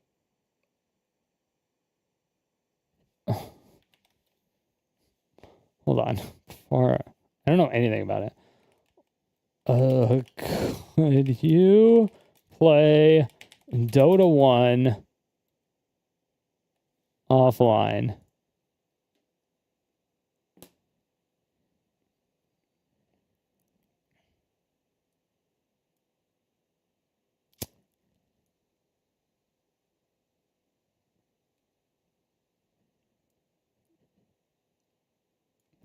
While Dota 2 is designed primarily for online multiplayer, you can still play it offline with AI opponents. Here's how. Start Steam in offline mode. Okay, so you have the WoW private servers. You have even Dota 2 can be ran in offline mode, and you can go against AI. League of Legends, you can go against AI. Okay, so MMOs you can do technically, like technologically, sorry. Because he's saying on a technical level. So on a technical level, you can do it with MMOs. World of Warcraft was like one of the OG ones. There were like, there was EverQuest. I don't know. Are there private servers for EverQuest? Are there private servers for EverQuest? Yes, there are private servers for EverQuest. Okay.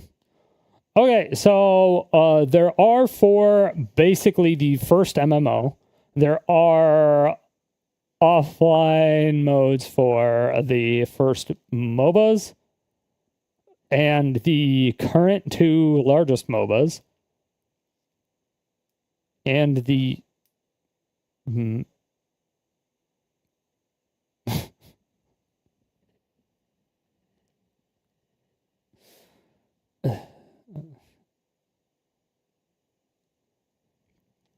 The user-generated content games in future and user-generated content games in the future.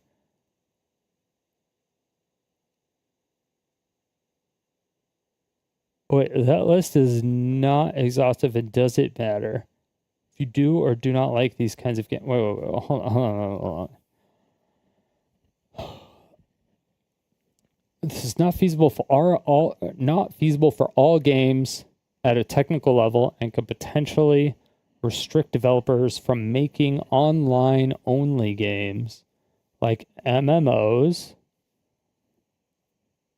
MOBAs, and user-generated content games. Oh, like Gary's Mod?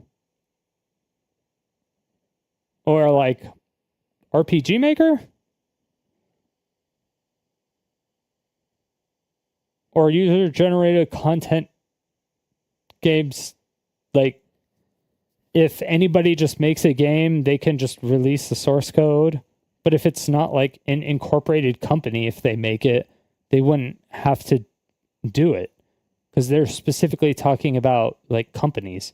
They're not talking about just user-generated content games. Those would be users. User-generated content game. Yeah. Those are just random people. Those aren't developers. They're not it's not a company.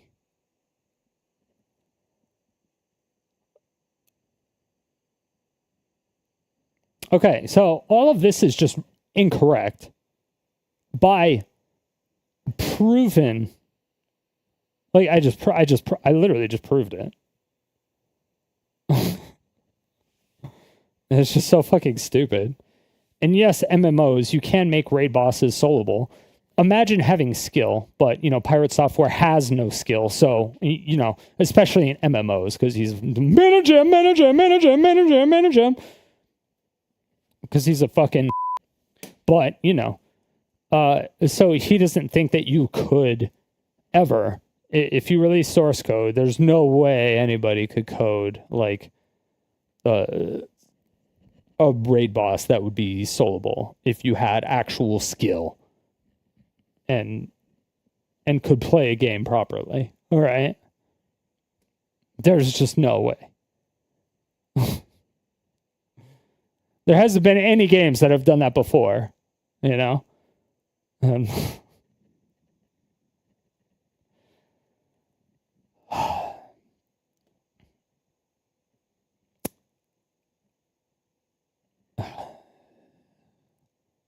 Effectively, this has the potential to restrict future developers from making kick-ass experiences because it locks a weight on their designs. Even though this is an initiative, are you going to give any example? Like, your whole response is vague. Like, your response is vague. I feel like this is Chat GPT and then you just changed some shit. Even though this initiative can change the future, go to the core to the mission, deeply disruptive, so it needs to be called out.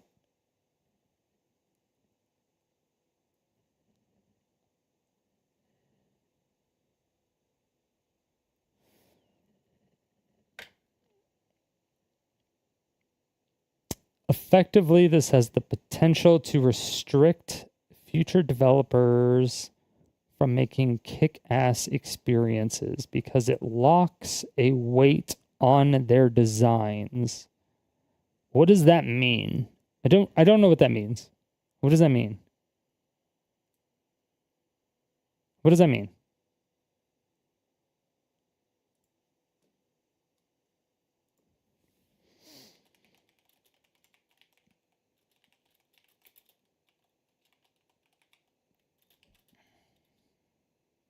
I'm adding it to my questions list. What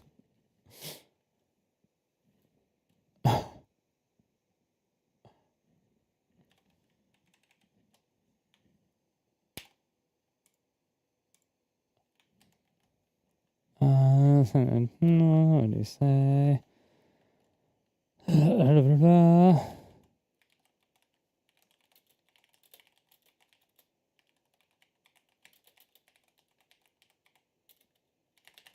Respect future developers from making kick-ass experiences because it locks a weight on their designs.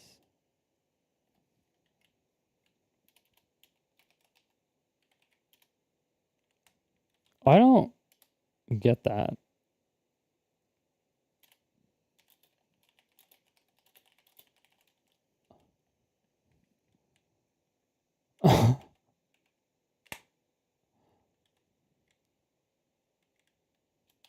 I don't understand what that means.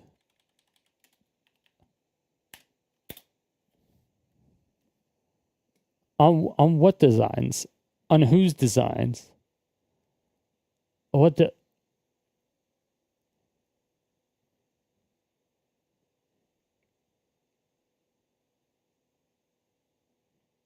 God, I need to talk to a fucking game developer. Thing. And in all these words, all this mumbo jumbo, not once does he say he was wrong. Just because I don't support it doesn't mean... Okay, yeah. Shouldn't blindly follow a creator. Watch the videos. As always, stay frosty. First video, second video. Minimum wage proof.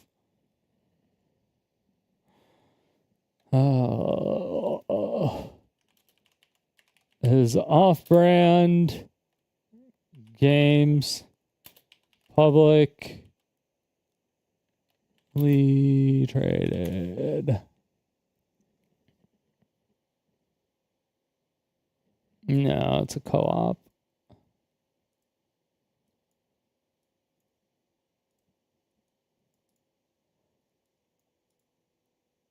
Here's why.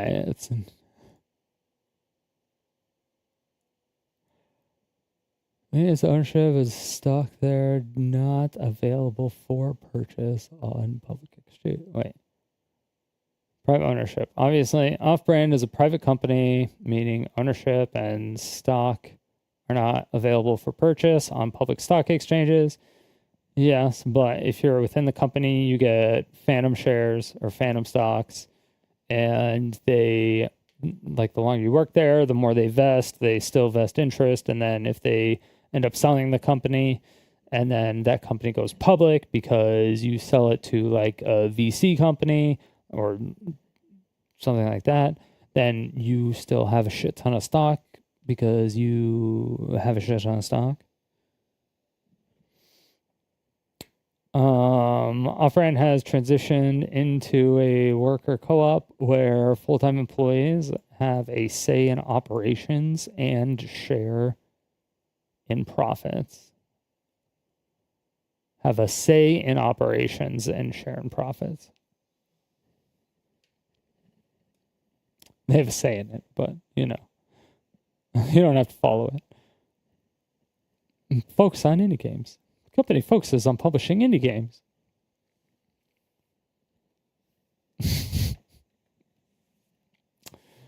Okay.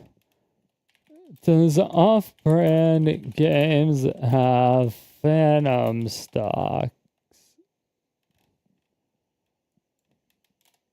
I mean, they're not gonna. They probably don't have that shit.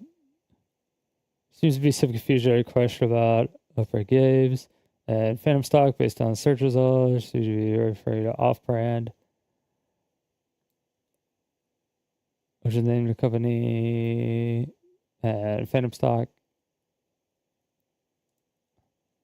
Off-brand is a company that was shutting down. Yeah. That was a worker co-op. What Phantom stock? Wait.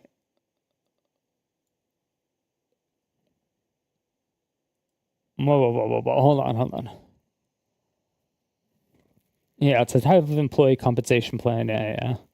So here's a breakdown of search results, off-brand, and Phantom stock. Off-brand is a company, blah, blah, blah. There's a company that was shutting down. This is one of the other off-brand companies.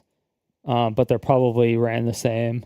This was when Ludwig was like at like he was probably at the apex of not only fitting Hassan's entire dick down his throat, but also able to fit his balls in his mouth too. At the same time.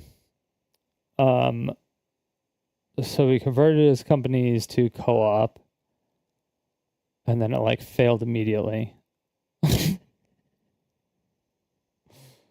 One result also mentions that Off-Brand was officially a co-op of June.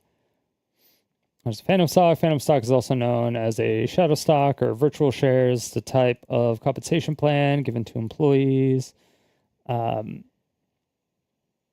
Yeah.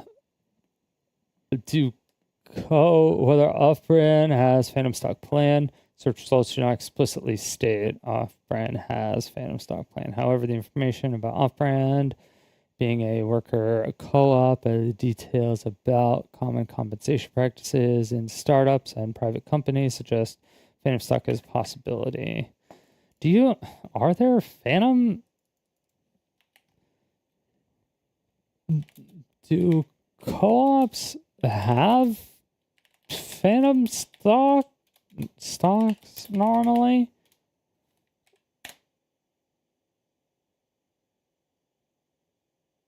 No, co-ops do not normally issue Phantom stock to their members in the traditional sense. While co-ops can utilize Phantom stocks for their employees' incentives, their core structure typically doesn't involve the type of stock ownership associated with corporations or Phantom stock plans.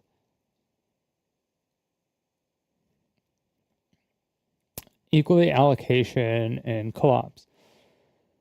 Okay, worker co-ops. Okay, so they all own the same exact amount of equity. Okay, so you have to buy into the company. So when you get hired, you don't actually get hired. You have to pay.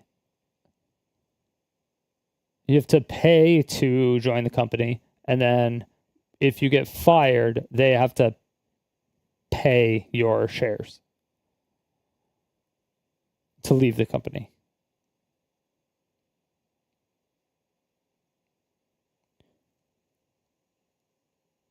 It's like having an internal stock thing.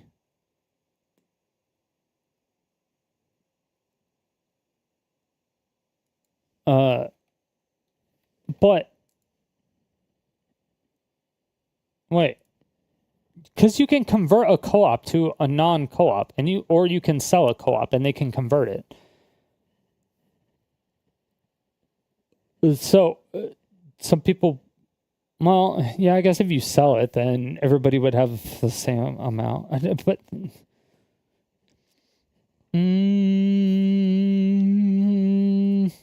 It grants employees to benefit from stock ownership without providing actual shares.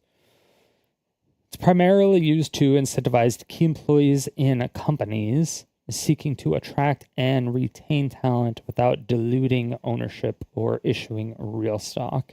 This concept doesn't typically apply for big companies because they'll just issue actual stock. But the small companies that are private, and they're obviously not publicly traded, so they can't give you stock, because if nobody's buying stock in your company because they can't buy stock because it's not publicly traded, then obviously the stock is useless.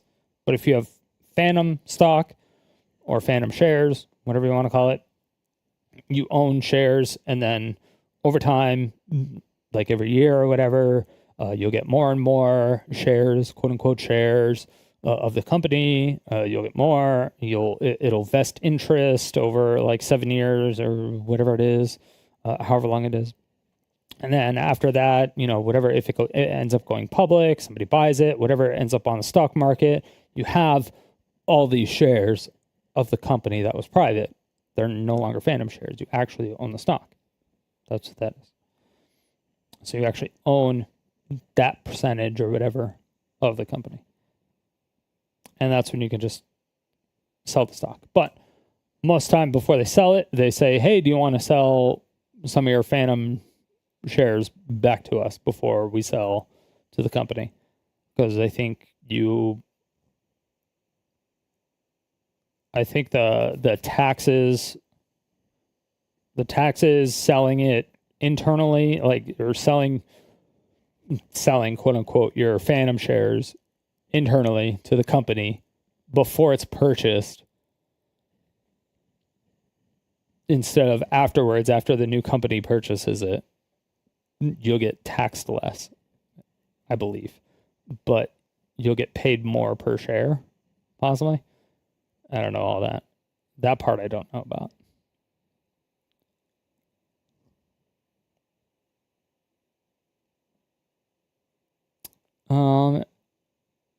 Employee incentives for co-ops. Some co-ops do utilize phantom stock or similar mechanisms to incentive programs employees, though this is not a standard practice for all members.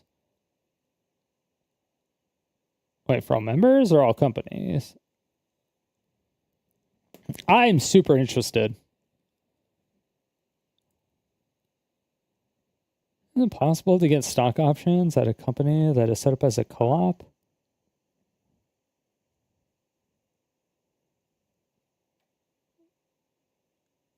Great, thank you for the info. What? Answer this question is a bit complicated. Or some co-ops do offer stock options to their employees as a way to incentivize and reward them for their hard work. I'm interested in working for a co-op that offers stock options. You'll need to do some research. Yeah, it's possible that he pays himself minimum wage and he just owns more shares. So the people that work there get paid more. They get paid like more as a salary, and he just has more share of the company. Kind of. So it's like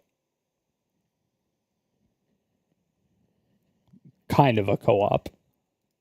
But I don't know. I don't know the structure. About anything. In fact, he just continues to double down, even proudly stating he is doubling down. Wow, how incredibly noble, doubling down on things you are provably, blatantly wrong about. We don't need to hit the Jumbotron for the replay on yesterday's video going over so many of the things that he was incorrect about in regards to the initiative. But the point is, that is an issue that I really thought that he would address. Be like, hey, yeah, I did get this part wrong. You're right, guys. Sorry about that. I didn't mean to misrepresent it. I still don't fully agree with it, but I do recognize that I had some errors here in my coverage. That's what I was expecting. I'd be interested. That is not what we got. And it prompted me to reach out directly to him, to talk to him, to see, like, why isn't he acknowledging that? Is there a reason? Like, what is going on there? So I did. He made it very clear he was not very happy with my coverage of Stop Killing Games, which is fine. I think that's totally fine. I'm not going to leak DMs or really go in depth on our private conversation, but the point of me reaching out to him was to talk about his refusal to acknowledge that he did, maybe unintentionally, misrepresent Stop Killing Games. And it led to a just shy of 2 hours, like, circular argument that ultimately got us nowhere. He was more focused on his qualms with Stop Killing Games and really liked to challenge me to prove him wrong about some of his hang-ups with it. And when I would mention, like, the behavior aspect, like, hey, you did misrepresent it, and I'd give him a timestamp, he'd then instead say how I'm wrong for thinking that he misrepresented it. We got nowhere. So I want to just publicly say this again. There are plenty of things you can disagree with when it comes to the Stop Killing Games initiative. I'll put links to it if you want to learn more about it, and you can form your own opinions on it if you want to support it. If you don't like it, that's fine. That's super normal. And I didn't reach out to try and champion that Pirate Software should become, you know, a huge ambassador of Stop Killing Games, you know, out there on the fucking front lines fighting for it. It had nothing to do with that. It was simply about the misunderstanding that he showcased, maybe unintentionally, and the misrepresentation of it that he broadcast, again, maybe unintentionally, which has in turn, over the course of 10 months, misled people on what the fuck Stop Killing Games even is in the first place, which I found to be a problem because he's never even acknowledged that as something that has happened. And because he refuses to acknowledge that, and anyone that even, like, tiptoes around that subject, he kind of treats as though they're fucking idiots, like me, for thinking that he's misrepresented something. Now, he did just post a tweet where he said he talked to me and Josh Strife-Hayes. I just talked to Charlie and Josh Strife-Hayes. I don't know who that is, actually. For many of you for being a dick to Ross, I get it. I'm sorry for that. I don't think you are sorry for that. I just think you're a fucking dick. Because you did it in the middle of a video. The first video. You did a lot in the video. You didn't even do it directly to Ross. Like you did it before you even talked to Ross. You did it before anything with Ross. You should have lashed out, emotionally responds due to how important this subject is to you. If the subject was important to you, you would have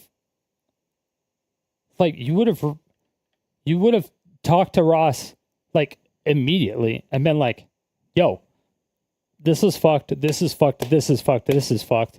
Here's why. We need to fix this, or this is a bad initiative. And like, he did go over a lot of things, but it was just like it was incorrect. Like, what he was saying was directly in contrast of what was actually in the initiative. So it doesn't make sense. I don't know why he would lash out at a video that the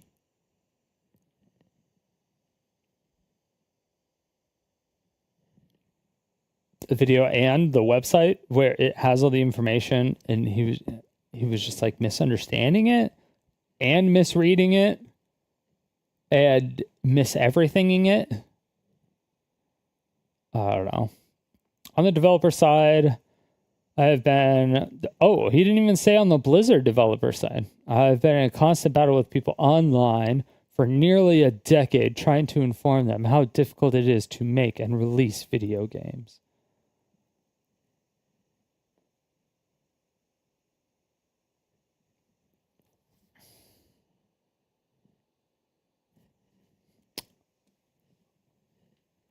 Okay, I'm going to read this one more time. On the developer side, I have been in a constant battle with people online for nearly a decade, trying to inform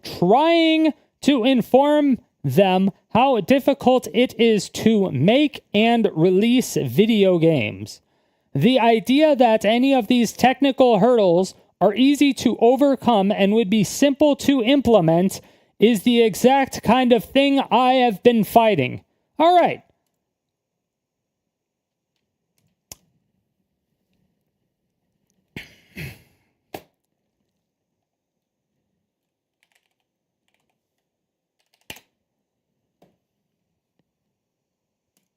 And the winner goes to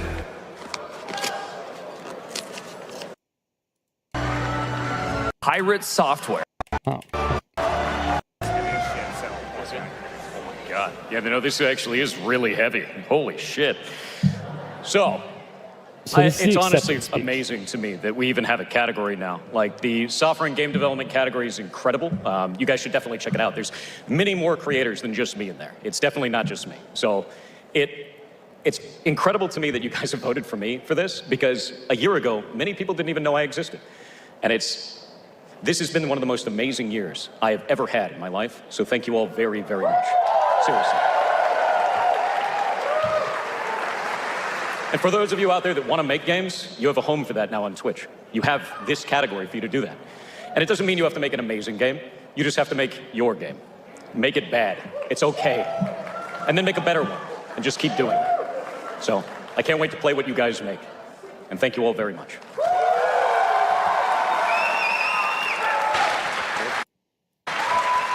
Just keep doing it. Game. This category for you to do that.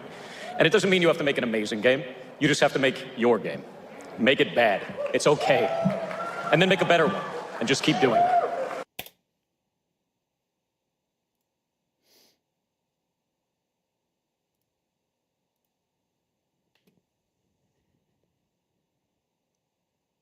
Seems quite contradictory.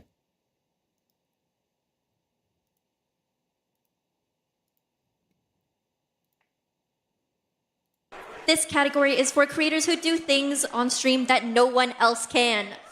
There's a ghost hunter, a sketch comedy group, so much. a coder, and a streamer who plays video games using a device that... The fact that he even won this category blows my mind. That is absolutely amazing. Thank you very, very much. A lot of people may not realize this, but I've been streaming for 7 years. And in the very beginning of that, Jacksepticeye actually played our game. And it got me up to about 90 viewers. And then they all fell off, as normally happens. And I realized then that I just wasn't very good at streaming. And I watched other people do it, and I learned how to do that over the next 7 years, and now I'm here. So if you ever think that you don't have what it takes to stream, you do. It just takes a lot of time. So don't give up. And thank you. Seriously.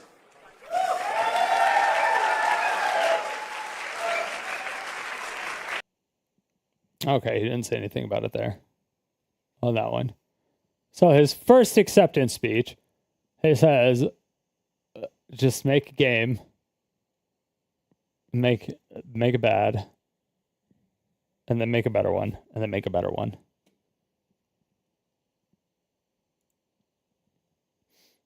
So, I assume here, he's talking about, like, making and releasing good games. Or bigger games, or something.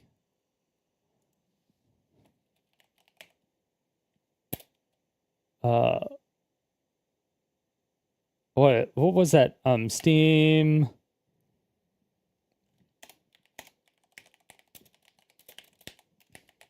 It was like Steamworks.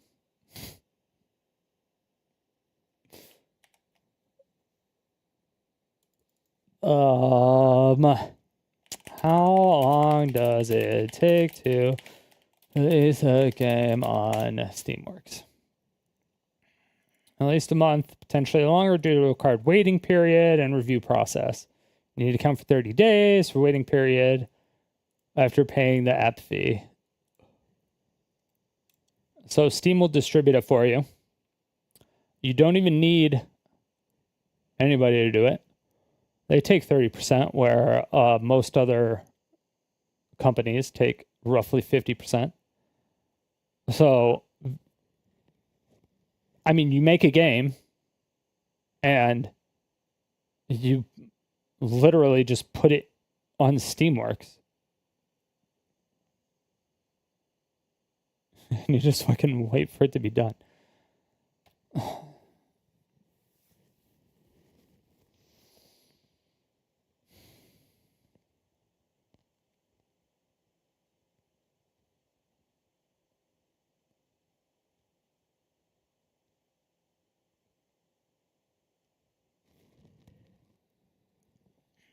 This guy is like so... This is like, I can do this. I could literally do this.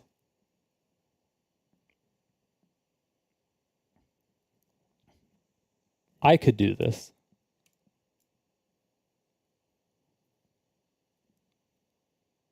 Anybody could do this. Literally anybody could do this. That's why they made this system.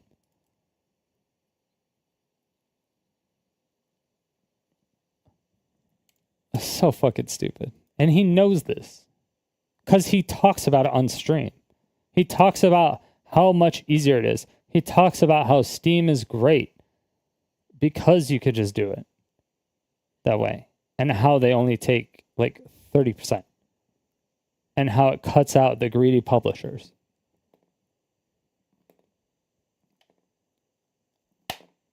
I just like,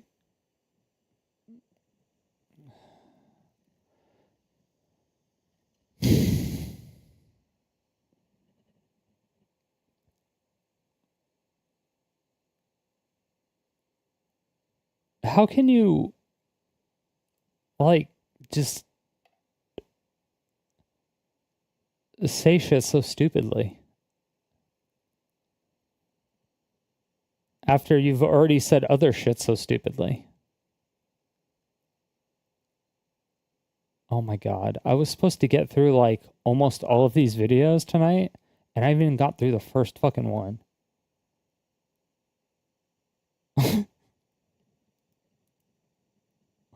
This is how much this guy triggers me.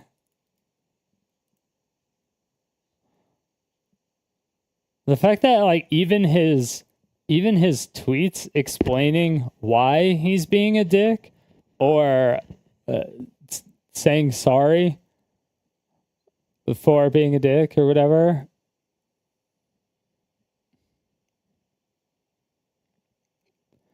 that just like saying it's difficult, but then in his acceptance speech and all the time on stream saying, oh, it's like, you know, it's easy, and then he's like showing ways on how to do stuff, all the shit's so easy, like, and now he's saying it's so hard and all this other stuff, and it's like, are you talking about AAA games now? Are we talking about other games? Like, what are we talking about? Because you can still do all that shit. Like, Wukong still did great. Wukong was on fucking Steam. Like, I mean, are we talking about doing stuff also on console? Like, what are we talking about here? I guess it does depend. I mean, but if you're getting into AAA stuff, you have to do a shit ton of logistics. That's like that's wildly different. And you have no idea about the logistics of doing anything with AAA game development. You have no fucking idea, Thor. Don't even pretend like you have any fucking idea about any logistics. You may know scripting, but you're a dogshit developer. Looking at your source code, even I know it's bad. Because that's how I coded when I was in high school. And I was a dogshit developer. And I don't even develop anymore. But you may be a good scripter and a dogshit developer. But you're a fucking liar.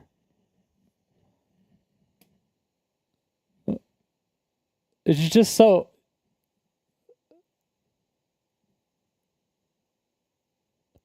I just love watching you ping pong your views back and forth to see where the ball's going to land. Is it going to land in the happy camp, or is it going to land in the sad camp? And then at what point in time is it going to land inside the current ferret that you're fucking? I don't know.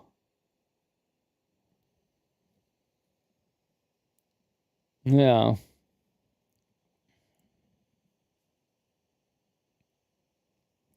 It is rare that you're watching and listening to this while playing Diablo 2, because it's probably the last great games Blizzard made before the advent of WoW. The inevitable downfall of game makers. Game Blizzard actively tried to kill and physically couldn't because the game was built on the ethics. The game was built on the ethics that the movement... Wait, a game Blizzard actively tried to kill and physically couldn't, but because the game was built on ethics that the movement promotes, he seems to be upset by. Well, he only worked on... he only worked on WoW for a little bit. I think he worked on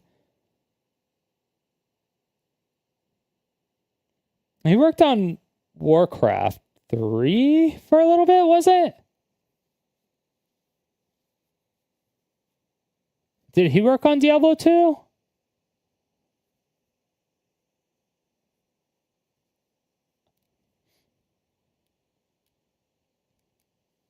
No. Pirate Software didn't work on... He might have worked on Diablo 3. Oh, no, the next message, sorry.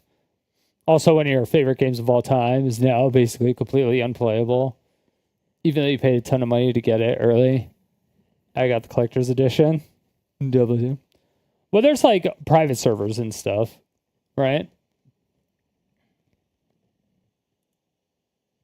Or is it unplayable? I have no idea. They told everyone they were going to set it to maintenance mode. Then after 10 years, add new runes, words, seasons, armor sets. People created their own servers, the entire economies. I mean, yeah. What's unplayable? OG D2. Two separate thoughts. D2 is still playable. Oh, okay.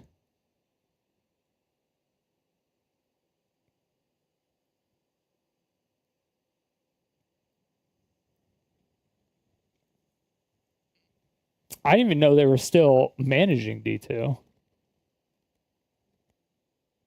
Oh, Tron Evolution is completely gone. Yeah. Without hacking it, anyway. Yeah. And that's like the point of the initiative. The point of the initiative is, hey, if you're not like, if you don't want to support it, like for Diablo 2, like they should just cut their losses. Like I don't think they're making money off Diablo 2 anymore. I would assume. I mean, maybe they are. I fucking have no idea. But they should just cut it out. Stop the servers because it costs a lot of fucking money to run servers like that. And then release the source code. And then let people do what they want.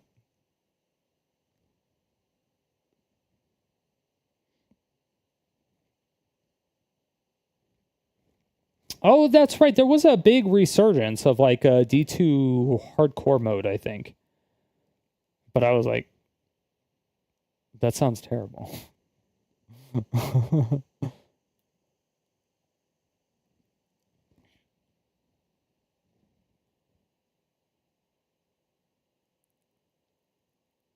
And in that tweet, this will prove how useless our conversation was, unfortunately. Okay, so on the developer side, it's a constant battle with people online for nearly a decade, trying to inform them how difficult it is to make and release video games. He's so fucking stupid. When I bring up issues with leaving online-only games in a functional, playable state after sunsetting, I am always met with the responses diminishing the effort needed to do that. This is not a simple hurdle to overcome. It is exactly why I don't like this initiative. Okay, so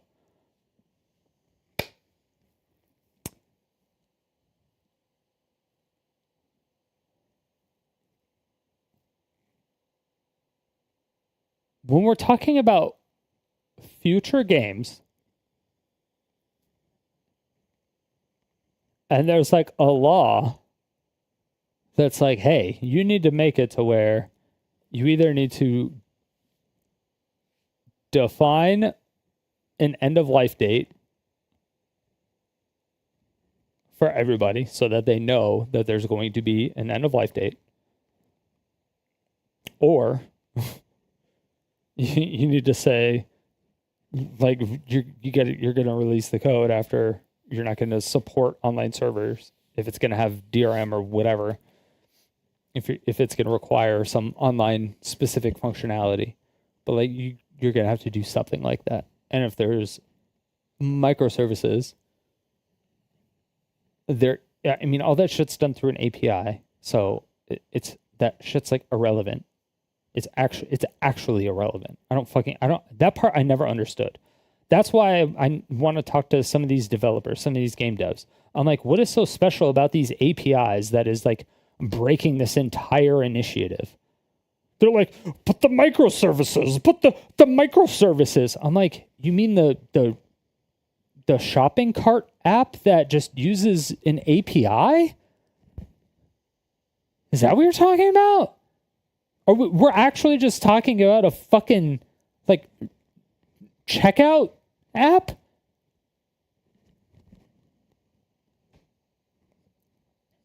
This is breaking the entire initiative?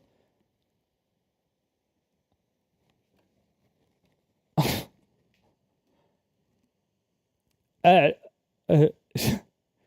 I'm like, and how does that break the functional playable state?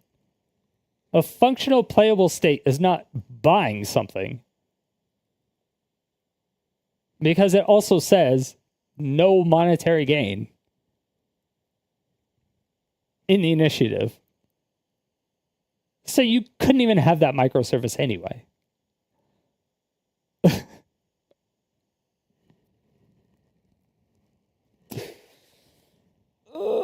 I know there's other microservices.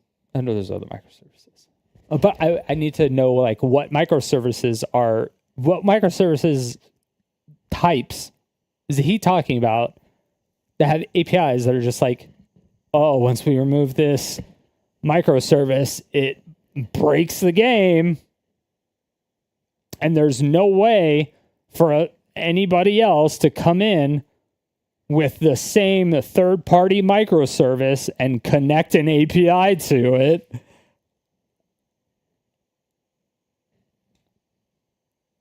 I'm like,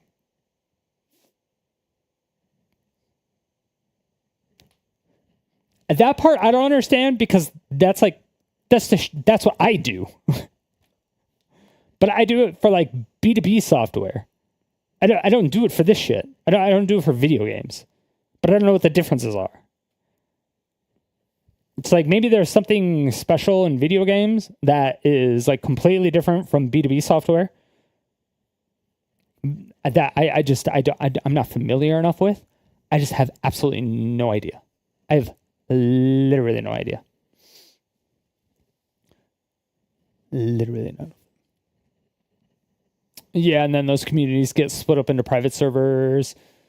Yeah, Path of Diablo, etc. PD2. Yeah. I mean, there's been tons of World of Warcraft Classic, like vanilla WoW servers and Burning Crusade servers and stuff like that, private servers. There's stuff like that. And apparently there was no microservices on any of those. Maybe WoW was made before microservices were invented. Maybe APIs were not invented yet.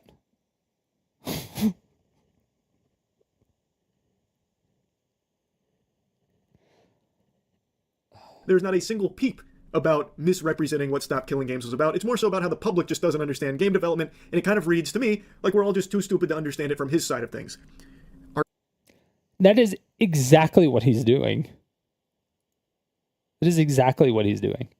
So like, let me, I did it a little bit yesterday, but let me break it down really quick. Okay, so there are things like, there are things called microservices. So you have like the main game, essentially, and then you have little microservices. Microservices are like other apps that you use to connect to your main app because you don't want to fucking code it because you would be sinking too much developer time into it. You would have to do a lot of testing, blah, blah, blah. And it's like, whatever. Or you could just simply fucking purchase it. Like purchase a license to like always use it or whatever. And then it literally like for instance, a shopping cart. Shopping carts are very, very, very, very expensive to code because they have to be in compliance with like all the credit card companies, and not only just the credit card companies, but the actual like banking system of the world. Basically, you have to be like PCI and SOC compliant if you're making like your own cart and stuff like that. Because if you're going to be storing people's credit card information and stuff, you want to be able to do all that. So typically, and when you're doing like PCI compliance, you got to do that every year, and it's like 50 grand, like for the base level. Okay, it's not cheap. Like shit's not cheap. Okay, and if you're an indie dev, or if you're just doing a private server, you don't want to be paying 50 grand a year to get completely fucking audited for a shopping cart. Okay, because you're probably not even making 50 grand. But anyway, so what you do is you just go to another company that already has a shopping cart that is made and coded and everything's there. And what they do is they just have something called an API, which is essentially code kind of thing, but you just like hook it. You say, I have this application, and then you have your shopping cart app. You're like, I'm going to buy a license of a shopping cart app because fuck coding that and fuck maintaining it. They're going to do it all. I could just buy a license. It's a one-time license. Fuck all that shit. They're going to do all of it. It won't go down. It's easy. And then you just hire a developer to take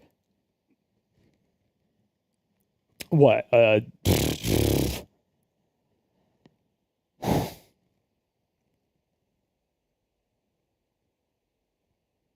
I don't know. I'd say we'll take 2 developers one day to hook it and test it and make sure it's 100% working. And that's overestimating how much effort would be put into that. Way overestimating. I'm just saying, I'm exaggerating how difficult it is. And it wouldn't even take 2 developers. It would take 2 of me to do that. In one day. And it not just to like hook the API in, but to also test it.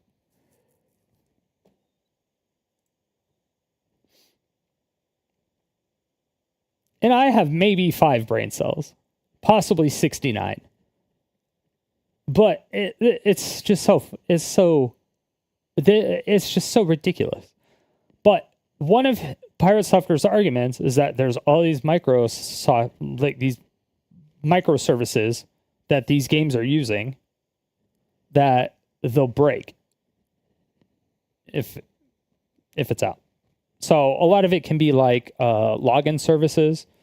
So login services it can be ran differently, but usually you have your own like microservices that you coded already. So when you release the source code, that microservice would be included with that source code. And if not, you would just like a fucking login microservice could just be executed in a Lambda. You wouldn't even need anything for that. It's just like, this shit's so stupid. Like his arguments are so fucking wildly, outlandishly stupid. Even me can pull them apart. And I'm fucking stupid.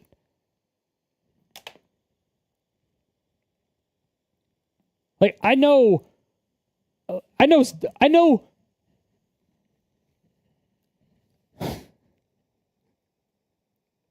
Okay, it's hard to say because like I can read code, I can interpret it, I can do like some scripting, I can do stuff. There's lots of things they can do, but I don't like doing it, so I don't care enough to do it.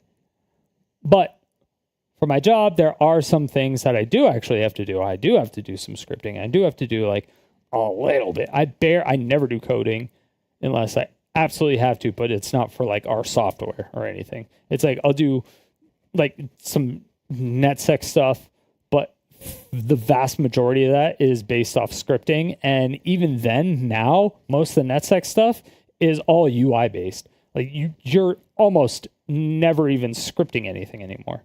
You're almost never even coding anything anymore when it comes to that stuff. Like even with like Cisco stuff, you almost don't even have to do any of that shit. You almost don't even have to worry about the vast majority of it, which is ridiculous. But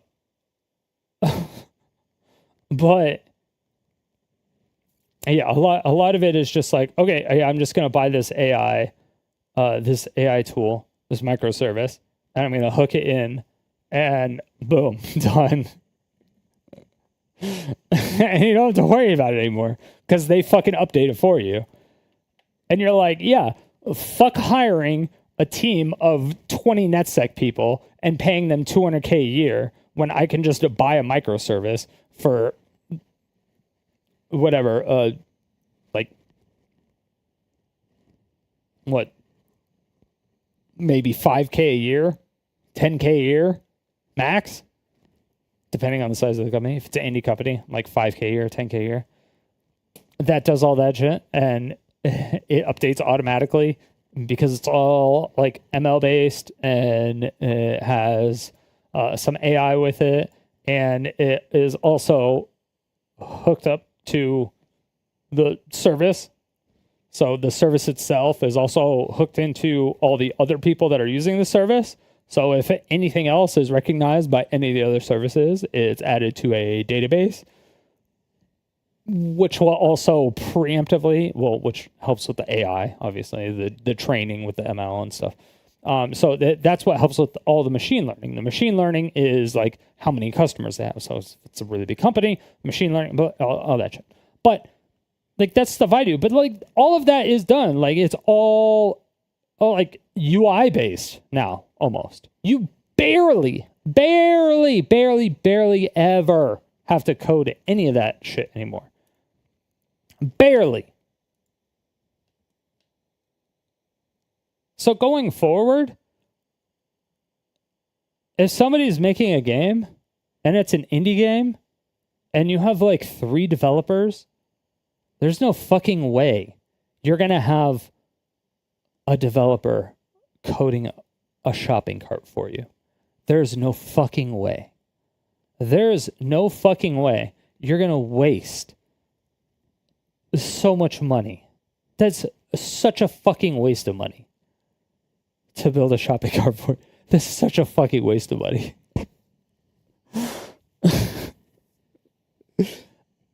But like you get the point. And then his argument is that, okay, if we just give you the source code, it's going to break anyway because the microservices aren't there. It's like,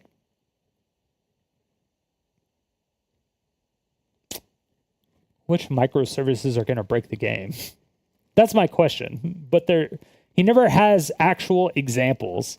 He just has like technical jargon that he throws in to his statements to make him sound smart that doesn't really, like, it almost makes sense, but it doesn't either.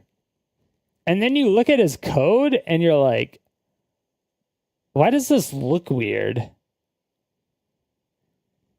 And it's just because, like,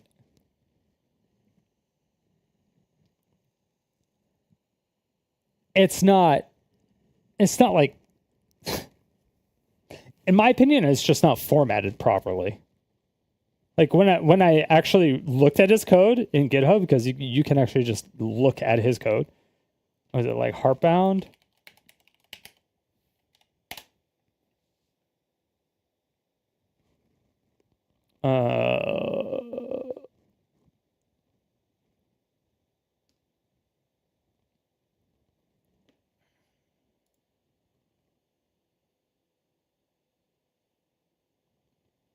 Where is it?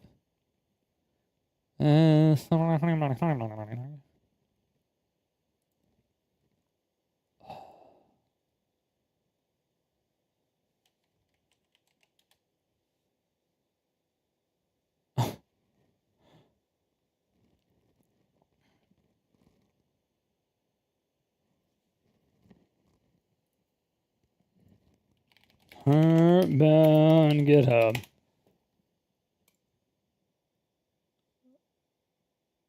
Oh no, that's a save editor. Oh yeah, because the saves weren't saving. That's right.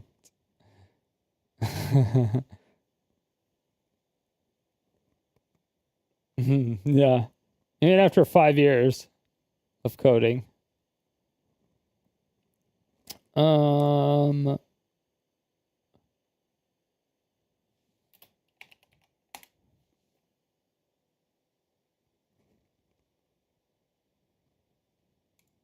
Follow it. Oh, where is it? Where do I find the following? Is this actually it? No, this is just a save editor. Wait.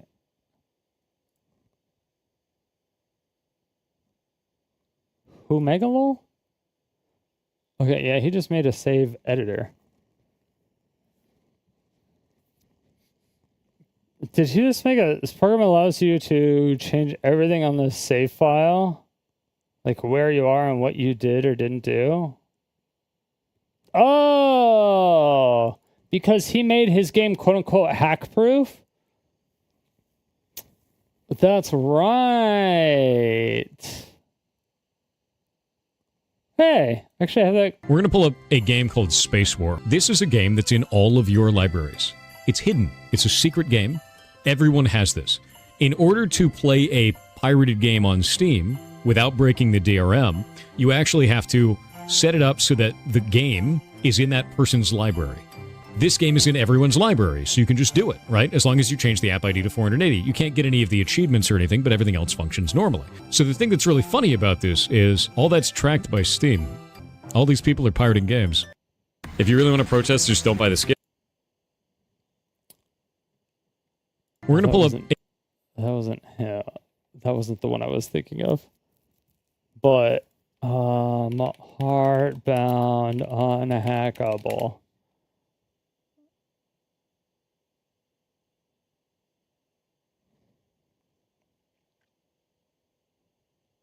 What was it? Unpiratable. You can't be pirated. Your favorite part of Heartbound? Yeah, it's a scene in the tower in which you were... No, it wasn't that. Fuck, where was it? Shit. I watched it earlier. Because I was looking for stuff. Was it this one? Piracy is generally an issue of economics. You either can't afford a game... See this right here? And localizing the game into the game because you don't have access to it. So let's take Brazil for example. Yeah, game localization, blah, blah, blah. That was something that was introduced by Steam, not by you. You can just toggle it on or toggle it off. You're not fucking special. You're just a fucking virtue signaling retard that thinks that he's special, but you're really fucking not. Just shut the fuck up. I hate this guy so much. Like, to my core, every time. This is the worst. This is why you don't use poisons on insects. They are... Where the fuck was it?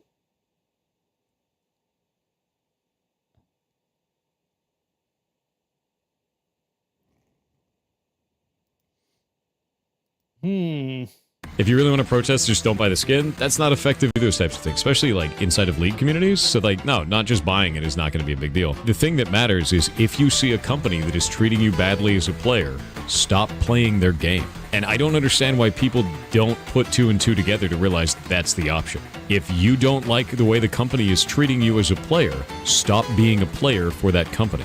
That's the solution. Why do you think I'm not playing Helldivers 2? I love that game. But Sony can eat my entire ass. If you really want to protest, just don't buy the skin. That's not effective either. He's a fucking...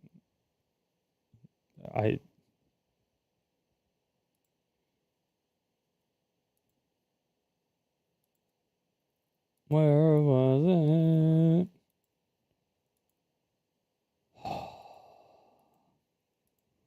Fucking A, this is gonna drive me crazy now if I don't find it.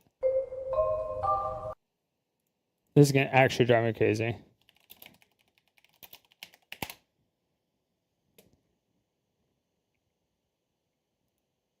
We're going to pull up a game called Space War. This is that person's library. You can't get any of all that's tracked by Steam. All these people. Oh, it might have been this. And if you look at this, we have 160 achievements for it, and all of them are very simple. The way that I did this is quite funny. Yes. I tried to find a way so that our game wouldn't get pirated, because it'd be easy to pirate it. We knew that you could break Steam DRM very quickly. This is your save file. When you first start the game up, it actually checks what achievements you have, and it unlocks powers based on your achievements. This is actually the save file for the character. So you can't pirate it because you can never use the achievements. It made it unpiratable, which is deeply hilarious to me. But as save file editor, which will break the DRM, maybe? Because if this, because he hides powers behind the achievements. If you can't get achievements because you don't have the proper DRM, like if you pirated it, right? If you don't have powers or certain powers, then you die. You can't like progress or something, right? Or you're like hella fucking weak. But if you have a save file and you just alter that save file to give you that power,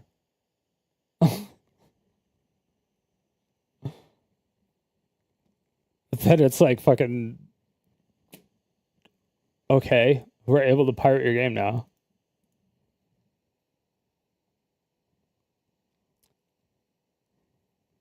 It wasn't even what I was looking for, but also hilarious. How he was so confident. I find it actually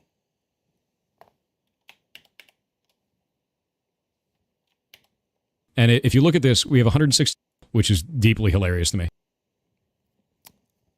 There we go. That's. Thank you. Thank you for finishing my sentence. I appreciate it. Understand it from his side of things. Our conversation basically amounted to toilet paper, unfortunately. Again, I was focused on, you have done this, maybe unintentionally, you should at least say that you have, or like, you know, our conversation basically amounted to toilet. We're all just too stupid. Why does he not read this shit? Okay. So when I bring up issues with leaving online only games in a functional playable state, after sunsetting, I met with the response of diminishing effort. I needed to do that. Dude, you're so... This for like future games. You just... There is no diminishing effort to do that. Like, would you need to... Like, if you're just...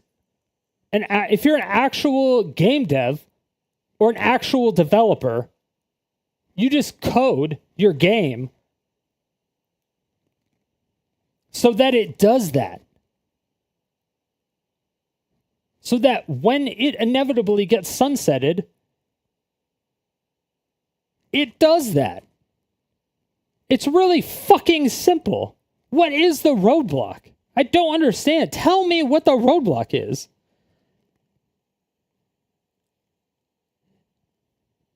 Holy shit. You can't leave these challenges up to figure it out mentality, because you can't diminish the work of those of the dev side just because you want your way.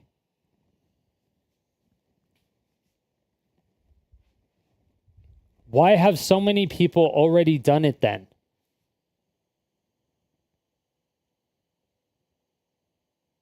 Why is it already figured out?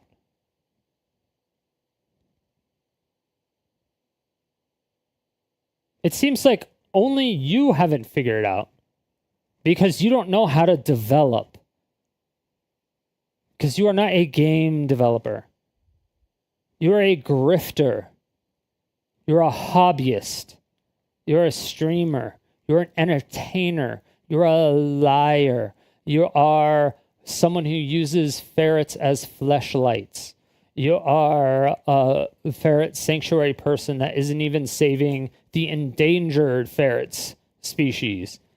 And the sanctuaries ran inside your fucking house, not even in, like, an actual fair environment. God damn, I hate this guy. I actually fucking hate this guy. There are levels there are so many levels to this. To understand it from his movements like this showcase to me how little the general public understands about video game development, modern gaming architecture, and online games as a whole. That's why I put videos out poking holes in this, because the entire conversation back to Stone Age in terms of developer player understanding, making shit is hard, making shit when people think it's easy is harder.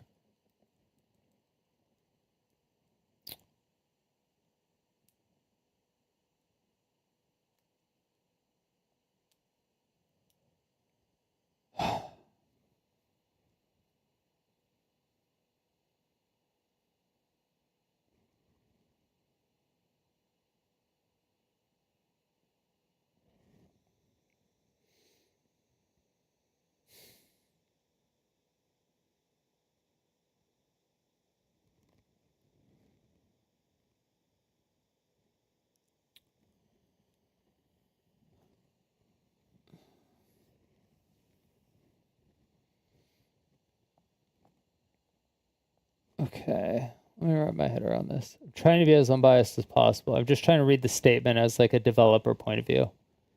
We'll try to think about it. I'm wrapping my brain around it. It almost it makes sense, kind of, almost, sorta. Movements like this showcase to be how little legit. Oh yeah, so he's smarter than everybody. Yeah, that's normal. Okay, let's just cut out this first part because he's just being his normal. Okay, so, okay. Modern gaming architecture and online games as a whole. Okay, people just don't understand. Okay, we're removing this whole first sentence. Okay, because it's just him being him. All right. But video's out poking holes in this because it sets the entire conversation back to the Stone Age in terms of a developer/player understanding. Making shit is hard. I feel like he's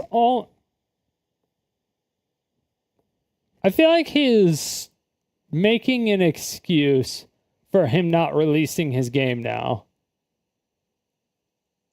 He's trying to use this shit as an excuse to not release his game.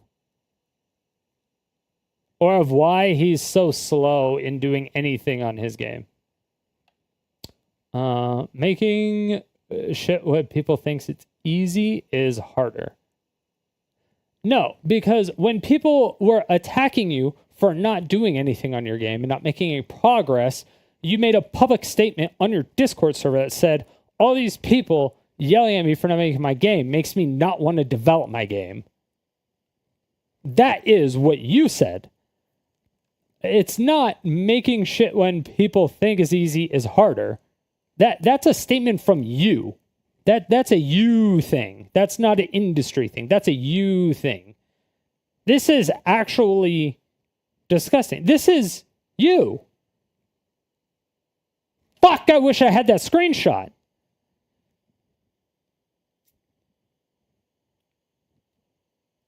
Oh my god, I wish I had that screenshot.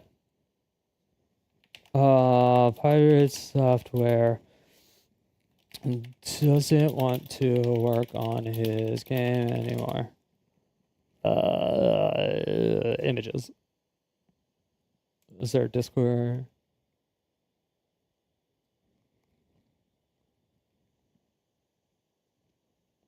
No, there's a fucking... Oh, so it was a Discord screenshot. It was from his Discord server. Yeah, there's no fucking way I'm gonna find that.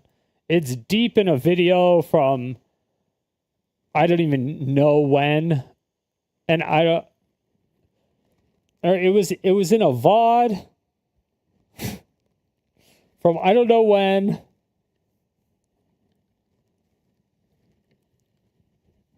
Wait, hold on. Actually, I might, unless I get called a lot of really nasty names.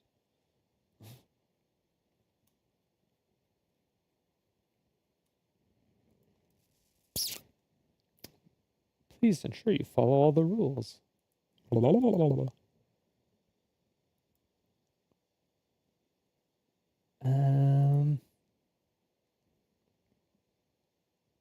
General chat. I don't even know if I'm supposed to be clips and memes. Okay.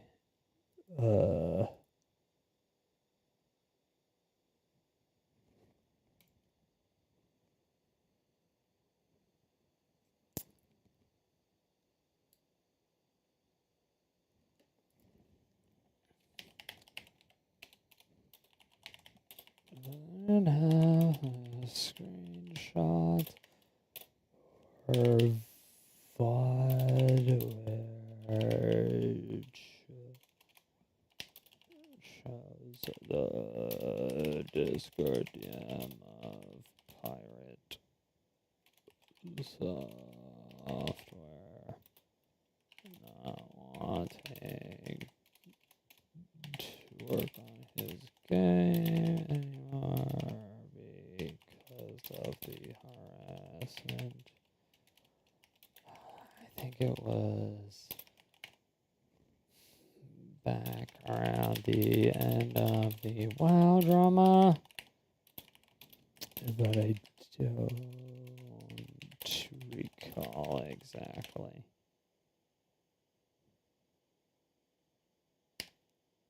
Those are, that's in the wrong area. I don't even know where to fucking put this.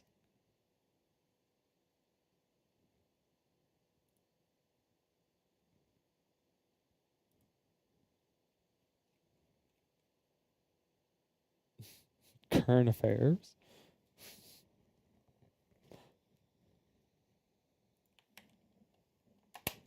Whatever, I'll just put it there. We'll see. Whatever, we'll just put it there. Okay.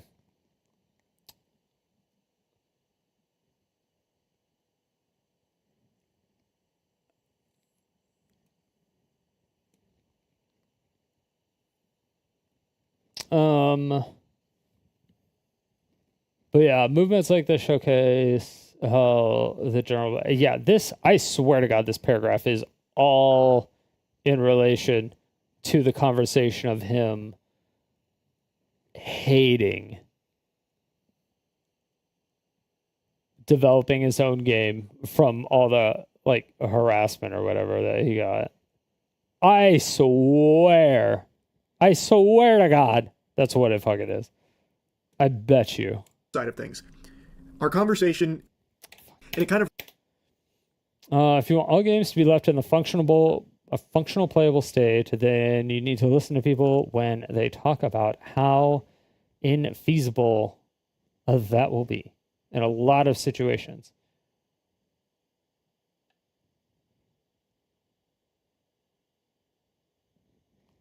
What situation? Like, we're listening.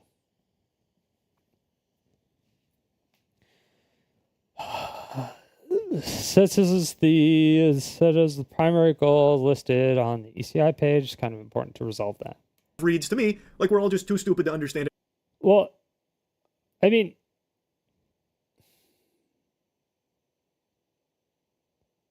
yeah.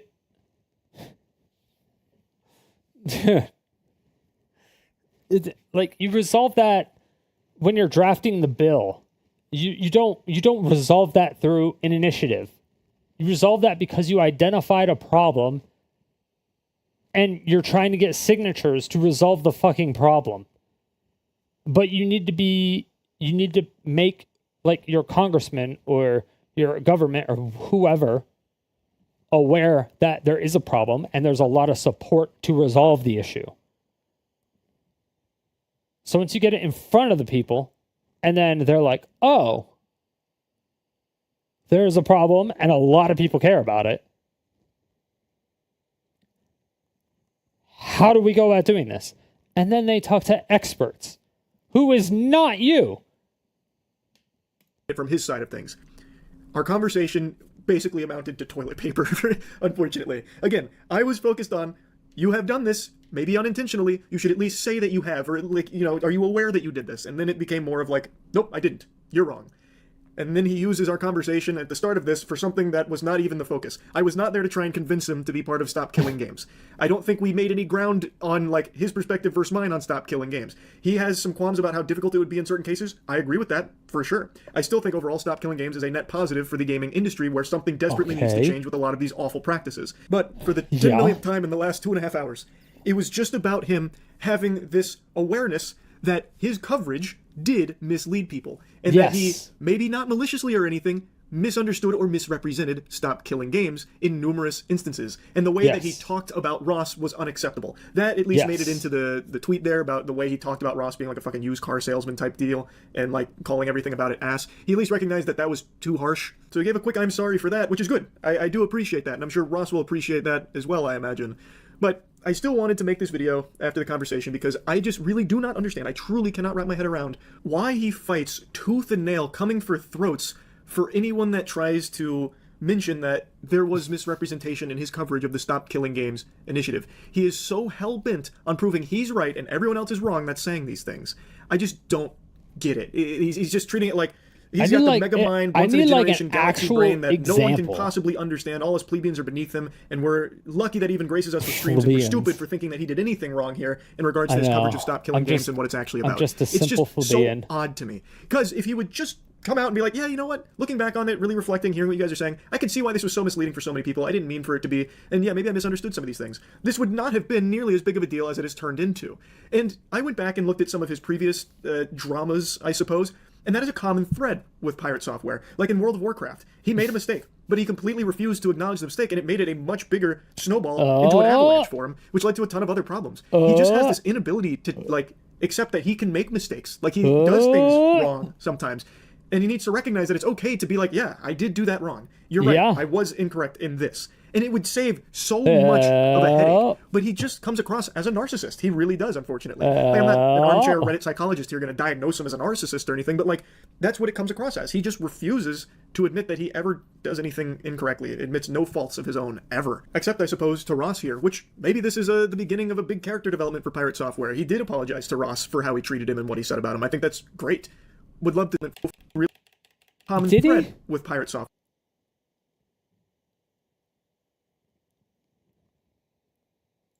That he's misrepresented something.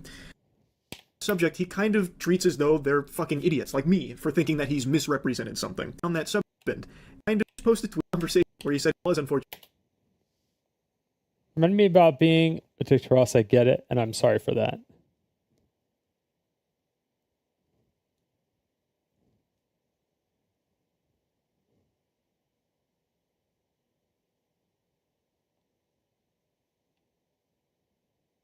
I should not have lashed out, but I had an emotional response due to how important this subject is to me.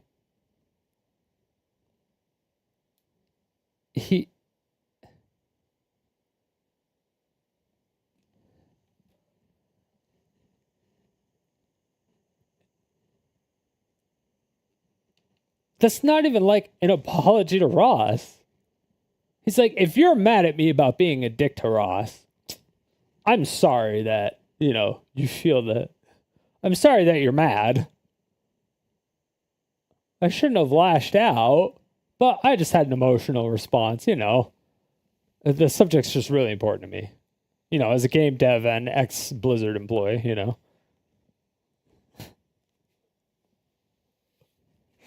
I feel like this was not an apology. He didn't even tag him. Like, he didn't. I mean, maybe maybe he apologized in DMs. I don't know. Maybe. I don't know. It's just so odd to me. Because if he would just come out and be like, yeah, you know what? Looking back on it, really reflecting, hearing what you guys are saying, I can see why this was so misleading for so many people. I didn't mean for it to be, and yeah, maybe I misunderstood some of these things. This would not have been nearly as big of a deal as it has turned into.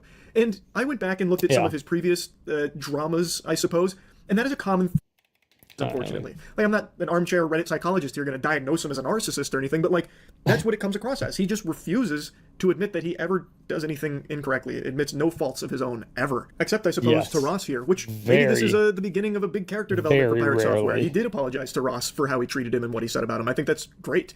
Would love to see that same kind of energy for understanding where people like myself are coming from with your coverage of Stop Killing Games and why people feel the way they do about what's happened since with your responses. But anyway, I won't keep yapping about it. That's really about it. So yeah. Moldavia's fig tree strikes again.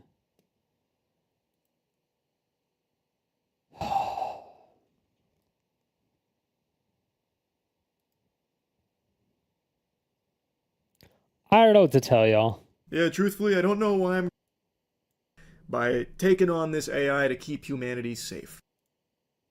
Oh, AI. Never mind. I didn't know if it was related to it again. Jesus Christ. Fuck.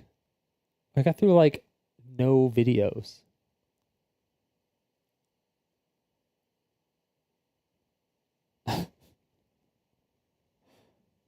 That was terrible. I didn't get through any of the videos.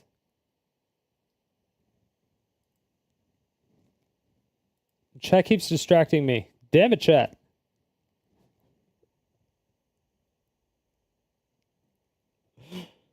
I forgot what this was. What was this? Look like, and because I want to be fair in that one.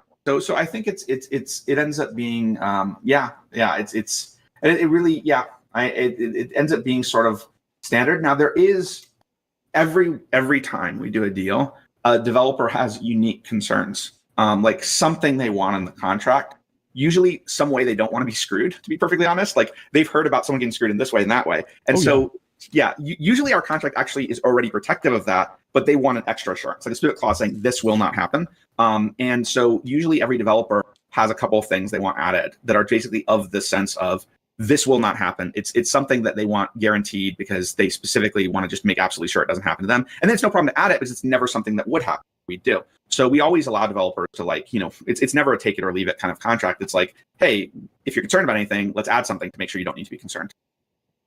No, I mean, that makes complete sense. Everybody's always worried about getting ripped off like everybody else that they've seen, by a bad publisher or whatever it's going to be.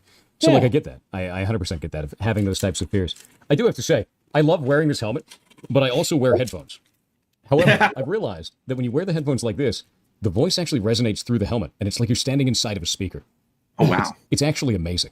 It's completely amazing. It's just one big speaker. So the last question that we have is, if you were to publish a game that had live service features, such as server hosting, things like that, how would you handle that game if it reached end of life, where it is no longer... Oh, interesting. This is from a year ago, by the way. May 8th. Year ago, by the way. But before the videos. Before he knew about Stop Killing Games. Before he knew about it. Just throwing it out there. Able to be supported financially, where it's something that if it reached end of life, where server hosting, things like that, how would...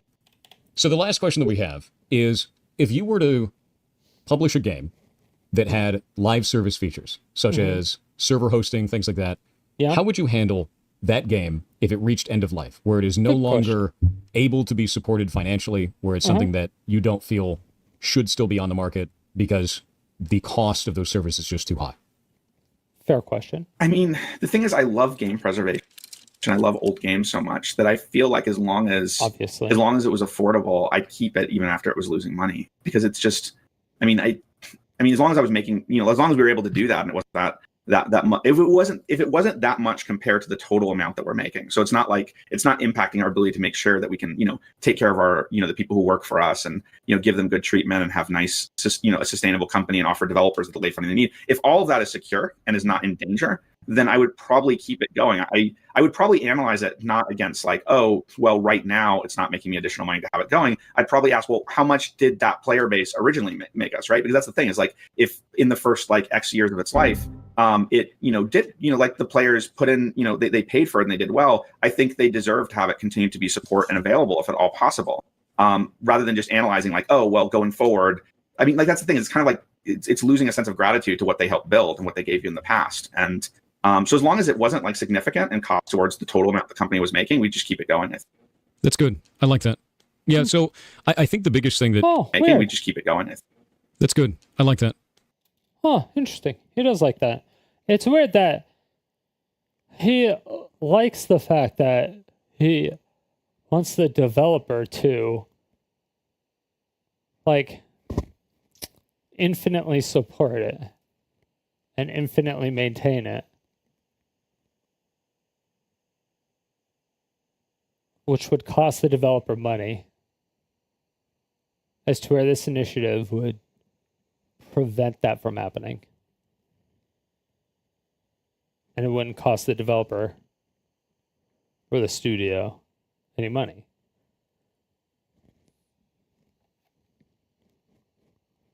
But regardless, he obviously said in the previous video that he thinks it's and all of his tweets, he thinks it's fucking crazy to expect developers to be supporting games forever on a live service.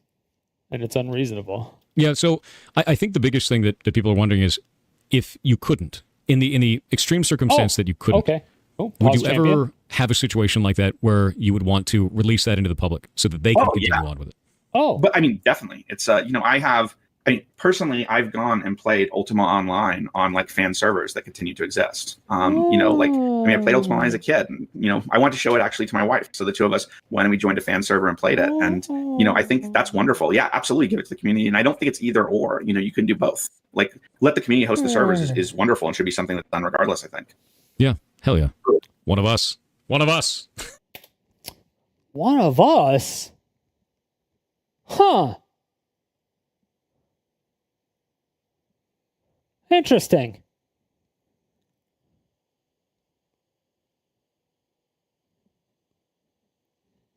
Huh.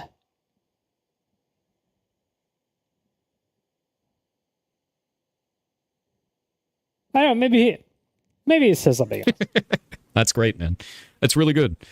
You're awesome as hell, and gives me a great deal of respect for your studio and for what you are doing. For your publishing house. It's fantastic. It's really good to hear that there are publishers out there that operate in this manner. So this has been a fantastic talk, and I'm really happy to have had you on. Thank you for the opportunity for this, man. Maybe he's lying. Well, thank you so much. I really enjoyed this conversation, and I guess you'll be going, as you explained earlier on. So I wish you a good stream, and thank you so much for having me on. Yeah, absolutely, and thank you. And tell your buddy hello.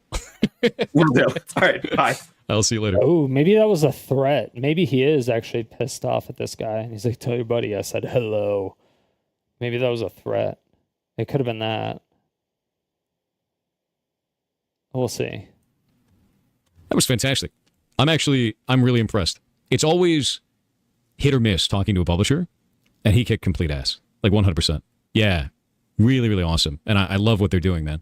I absolutely love what they're doing. Phenomenal, frankly. It's just all the right direction for that kind of stuff, and the most measured and proper response to those types of scenarios, right? And I tried to throw him some real rough ones, and he took it in stride. That's good. Yeah. Really good. Really, really good. Positively surprised. Always had a good impression of them. This just confirmed that. I agree. I super agree with that. Yeah, he actually thought about each answer, too. And I think that's important because a lot of the times you'll have, especially when you're talking to a publisher, there's kind of a immediate reaction that ends up happening. They're like, oh, the business thing. And it's like, greasy, and that's absolutely not what they're doing. Yeah, 100% is greasy. So that's where he started the greasy thing. Is take a measured response. Actually, sure. There's kind of a immediate reaction that ends up happening. They're like, oh, the business thing, and it's like greasy, and that's absolutely not what they're doing. Yeah. But that's what you're doing now. So you went from that's awesome to now 2 months later, after you watch the video, then saying that's not awesome. And then you called him greasy.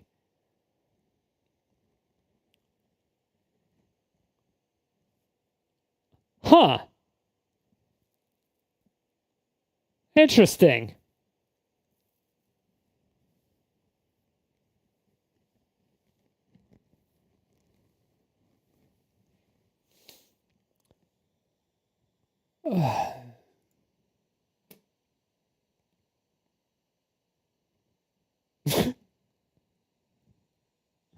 They're like, come on. Is there really any, like, come on. Come on, dude. I mean, at least he's doubling down on his floppy fish.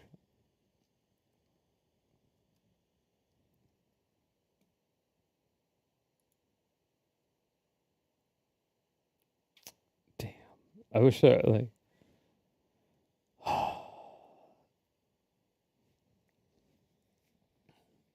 You give there's no, like... I know in here there's no, like... yeah, there's no drama allowed in their Discord server and stuff. I want to post this part of the video so fucking bad. Oh...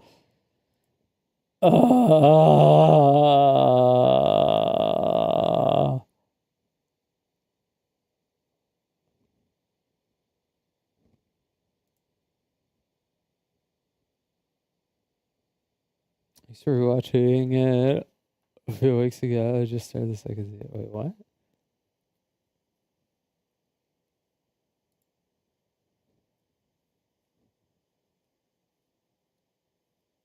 Guys, we should contact low tier God. He would say something like this. You should stop supporting, stop killing games now.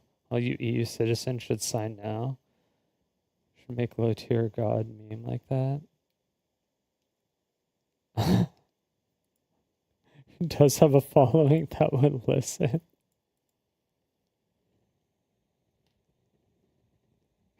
I can't tell if he's lying or not. I can't tell if that has to be a troll, right? People trying to get low tier God.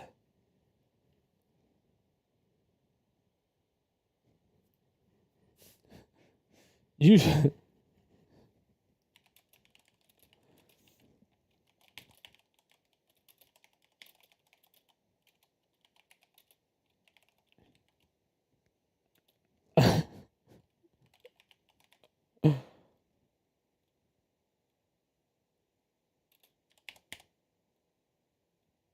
I'm like, you should... He would probably say, you should kill your game now.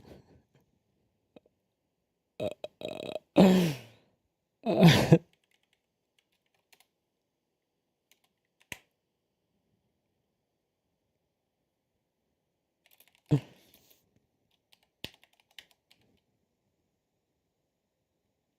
then get that ass banned.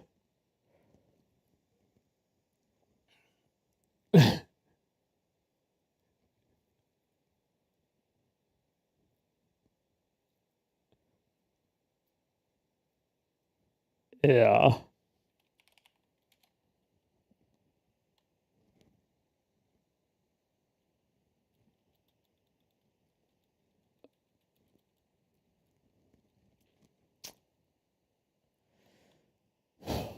Oh fuck. Okay, so what do we...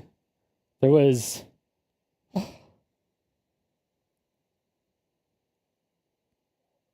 Damn it. Fuck. I wish there was...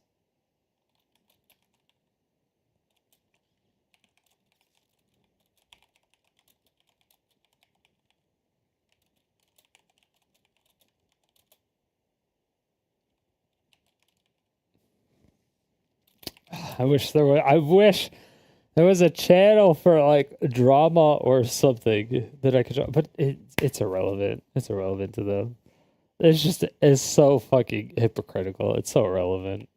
It doesn't matter. I mean, he's not gonna like change. He's gonna be like, oh yeah, you caught me. You're right. I do actually like this.